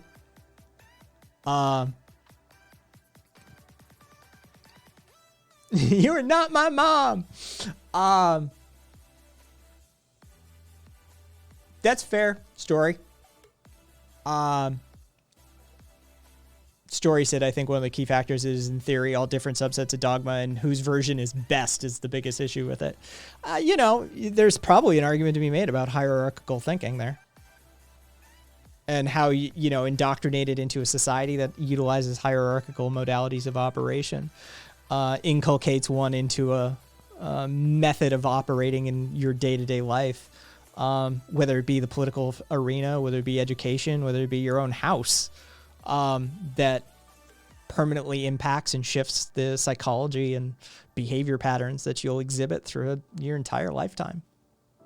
So it's, we do a lot of that on this channel, is trying to reach those people that it's difficult to have a conversation with an anarchist and start to and be expected to comprehend concepts like heterarchy and distributed network topologies when you're so familiar with, just having a boss and being told what to do and, maybe, telling your kids what to do and that sort of thing. Like it's difficult to even wrap your brain around a lot of this because, you have 0 points of reference. And not many people learn from theory. Maybe 5 to, if I'm being really generous, 30% of people can learn from theory. Most people actually, it clicks is when they do the thing. Experience is the greatest teacher for most human beings. Mm-hmm. So they, until they work at an anarchist coffee shop or something like that, they're not going to have experience with a lot of these ideas. And I mean, this is the argument for where you do your praxis and your activism, right? I do not believe a national campaign will ever change anything truly, like in the heart and soul of this country. That shit happens person to person. That's just how human beings change. You want to see how it works? Look at every old Republican who was like anti-homosexual agenda, who had a lesbian or gay kid come out, right? That happened through the late 90s into the 2000s. We saw it time and time again. And all of a sudden, their rhetoric just swings on a dime. And it's, yes, there's an element of hypocrisy there for sure. But the truth of the matter is that a lot of people they haven't had that humanizing experience yet. I actually have seen this firsthand. Yeah. With my own father. A couple of weeks ago. And this is awesome. I finally came out to my father. And quite literally, well, first it was like, he was like, one, you're my child, I love you, and no matter what you identify as or who you are, I love and support you. And that was like everything I needed to hear in that moment, right? He also said that it made a lot of sense, like, of how I've always been. But the funny part was literally the next day, he was like sending and commenting, because he likes to write about politics online and send it to everyone. So the next day he was sending like the entire family group chat like articles on all the stuff that's been happening politically with trans rights. And I'm not going to get too into that, but like literally overnight, right? Like the way he talked to me changed, the way that he saw those issues. It suddenly became a lot more salient and real for him. So I'm obviously this is like, I'm very fortunate in this regard. Not many trans people have this kind of experience and support and love. But yeah, it really is. I think. Well, I also think though at the same time, right? Like you do need national movements, right? You kind of need like this kind of person to person praxis, and you also need this kind of like overarching like cultural movement and shift, right? I do think that See, I would both make go the hand in I would hand. immediately make the argument that that's just a larger nodal system, that it's still the person to person. The reason that fucking look, the Bernie thing took years and years and years to build. For those that are like the Bernie example, national movement changed a lot of hearts and minds. I hate to be the bearer of bad news. And if you haven't noticed yet, what I mean when I say I hate to be the bearer of bad news is I absolutely adore doing it. I hate to be the bearer of bad news on that one, but Bernie had been building that, throwing that particular snowball down that particular snowy hill since the late 60s. All right. It was a lot of fucking work, and it slowly but surely, but there was a critical mass where everybody seemed to know somebody who was voting for Bernie. And that's what, personally, that's what changes the minds really in the culture. And you just need to get critical mass. And there have been multiple, symbolic logicists and mathematicians and cyberneticists who have looked into these numbers. And I have seen over the years 3 to 8 and 8 to 10% as the sort of ballpark. If you can get 10% of the population to believe in something and to actively advocate for it, you can have a movement. Like, you can change the status quo with those numbers. I've seen them as low as 3%. And it just sort of depends whose model and how they're modeling and those sorts of things as to how that works. But if you can get 10% of the population, you've got the snowball effect. And this is why, it's really important to use things like red team, blue team, and, sort of the problem reaction solution methodologies of divisive tactics that the system employs. Right? Like, we shouldn't just be studying our theory. We should be studying theirs as well. Because that's what you need to mount a defense against. And so, knowing how fascists and authoritarians operate is actually super useful to those of us that are going to have to run some OPSEC. 110%. Like, if you are kind of in the anarchist sphere, a controversial reading I will often recommend is Nick Land. For those of you who don't know who Nick Land is basically like leftism plus anarchism plus fascism, right? He basically goes full horseshoe theory on all this shit. And the reason I recommend him is, I think there's stuff that you can learn and like not make the same mistakes, so to speak, right? Like, you see very easily how even left-wing anarchist thought could very easily turn into something completely different, right? Because his conclusion is effectively very authoritarian in nature. But it also kind of helps you see how these seeds are set, right? And how they develop into those kinds of ideas. And in turn, reading someone like Mark Fisher can teach you how to combat them. I think one of the most powerful... I've been moderating politics Discord servers for like 2-3 years now. One of the most powerful conversations I ever had started with like Nazi adjacent guy. I don't want to call him Nazi. I don't think he was a Nazi. Coming into a chat and talking about how the Jews control the banks, the Jews control everything, right? And they're the real problem. I just sat and talked with him for a minute. I was like, okay, why? Why are they doing it? Right? He was like, well, they're doing it because they're Jewish. And it's like, that's not really an answer, right? Let me give you my theory. And I start, talking through like some basic like capitalist stuff, some basic Marxist stuff. And we go back and forth for a little while, just having a very calm conversation with one another. And he's like, at the end of the conversation, he kind of just sighed. He's like, yeah, you know what? I think I was wrong about the Jews. And that one line, like, fundamentally changed the way that I perceived politics.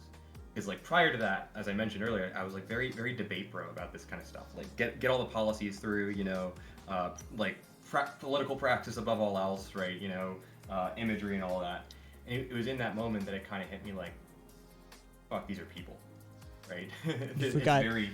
And like, you would think my own experiences, having been, like, grown up in, like, Fox News New York, right, post 9/11, that I would have been aware, right? Because I went through it. But even my own experience with it wasn't enough, right? I needed to see that change in someone else.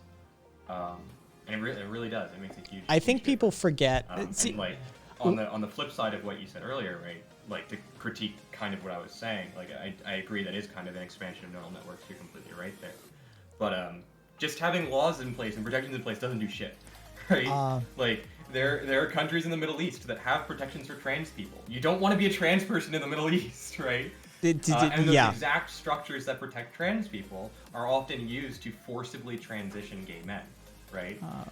So it's like it's 110%. Just having like your legal frameworks doesn't mean shit. Just having like these political parties standing up for an idea doesn't mean shit. You really need people on the ground that believe in that, not just want to make it happen for like some ideological reason, but like within themselves something they practice.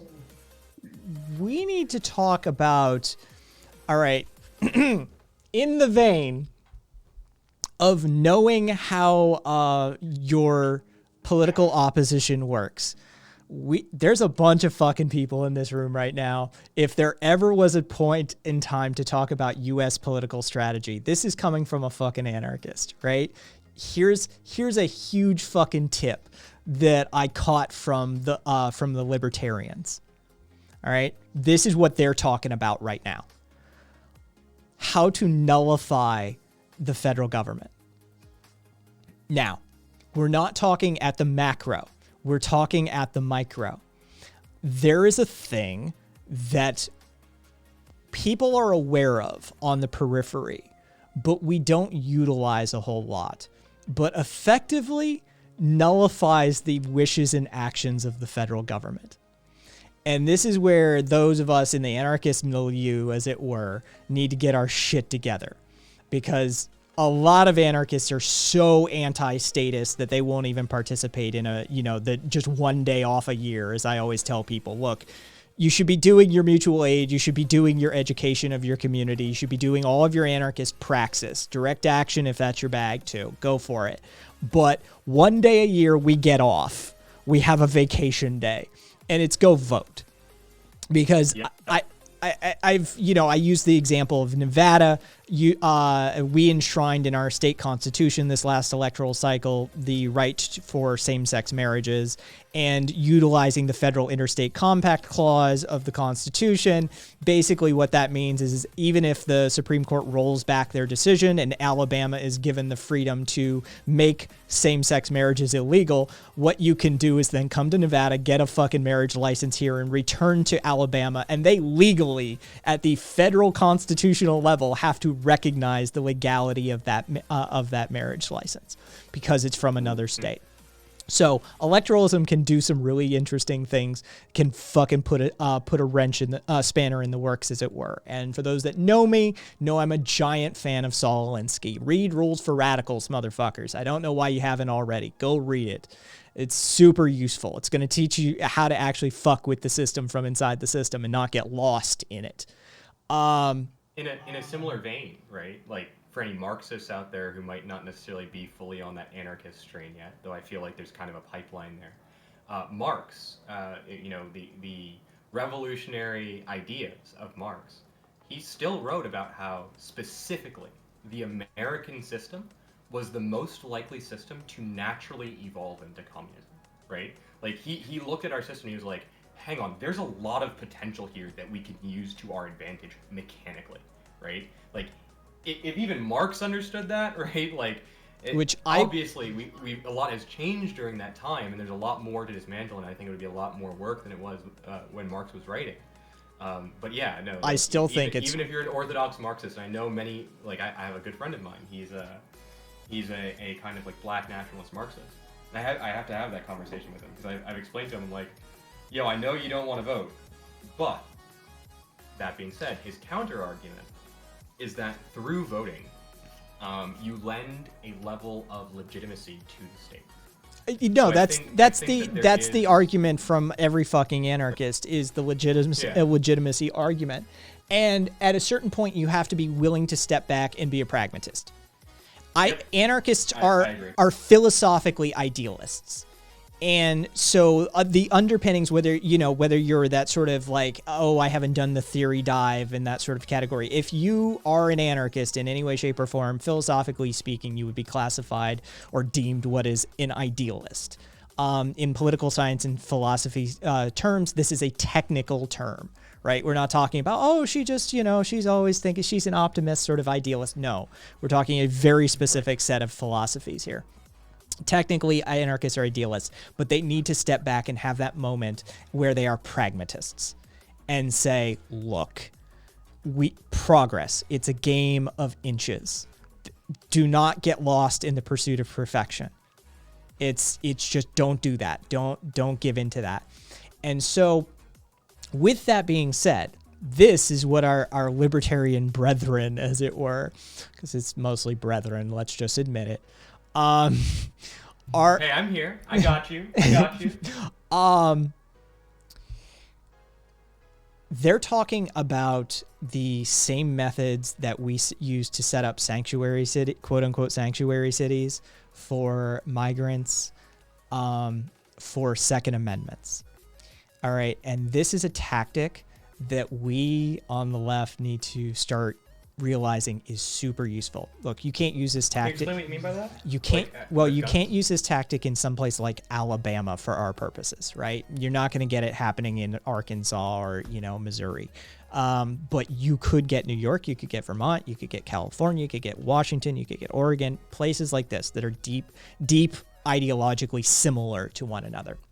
Basically, what you do is you put laws on the state books that it is illegal for any officer, official, employee, or otherwise a person otherwise associated with or affiliated with the operation or maintenance of the entity that is the state to work with, in cooperation or coordination with the federal government in relation to X. This is perfectly legal for the states to do, yes. And it is an effective nullification of federal operations in your state. See Prop 215 and by extension California. What happens is when the state withdraws its support at the law enforcement level for operations that the federal government wants to conduct, the federal government doesn't have enough people. So the Second Amendment people are talking about it in the context of the BATFE, the Bureau of Alcohol, Tobacco, and Firearms and Explosives. Basically, what they're saying. I love my explosives. Yes, exactly. Florida is talking about, they've got legislation moving forward right now that would make it illegal in those same terms for anybody to engage in anything firearm related. And so what that effectively does is nullify any executive orders or federal government mandates or changes thereof, because the federal government doesn't have the employees to actually police most of this stuff. They rely upon their state counterparts to actually engage with the proletariat at that direct level. It's us, it's our cops, it's our communities referring and calling ICE to come pick up the illegal immigrant. Right? Like that's where that connection happens. It's not ICE finding them usually. It's a traffic stop or something along those lines. And the next thing you know, they get shipped off to ICE, whether they're a citizen or not, and sent off. Because that's how we roll. You didn't pass the color chart, you're out. And so you can effectively nullify the federal government by utilizing these same sorts of techniques. And in deep strongholds, you can start making that work. And the way that changes is the way I've been advocating for ages now, quite to the chagrin of my fellow anarchists oftentimes, is down ticket voting.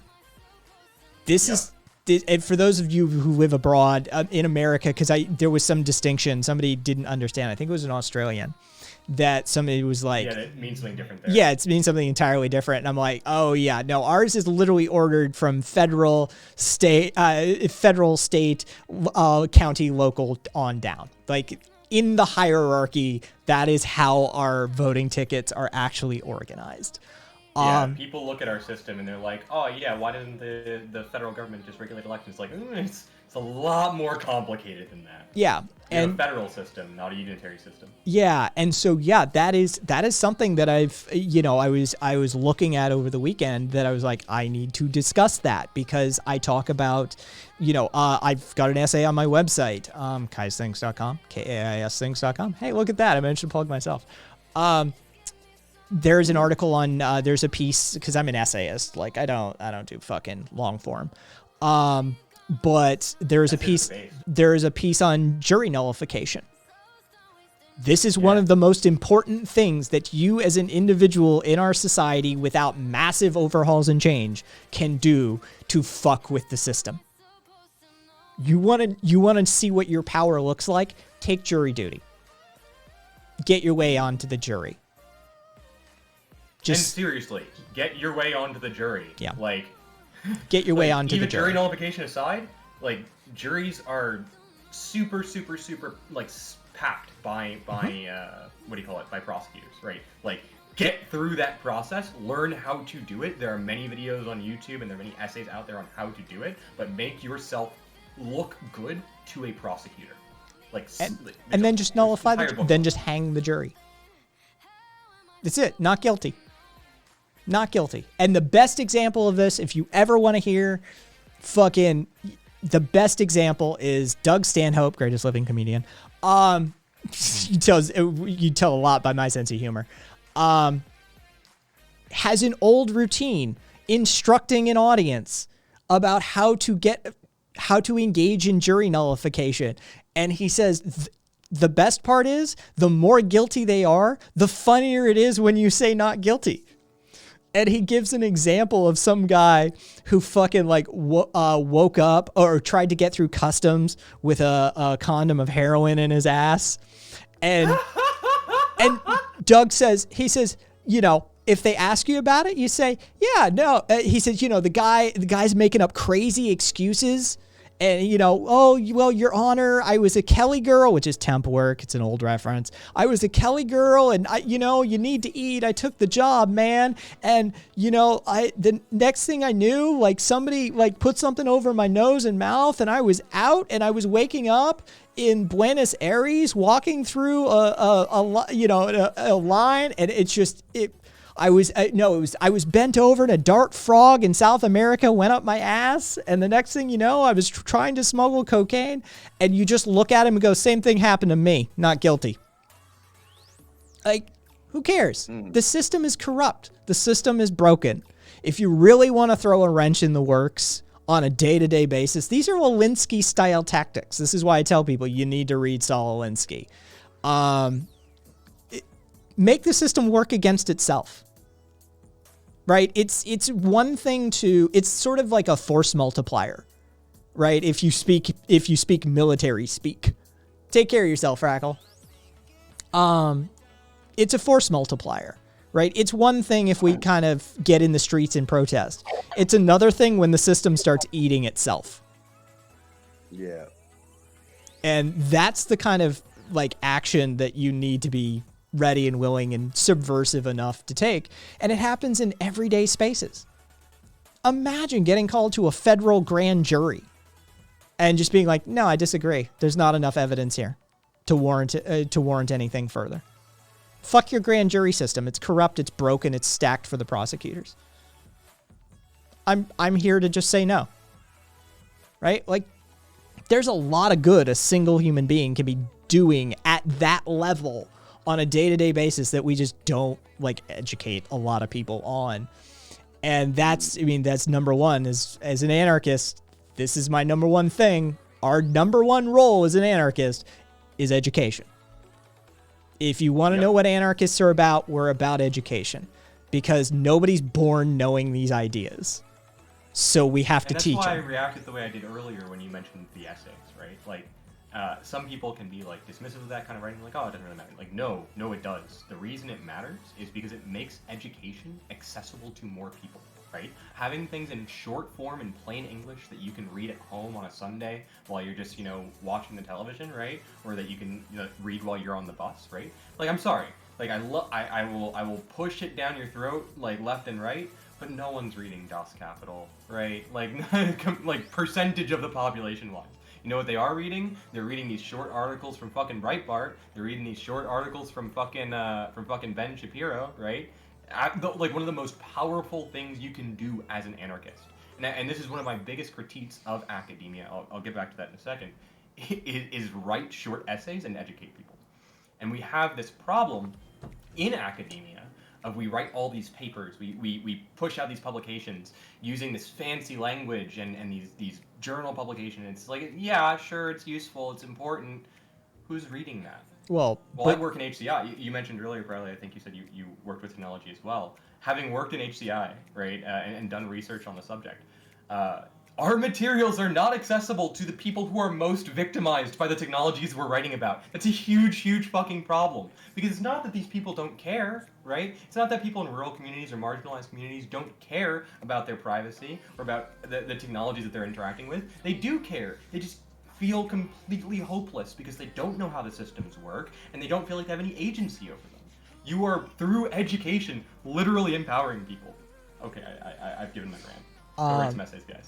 And yes, exactly. And yeah, basically, Male Rights USA, like at least some, yeah, some more. Yeah, I do.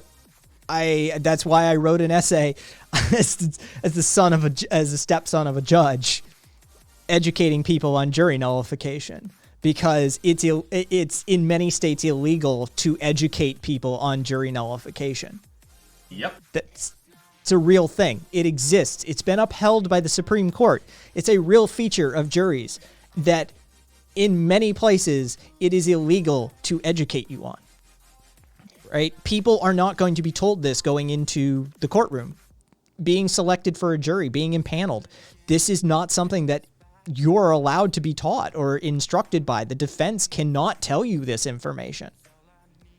And so, yeah, I think that there's a lot more like so-called criminals that probably would be not pumped through our bullshit system. Despite the fact in that mass. jury nullification itself is not usually illegal, right? Like there's no federal law that says you can't engage in jury nullification, as far as I'm aware. No, it's a logical conclusion, and this is the thing. It is a literal legal logical conclusion that the Supreme Court has ruled on, I think twice now, that the end state of saying people are not required to explain why they vote in a jury. You are not required, you're not allowed to cross-examine in that way. And people cannot be convicted of a crime for making a seemingly wrong decision on the jury. And so there is no way to prove that you're not guilty is you just throwing one in the system. They'll never be able to prove mens rea on this one. So it is, yeah, it's just sort of this logical conclusion to you cannot be you cannot be punished for reaching a wrong decision as a juror, and any defendants who are acquitted can't be tried for the same alleged crime. So you can hang a jury by saying not guilty, and the rest of the jury disagrees and they go guilty. Hung jury, they can retry. Here's where praxis really kicks in. Time to have some conversation, manipulation, speaking skills, some debate skills. Your job now, if you really want to throw a wrench in that system, is to not only vote not guilty. Now your job is to use that time that's been afforded you to convince everybody else. And if you can pull that one off, then you can make it so that person walks clean. And in the same vein, right, like, I see this as kind of in some ways a form of civil disobedience, right? No, it is very much a form of, yeah. To the system. Yeah, it's very much a pacifist as form of talking civil about disobedience. The Georgia laws, right? And actually a friend who, next Georgia election cycle, is going to be going down to Georgia. And he's going to be grabbing his giant case of water and food from the Walmart. He's going to go out, he's going to hand them to people waiting online to vote. Yeah, He has legal insurance that he's already purchased. And he's just going to wait until someone tries to fuck with him. Like, if you have the resources and privilege to be able to do something like that, like, especially if you're white, like, especially if you're white and you have the money, do that shit, right? Get these laws challenged or show just how ridiculous they are publicly, right? If they're going to try and prevent us from engaging with the system, if they're going to try and minimize the impact we can have, then at the very least, we can show it almost in a Lutheran I don't know, kind of in a Dr. Martin Luther King way, right? You're violating the law in such a way that it draws attention to the grotesque action of the oppressive state, right? Are you going to be vilified for it? Yeah. Might you go to jail? Possibly, yeah. But at the end of the day, the greater political praxis that arises therefrom, like, well, that's how really fucking. That's how FNB and a Baptist minister got our feeding the homeless laws overturned here.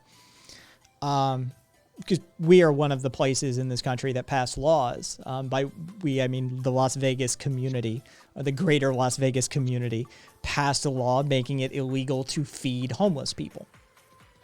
That's just a thing that this town decided was necessary to spend some time on, apparently. Or at least our city council did. They felt it appropriate. And so Food Not Bombs and a Baptist minister here in town just said, do what you got to do.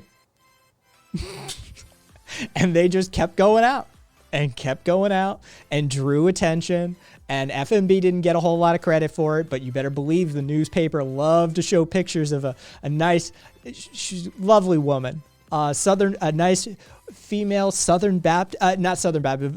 Baptist minister here in town, leading her congregation, trying to do what Jesus instructed his followers to do. Oh, that shit played. That shit played well.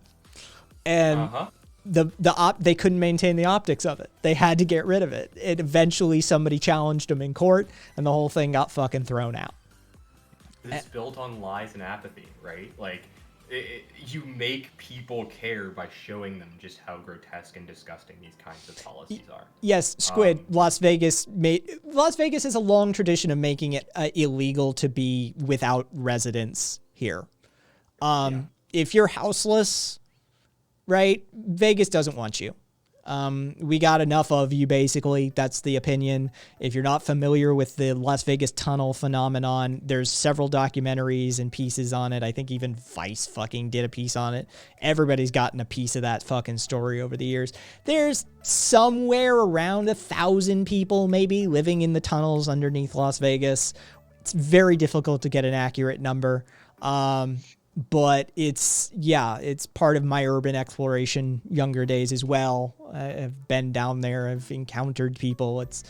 They're people just like you and me. Some of them are a little weird. Let's not lie to ourselves here. There's some mental health issues going on down there. Whether they had them before they ended up living under the fucking strip or not, who knows? But we literally as a city have passed some very iffy policies and voted in some politicians that are hugely problematic and pass legislation locally that makes it effectively illegal to be houseless in Las Vegas. And up to and including, even if you're here and you don't have a house and you're starving to death, don't feed them. Right? That's how far we went. It's very similar with border crossing as well. If you even give so much water or food or clothing to someone who has illegally crossed the border, you can be thrown in federal prison. Just a really quick tangent, right quick, for the person who mentioned the anti-maskers thing, because this is just, I was just talking with my historian friend about this, not Eris this time, about the whole thing with masks and federal policy. Quarantines are kind of like one of the most American fucking things you can have. Like, this whole weird debate about whether or not it's constitutional to require masks and have quarantines. Did he bring up Washington? The first Supreme Court case was about whether or not the Supreme Court had authority. The second one was about banks and taxes. The third was about the federal government's right to implement strict quarantines to the point of killing people for violating it, which they did. Oh, well, I mean, it predates, it's in the blood. It predates the country. Right. As general, Washington fucking when it was an influenza outbreak in and around Boston, anybody coming or going, you're dead. Like he ships too. Yeah, like foreign ships, you're getting sunk. Yeah, like. And this was a major port. This was a major economic port that supplied most of the nation. Countries learned a while ago that the quarantine is a necessary evil. That if occasionally, but they're right. This is a parallel praxis example, right? Yeah. No, we're just not going to do it. And what have they done? they've been effective. They have managed to, in many cases, get what they want. Yeah, and So, like, it's, yeah, I mean, we- it's they're killed, doing it, it's we killed need to do it 500,000 too. people, but it was effective. I mean, you have to recognize with the strategy at least and go, Yeah. it worked. It legitimately worked, and it works. And yeah, this sort of like state nullification of federal actions is a very real thing, and it's very powerful. And if you start working at that microcosmic level, where I tell people you begin to construct the emancipatory destinations, right? Like, I hate to break it to you folks. I hate to be the bearer of bad news. Most of us are Moses here. We are not going to live to see the promised land. All right? Just true. accept that in your heart of hearts. We ain't going to see the winning play. All right?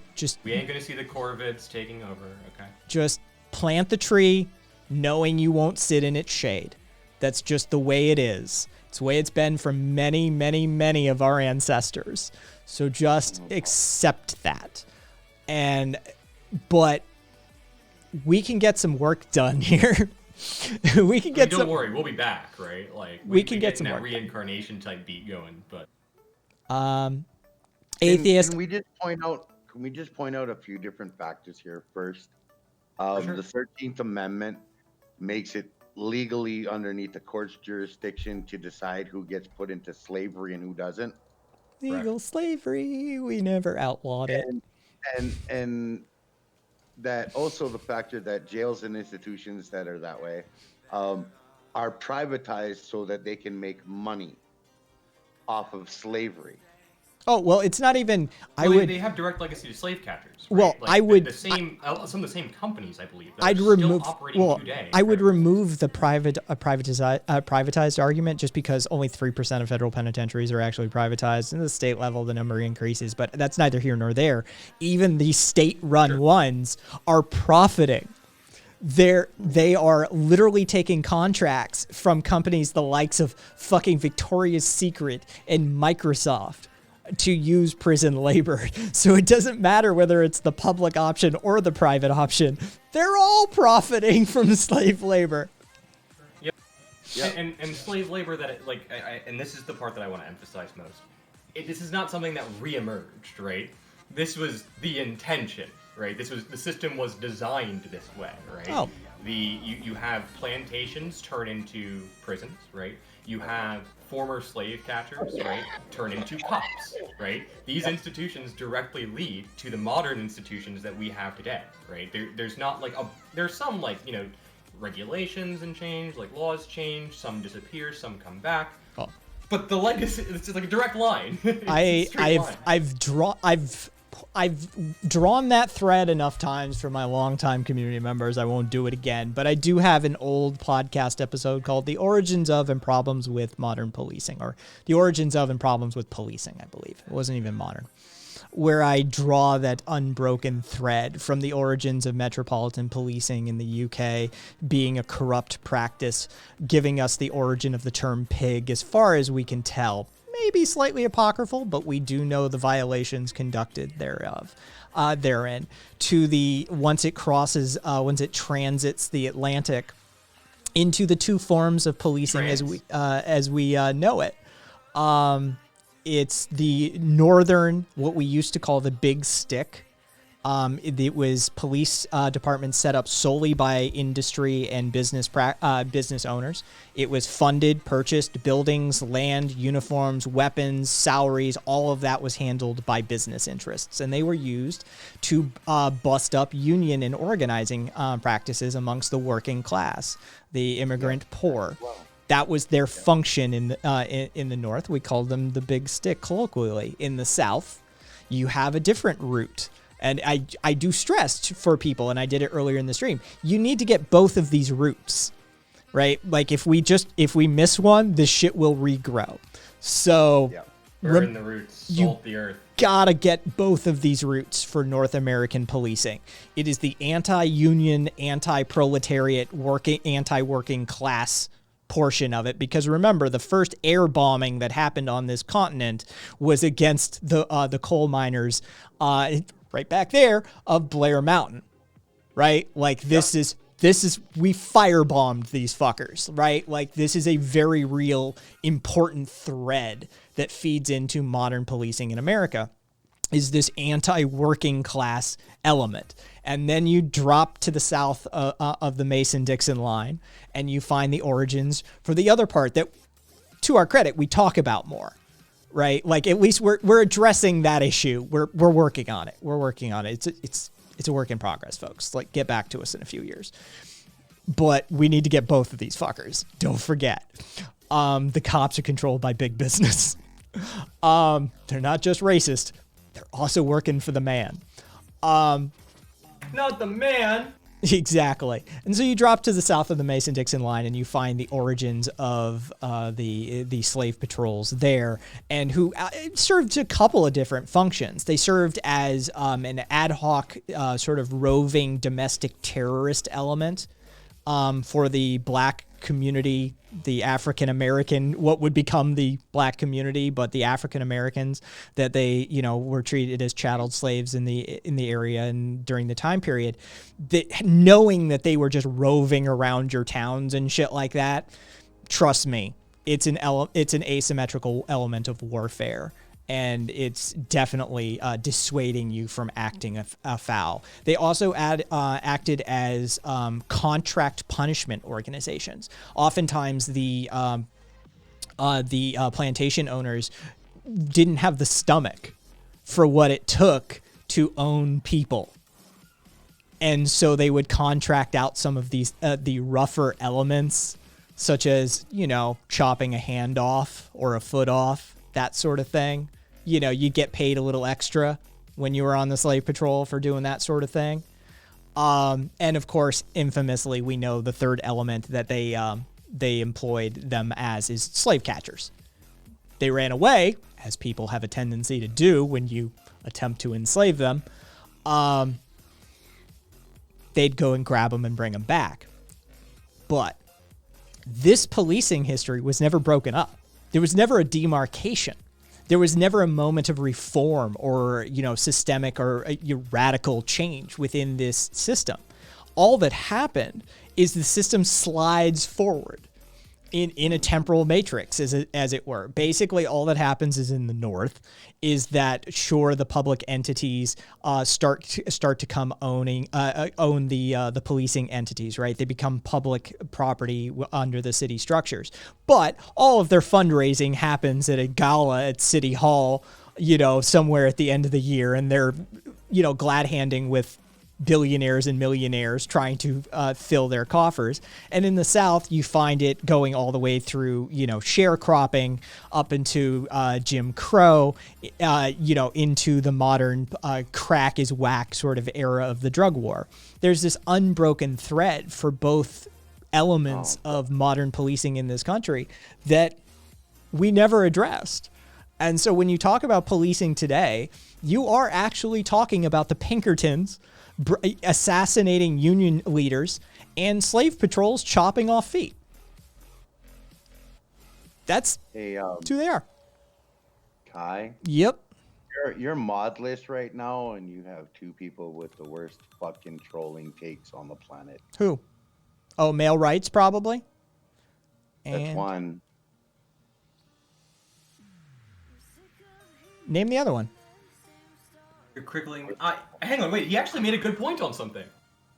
That's why liberals should support the Second Amendment. Right now, minorities, ex-felons cannot get guns. You are crippling minorities with this liberal gun control. Gun control is racist. Intentional. They're doing that on purpose to take guns away from minorities. Yeah, gun control is racist. Yeah. Oh wait, literally look back at the Black Panthers. That, I was like, is that a troll? No, wait, no, that's kind of actually I don't necessarily think that means that you shouldn't have gun control, right? No, I think that there are ways you can implement it that are more effective. But yeah, no, 110%. Like, gun control has historically been racist. The NRA specifically supported gun control when it was taking guns away and taking power away in turn from the Black Panthers, right? And it goes much further back than that, but that's like the prime example.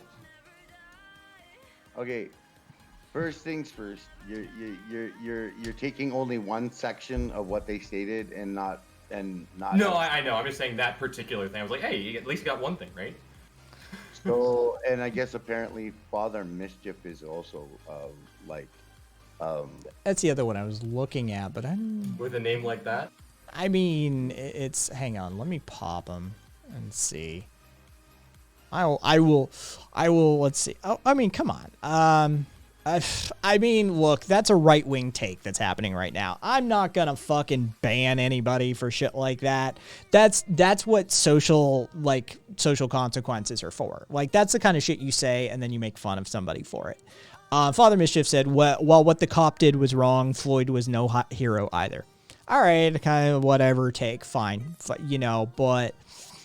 True, it doesn't change much. Like, I mean, that's just sort of like make your comments thereof. Like, I mean, whatever. But let me pop male rights out, which I know already has a contentious name in some spaces, but to be perfectly honest, there are some decent points in that movement. They just happen to fucking talk about them like they're dickheads. Let's see. Oh, interesting. Interesting. I mean, definitely is. I mean, there are no. Wait, hang on. Yeah, no, I don't think there's. No, there's nothing bannable there.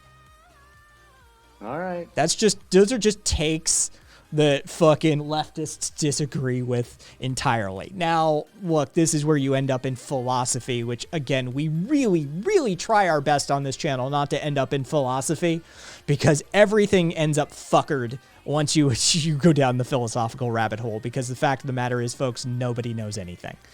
We don't know The nature of ideology is contradiction, and Yes. when you accept that, your life becomes so much better. Yeah, it's just accept it. Like, there's no answer. There's no fucking answer. And so, yeah, they're coming from a different position. And so, but they haven't said anything that's even close to TOS, let alone. Yeah, they all have a few nuggets of truth. They write down their river of shit. I mean, My channel, the way I handle it is there's only one rule: don't be naughty. That's it. I You used can to even be mean. You can be cruel. Just don't be naughty. Not knowing is the only thing I know. Fuck yeah, Raphael. Based. Yeah, Mr. Piece of Work. Does it really matter?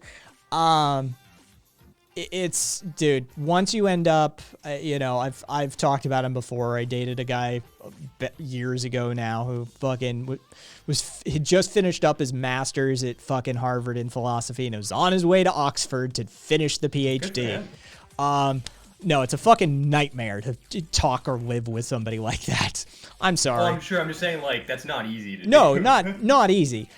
His own prediction was he was going to end up an attorney or a professor. So, I haven't kept up with him. Sad. I haven't kept up with him. I don't know where that arc ended up, but if I had to put money on it, I'd put attorney. He's that kind of person. And as he used to put it, it's really useful being able to convince somebody of anything for an attorney. True. Yeah.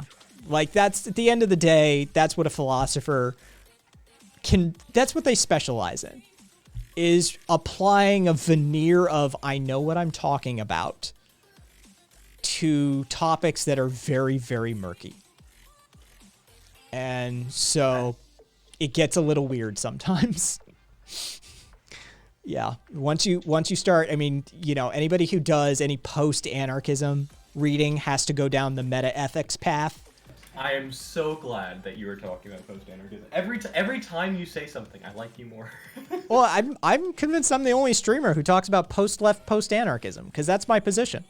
That's my shtick, though. Like, that's where I am in the plotting, is post-left, post-anarchism.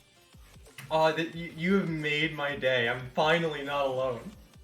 I was convinced nobody else existed, so take it. We have dozens of members. I think there's two, quite frankly, because even the post-leftists aren't post-anarchists and vice versa. Like I mean, there's a little more overlap on the post-left. There's so many people. We're using shorthand now, and there's so many people like, what the fuck? But forgive us, I'm going to shorthand it a little bit. But yeah, there's a little overlap on the post-left side. On the post-anarchist side with post-leftism. Like the Venn overlaps a little more over there. The post-left crew, though, they're a different bunch. Like a lot of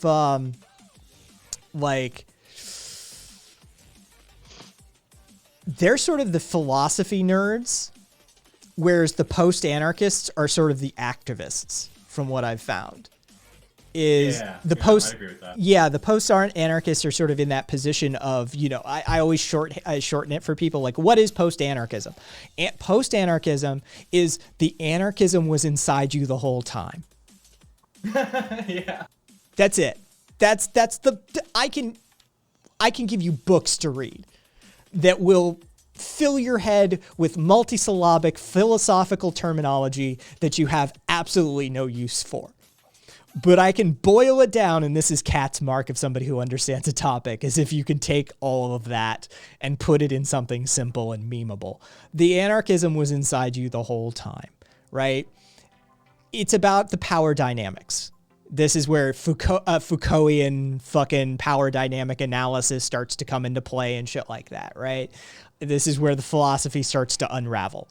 But fundamentally, it's just about how you choose to interact with people. There's some things that you have no choice in due to the authoritarian nature of the society we inhabit.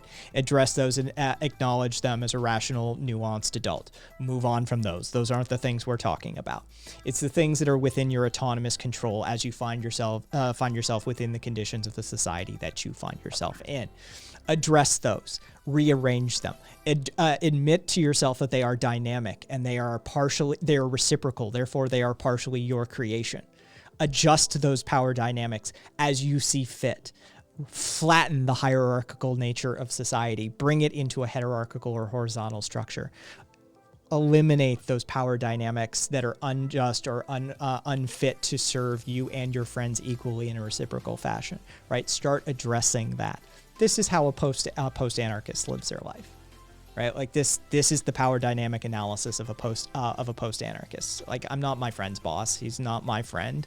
He's not my boss, right? Like, so figure out how that works, right? Address each other as equals, as autonomous, conscious conscious beings who have a right to your own autonomy, as it were. This is it. Post-anarchism. The anarchism was inside you the whole time. Right. I do not like that when you search post-left, Google suggests images of J-Reg. Yeah, has he done? J-Reg has definitely popularized it. That's for sure. Oh, interesting. Yeah, I come from like the Vector McQuinn Black sort of territory of post-leftism. I come from Landon Fisher. Okay. I don't like admitting that Land had so much of an influence on me, but like I was in my like trying to understand fascism like deep dive, and I found Land, and I was like, this makes me very uncomfortable.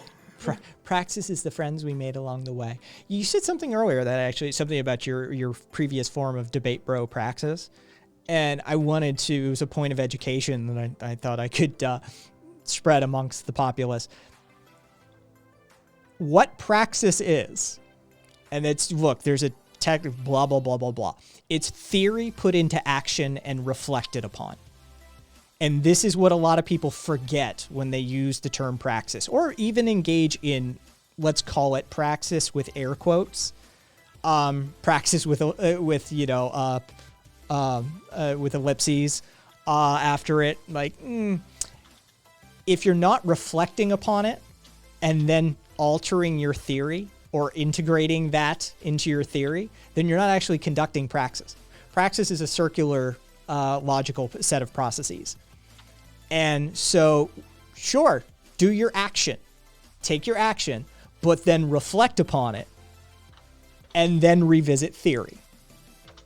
And the theory informs your action, you revisit, you think, reflect upon it, you integrate it into your theory, your action changes. This is what praxis is, folks. So if your praxis isn't changing, if it isn't growing, if it isn't dynamic, it's not praxis. It's just something you're doing. So just a minor modification to people's vocabulary while I'm at it. Where can I find post-left and post-anarchist material to read? Anarchist Library. Yes, praxis is a circle jerk. Viva, for sure. Yeah, a circle jerk is most assuredly praxis. Yeah. Mr. Piece of Work. One more thing I have on my mind. Most people are leftists. They just don't know it yet. One of my favorite things to do is take like a baby boomer or someone even a little older sometimes, and give them a basic just political compass test. Look, we all know that the political compass is not perfect, but it's a useful mental image. It's a useful allegory. It's a useful analogy for what we're trying to describe to some people, right? There's, ideally we'd have infinite axes to measure, and we'd have a perfect model. Sorry, we're human beings. That's not how we roll.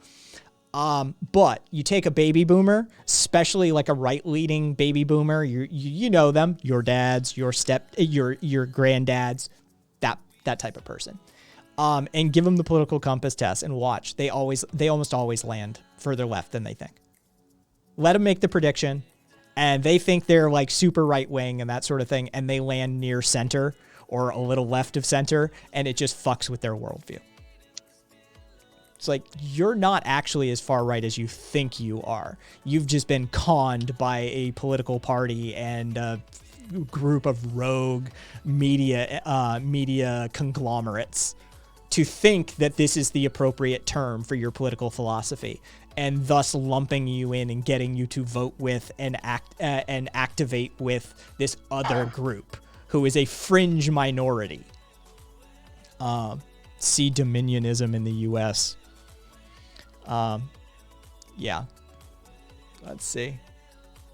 Yeah, I know, right, Fortus? If you're not mapping your ideology on a 100-axis model, what are you even doing, right? Like, come on. Is that a motherfucking JREG reference? Yeah, I think it is. I don't know how many axes he pulled off, but I know he did that video. He did do 100. He did? All right. Yeah. He went through the whole iceberg, too. He, took that giant fucking iceberg and went through the whole thing on a stream once. Yeah. And so, he's an interesting guy. Somebody was asking about Vosh earlier. I saw somebody was fucking fucking Vosh. It's amazing how many fucking lefties actually think he is the second coming of Hitler or something. It's so strange to me. I get. I'm not saying he's perfect. Yeah, no. I understand some of their critiques. I get some of the shit he said. Folks, I get it. But holy fuck, stop acting like he is Satan incarnate. And I get it, and just in the streaming space in general, right? To give an example, Rob North, right? Someone that gets very conservative, right, and very controversial on stream. But the guy's been nothing but nice to me. The guy, he's a very kind, down to earth guy. I'm actually going on his show tonight to debate the Chauvin trial. But I think it's one of those things where a lot of people get lost in the personalities. They get lost in the theatrics of it all. And I think sometimes people watching don't get that, right? Is it somebody who's Destiny debating? debating? The subject matter, it's very easy for it to get very personal very quickly. Destiny's debating somebody. I get it, but at the same time, it's come on, we're people, Who is?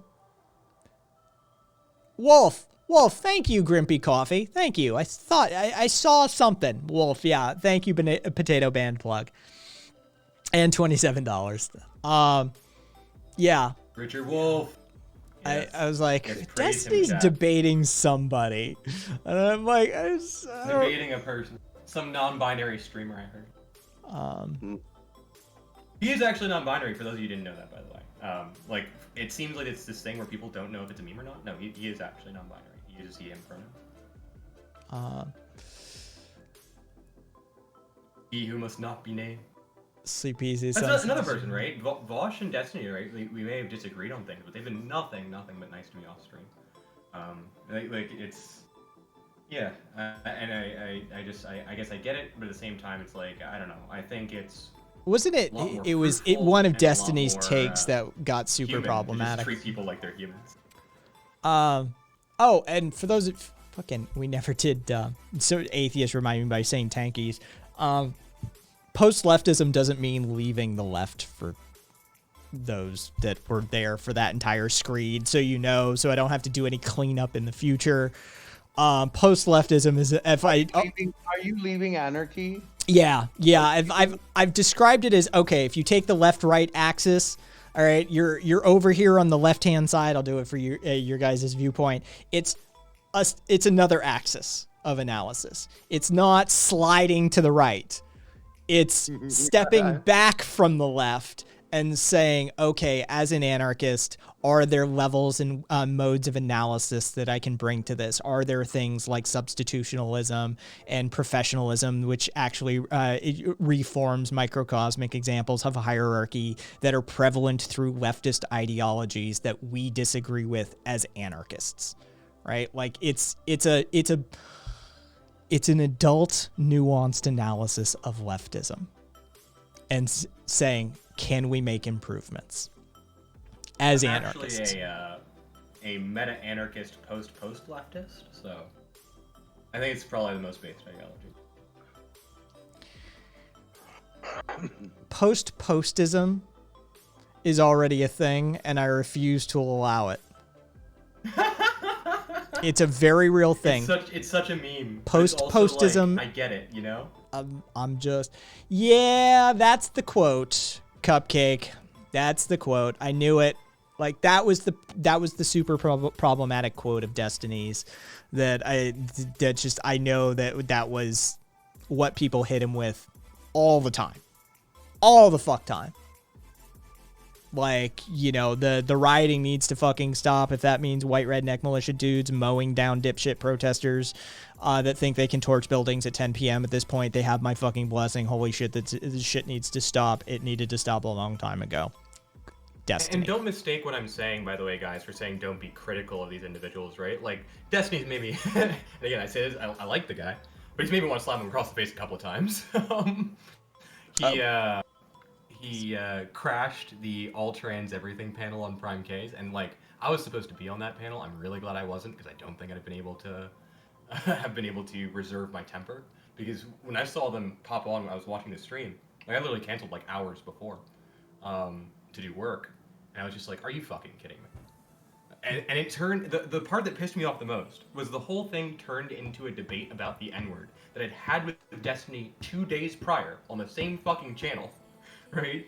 I was like, I thought we resolved this already, Destiny. Why are we doing this again? But it's like I said, like I have nothing against the guy personally, but like I've definitely said some stupid shit that I don't want to know if there are recordings out there of. So I'm just like, well, I mean, we just went through this with fucking Bo and fucking Mike, right? Like this is that, like, I've never had any interaction at fucking like Destiny level. I stay out of that fucking I don't swim in that part of the stream. Fucking homie, don't play that. But like I don't need fucking leftists doxing my ass and giving my information to like 3%ers and shit. Like that kind of level of exposure that poor Merrick that people can get, don't need it. But I mean, a lot of leftists are just rank hypocrites. Let's just be honest about this. Most of them don't believe in restorative or reparative justice. This is something Sue and I have hammered home a million ways. True. Fucking these fuckers don't believe in it. They don't. They talk about it. It's a great talking point, but the moment somebody fucks up, they are screwed. Right? They're fucking hashtag canceled. It's to a point that it's a meme. We all joke about it. All of us have made a canceled joke at this point. Right? Like, it's just, you're like Eris. I know some people have some rules. Eris is just like, am I going to get canceled? When am I going to get canceled? Yeah. Just like, and I mean, this is the thing. Eventually, just prepare for it. Like, do we believe in this shit or not, folks? Because it seems like a lot of us don't. okay, there's an extent of the difference between someone that is openly in full blown practice of something that is deemed completely undesirable, and then there are those that like do the healing part, Yes, and Karina. actually do like restorative justice to make amends for the things they've done wrong, yada yada. There's a huge difference, but in the same token, I think if you fuck up, you need to face your moment of well, here's your accountability for your fuck up. Deal with it. Yeah. But if you dealt with it, as was the case with Bo, Oh, yeah. There was no need for it. he served his time. He got hit with what they could hit him with legally. He served his fucking time, and he had like a decade track record of doing decent work, putting in the fucking effort. And what do you want from him? Like, what, we joked on this channel, we joked about like maybe he just didn't fondle Mike's balls enough. Like, what do you want from him? Okay. What do you want from the man? And to answer for your devil's advocate there, Karina, even Jeffrey Dahmer, yes, even Jeffrey Dahmer, right? Like the analogy that like Sue was sort of heading down with was, it's essentially the difference between about to stab somebody and having stabbed somebody. Right? Like, are you still doing the thing? Because if you're still doing the thing, we need to address that differently. But if you And you did address the behavior without vilifying the person necessarily, right? Like that's I Well, saw Sleepy Easy commented on like Rob Noor sounding like a Chick-fil-A defense or something like that. Yeah, I'm not defending the things that he's done. I'm not defending the things that he says. He said many transphobic things while I've been on panels with him. Right? I don't know who Which is Rob why Noor I'm going is. on a panel with him in 2 weeks. I'm going on a panel with him tonight, but I'm going on next week. So 1 week now to discuss trans issues one-on-one, right? Like, and have that conversation and actually try and make something from it constructive, rather than just like sitting around and just like vilifying the man for the bad opinion or bad actions he's taking. That was- You're right. He does donate to far right causes, but like. That was the idea with, for those of you that fucking, a bunch of fucking people here that are they're new, but there's the channel praxis statement. It was crafted with great care and like a conscious mind towards creating a space that could seriously actually tolerate having a fascist and a communist and an anarchist and, God help us, even a neo-lib in the same room at the same time and attempt to have a productive conversation. You are such a post-leftist. I love you. I don't see what good can come of silencing people en masse. Turning your back on your fellow human beings because they say some stupid shit, even if it may be violent and horrid, right? Like, if you're in danger, take care of your own ass. Like, I'm not saying do anything stupid here, but in the realm of philosophy, ideology, political, in the sphere of politics, as it were, if somebody says some stupid, ignorant shit, you don't ignore them. You engage with them. You open that conversation. Now, trust me, again, that's the keep your mental well-being in mind if you choose to listen and engage portion of that statement of praxis. But that's praxis, folks. Having some QAnon alt-right nut job fucking saying some shit.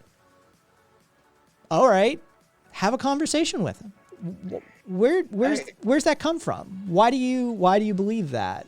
Where did you get that? Start the conversation, engage in the dialectical exercise, and just one small thing is progress.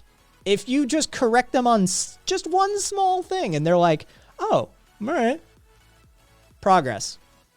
We just have to collectively do it. Yeah, and Marcus has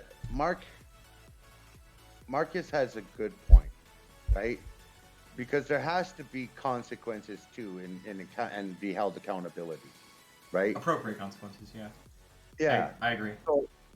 So, and that is a part of healing and restorative justice. The healing part is that you face your consequences for your actions.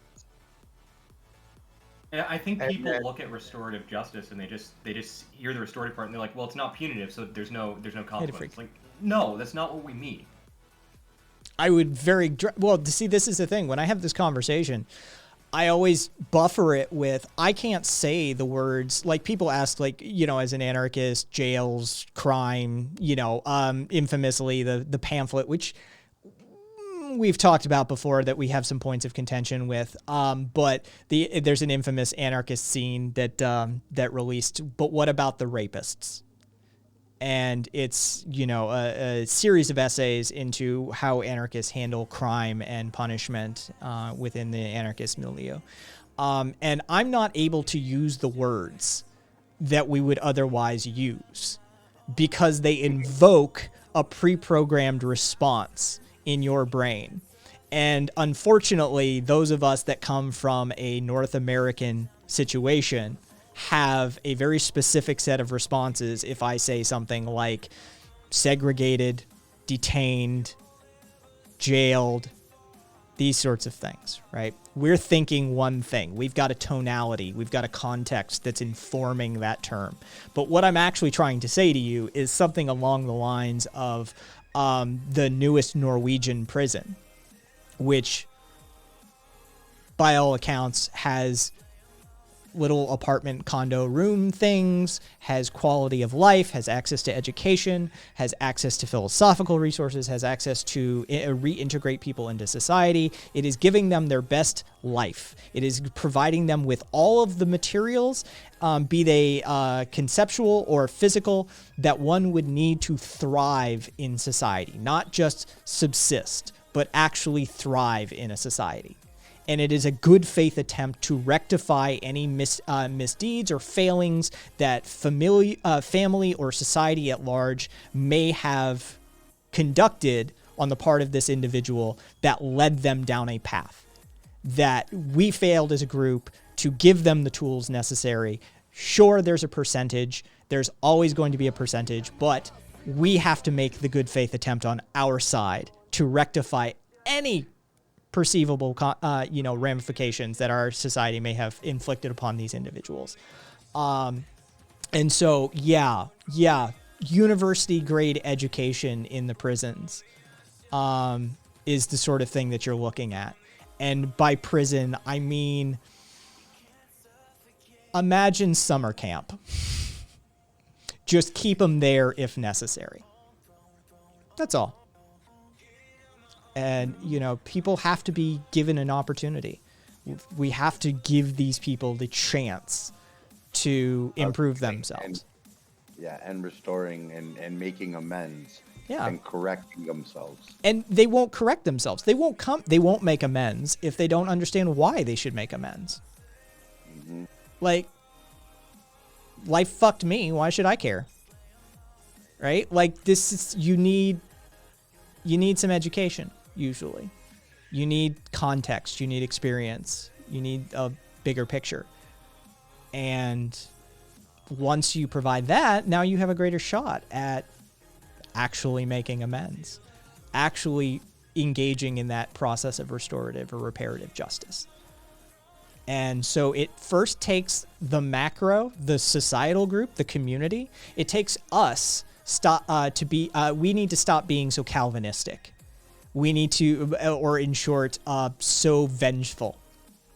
We need to stop seeking out vengeance everywhere and start understanding that, oh, all right, yeah, even the worst amongst us deserve better than this. I know it feels good to make jokes about ass rape when somebody fucking gets tagged with some shit. That like, oh, hey, that guy who is, you know, having sex with that 15-year-old girl. Well, you know what they do to sex offenders in prison. He's going to get his. Fuck no. Using sexual assault as a form of societal punishment, not a good look. And joking about it afterwards, really not a good look. So, especially, like, put it this way, right? Like, who are you talking about when you make those kinds of jokes? Like, trans people, for example, are one of the most likely prison populations to get raped.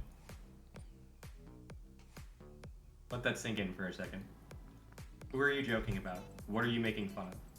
Well, you don't even have to. Not you, just... No, I know. I'm just saying you don't even have to drill it down to identity for them. Like, it's just the fact of the matter is, from an almost from a dialectical point of view, I wouldn't do that because, quite frankly, if I were having that conversation, chances are the person I'm talking to, the trans argument isn't going to play. We had we got brigaded by 4chan one night because we got I got 4chan'd a couple of times. And I should just 4chan myself one of these days. One of the posters failed to get like a wave in because they went to 4chan. They posted the stream link and they said, this streamer's saying transphobic things. This streamer saying transphobic things and is saying we should kill all the trans people. And the top response immediately was, "What's the problem?" It's fucking 4chan. Like, welcome to 4chan. Know your audience, motherfucker. And so, yeah, I probably wouldn't use the trans argument if I were attempting to make this argument, because the person that needs to hear this argument probably doesn't give that much of a shit about trans rights. I've even heard it in leftist spaces, right? Like, and that's why it's incredibly frustrating. It's like, you're sitting here preaching about restorative justice, and then you're like, oh, they're gonna get bum-fucked in prison? Like, okay, what's the joke? Rape is funny? Getting bum-fucked is funny. Now, don't get me wrong. Like, there is no joke there, right? DeFreak, how do you not know? I'm sorry, I guess you're one of the unlucky 10,000 today. 4chan is a website. Stop there, and you'll probably... You know what? I don't want to ruin it for you. Don't look into it any further. Yeah. Don't even worry about it. Oh, what a blessing. Be ignorant of 4chan. If only, right? Hey, there's worse things to know about. Yeah, trade. I actually Kiwi. Prior to 2015, when it sort of became like when it stopped being the joke, I spent a decent amount of time on 4chan, right? Like, and I feel like there was a distinct point in time at which the culture shifted from joking about like racism and racists is funny to being unironically racist, being unironically fascist. Like, there's definitely a paradigmatic shift that I think a lot of people don't talk about, where people like saw the edginess of 4chan and then came in and it's like that like Schrodinger's asshole type thing, and then just dropped the veil and it just like went full fash in places like /poll. And it's just like it's one of those things that I think is a lesson in why even joking about that kind of stuff can be dangerous, right? In terms of the effect that it can have. Well, right? It's not that it creates new ones. It's that it potentially provides a space in which one can comfortably espouse that ideology. And, you know, though it's old, it's debunked psychology, there is truth in the joke, right? Like when somebody, no, they really think that on some level, right? Like, right. I don't believe that as somebody who's a massive fan of stand-up comedy and dark comedy specifically.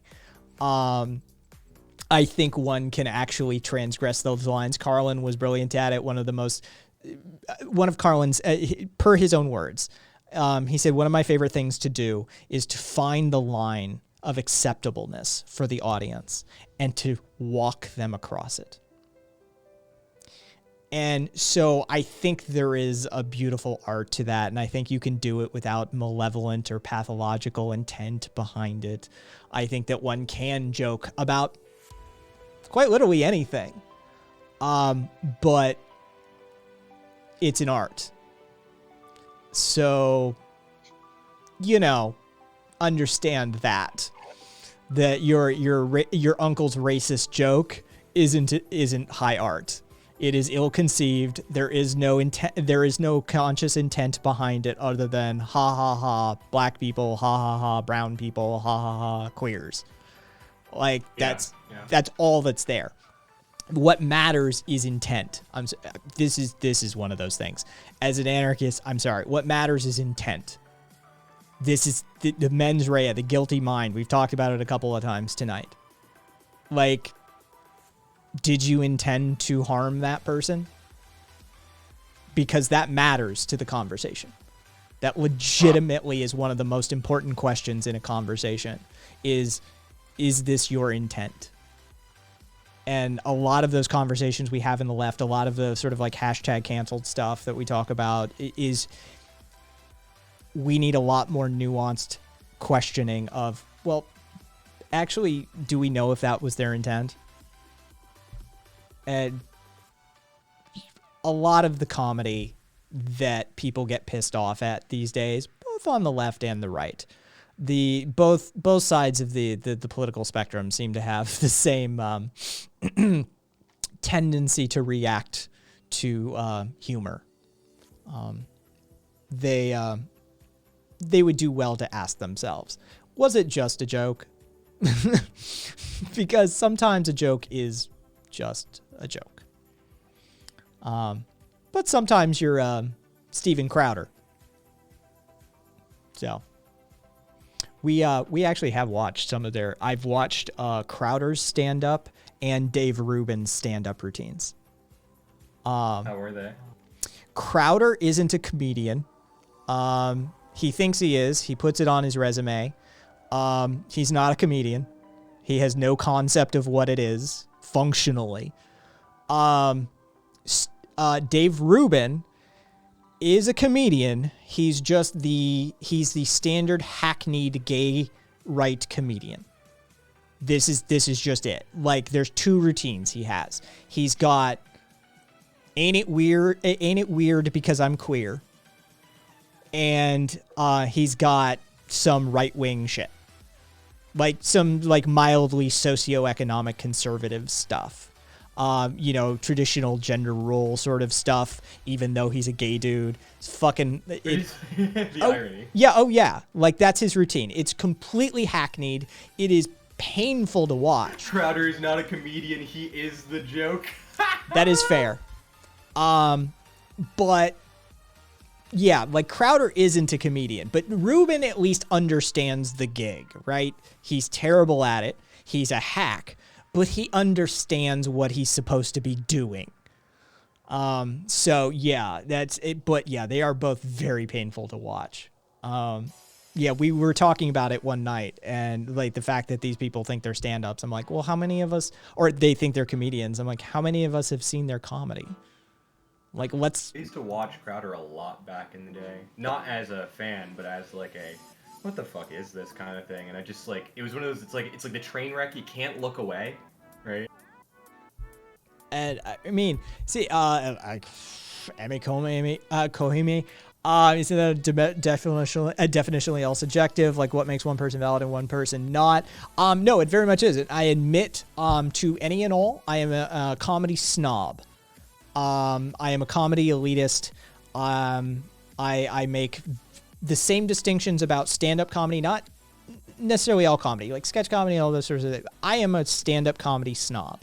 I have put a lot of hours listening and attending and paying attention to and existing in those circles sorts of thing towards stand-up comedy. I have no sensibilities for myself. I could not write a routine. I couldn't deliver a routine if somebody wrote one for me. I have just an average dude's like sense of humor as far as execution goes. But it's the same as music snobs. And those people, more people know about, because most people have encountered a music snob in their life. And I fully admit I am the stand-up comedy equivalent of a music snob. If you know about it, chances are I've already turned my back on it. It's like that. Commercialism kills comedy. I am in that Hicks category of, the routine about putting a fucking machine gun in his mouth, right? Putting an Uzi in, Jay Leno putting an Uzi in his mouth and splattering out his brains, and even putting the NBC logo behind it with his brain splatter, because he's a company man till the end, right? Like, I am in that camp. I like comedians who other comedians find funny. So this is the sort of camp I exist in. So I am more than comfortable making the judgment and saying, yeah, Crowder's not a comedian. He doesn't seem to understand the exercise. He doesn't seem to understand, like, maybe he's definitely not a stand-up. Like, I can say that for sure because I've seen his stand-up. It's not good. It's not even stand-up, functionally speaking. Maybe there's an argument to be made for, like, sketch comedy. Like, because he did stuff on his YouTube channel. But Dave Rubin's actually a stand-up. He's just a very, very hackneyed one, that's all. He's doing bits that we've all heard.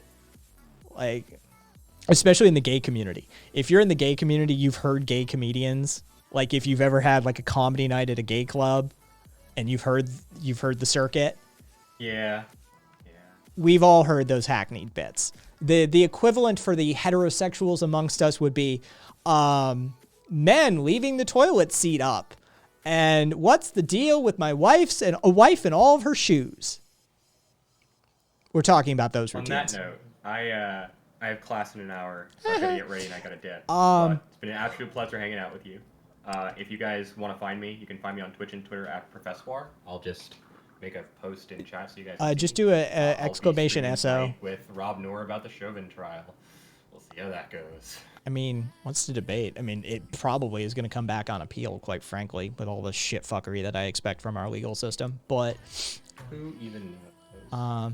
I have no idea where tonight's going to go. We shall see. It's going to be fun. Yeah, you can just do exclamation SO space your name. Shout outs are universal, so you can just give yourself a shout out. There you go. I clearly loved Mitch Hedberg. Yeah, I'll see you guys. Love you all. Be well. Catch you later, Empress. See you soon. Professor Wah. It's a fun name to lean into. Bill Hicks. Yeah, Mitch Hedberg. Fucking, I miss Mitch. So, I grew up on mainstream comedy of the 70s and 80s. It was my world for decades. I was never exposed to Hicks until a few years ago. Lucky fucker. Luckily, I was already pilled, so he came off as a nice tree, if that's not weird. Yeah, well, I mean, I would almost... Dude, the ultimate experience is to be woken up by a comic. To have a comic say something, to penetrate, because comedy has that power. Comedy can get past the filter. And I think the ultimate experience with comedy is to have that, like, that dolphin laugh, right? Where you're barely breathing and you're hurting. And then you come out of that at the end and you have a moment of realization that, holy shit, that wasn't just funny. That dude had a point. That's the highest art. And stand-up is really specifically tailored for that. It's a form of, emceeing. It's a form of directly interacting with an audience. It gets people to lower their guard momentarily and just put it on receive. And so people like George Carlin and Bill Hicks and Doug Stanhope, who have the ability to get in there, Patrice, I fucking miss Patrice, who have the ability to get in there past that filter and then drop some real fucking knowledge on you, some insight into society and your culture. That's fucking magic, people. Right? That's the high art. Yeah, and George Carlin was a genius at that type of thing. He legitimately was.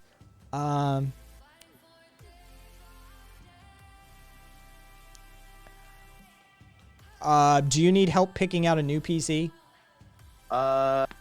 No, actually, Counter Revolution, thank you. I greatly appreciate all the help for all of those who helped for me to get a new computer set up. I have everything, all the computer parts, everything. I'm just still waiting on my friend to get off his lazy ass to help me to put it together. That's it. That's all. And I truly appreciate all the help.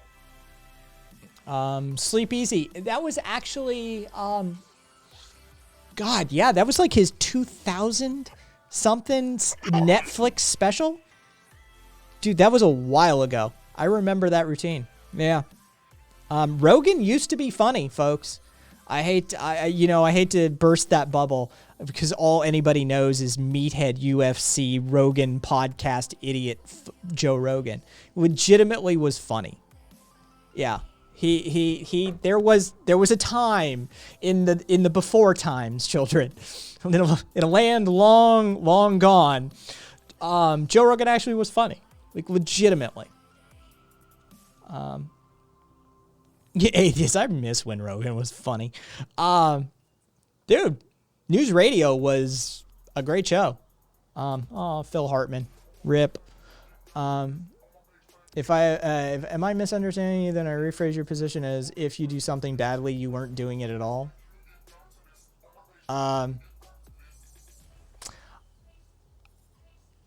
Is riding a bike the same as driving a car? If I say that you are not driving a car because you're riding a bike down the street, is that a fair statement?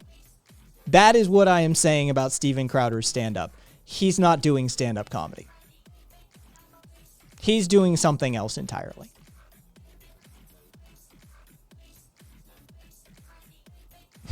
Papa Kai, tell us a story about the before times when Rogan was funny.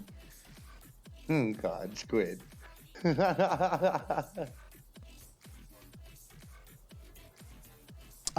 only ever be the Fear Factor guy to you. That's fair. A lot of people came of age with fucking Fear Factor Rogan, which hearing his stories from that era are kind of hilarious. GTA Capone, I was gonna raid you, you motherfucker. How dare you screw up my plans? GTA, did you have a good stream, my man? I hope you're well. Yeah, that's fucking, that's a thing. All right. So here's what we're gonna do. Now that it's on my mind. Take care of yourself, GTA. Yeah, fucking reverse Uno on my ass. Back when Rogan was funny, Chris Hardwick also wasn't known as an abuser. Dude, Chris Hardwick wasn't even on the fucking radar back when Rogan was funny. Like, Hardwick may have been like, I don't know, 15 back then. Catch you later, Capone. Yeah, I don't have anybody on that's like really in the single digits other than Can't Stop the Kittens. Yeah. Can't stop the kittens. Oh, you know what? That's it. Throw these 180 plus people all at the kitten show. Well, I'm thinking actually Roxio. I don't think I've been there yet. Roxio Foxite is I absolutely adore their description. We're a pair of foxes who try and drive our human body to successfully play Escape from Tarkov and more. To this day, their description tickles me. Yeah, I can see why. It's the pair of foxes thing, piloting the body. I just love it.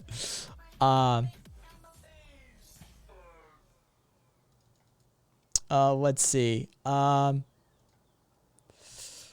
Lurcus Signoramus. Interesting. That's a fucking name. Oh wait, they are in my history, so I've been there at least once.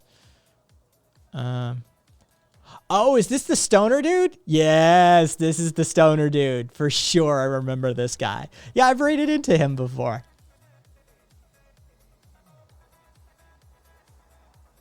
For anybody wondering, we only raid to people with single digits. Right? Like there's the rare exception. We make exceptions. But we raid to people with single digits. I think it's the most fun. You can really make somebody's night doing that. So if anybody has like low digit streamers, love to see their name in chat. That way we can check in on them. Channel praxis is fewer than 10 viewers. Exactly, Squid. It's the way you got to do it. I firmly believe that. All right. So Roxio, what the fuck are you doing, Roxio? And then Lurk. Bubbles. Oh, who is Bubbles? Is that just, oh, Sleep Easy. I'm on Carpe's fucking shit list. Or at least a lot of the people that Carpe hangs out with, I'm on their shit list. Who is Bubbles? You're gonna have to give me their username. Comrade Bubbles. Thank you. Yeah, I need Tale of Too Tall Tony 86. Interesting. What's he do? He is playing Outriders. Ankylosing spondylitis. Oh shit. Yeah, that explains his positioning in the stream. Why he's kicked back like that. You know what? Chronic pain. I kind of feline father. Let me see. Feline father's pretty well. That's the guy who's like a. Oh, I've seen this dude before. I think. Yeah, he's like into biology undergrad. Yeah. Right. Oh, he's doing COVID stuff. Hey, Radio, thank you for the follow. Comrade Bubbles loves mushrooms and anarchism. Fuck me. I mean, that's a hard sell. It's difficult to fucking... but Comrade Bubbles is up to 14 people. I need all you fuckers to, like, tune out of Comrade Bubbles if you want to make this happen. Too many of you are looking at Bubbles right now. Oh, that's funny. Bio undergrads rise up. Exactly, Atheist. And Radio, thank you for the 3 months.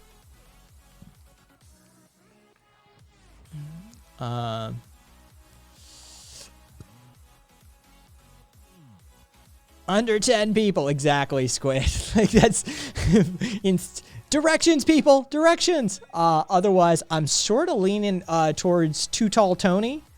Even though he's just playing Outriders, which I don't really care about, to be quite honest. But, I want to throw the, like, Chronic Pain. Fucking... I relate. Yeah, let's go check out the Chronic Pain dude. I just, let me check back in here really quickly and see. Yeah, that's not changing. So what we will do here is let me put that, and then we'll do that. DeFreak. Yeah, oh my God, who would relate to Chronic Pain? Yes, I am. Sue, thank you for hanging out. No problem. Thanks to everybody who is long and gone. Thanks for everybody who stuck it out from the fucking Prime K's raid. Yeah, it's, as you can see, getting light outside. So always you old people. Yeah, and the 5:30 p.m. Pacific stream tonight is probably going to be delayed to some extent or another, as I have a doctor's appointment this afternoon. So we will, see when that stream starts. If it starts, I will notify via Discord, as usual. Everyone else, thanks for hanging out. Thanks for sticking it out. I hope you're as well as you can be. Till next time, let's go say hi to Tony. Love y'all.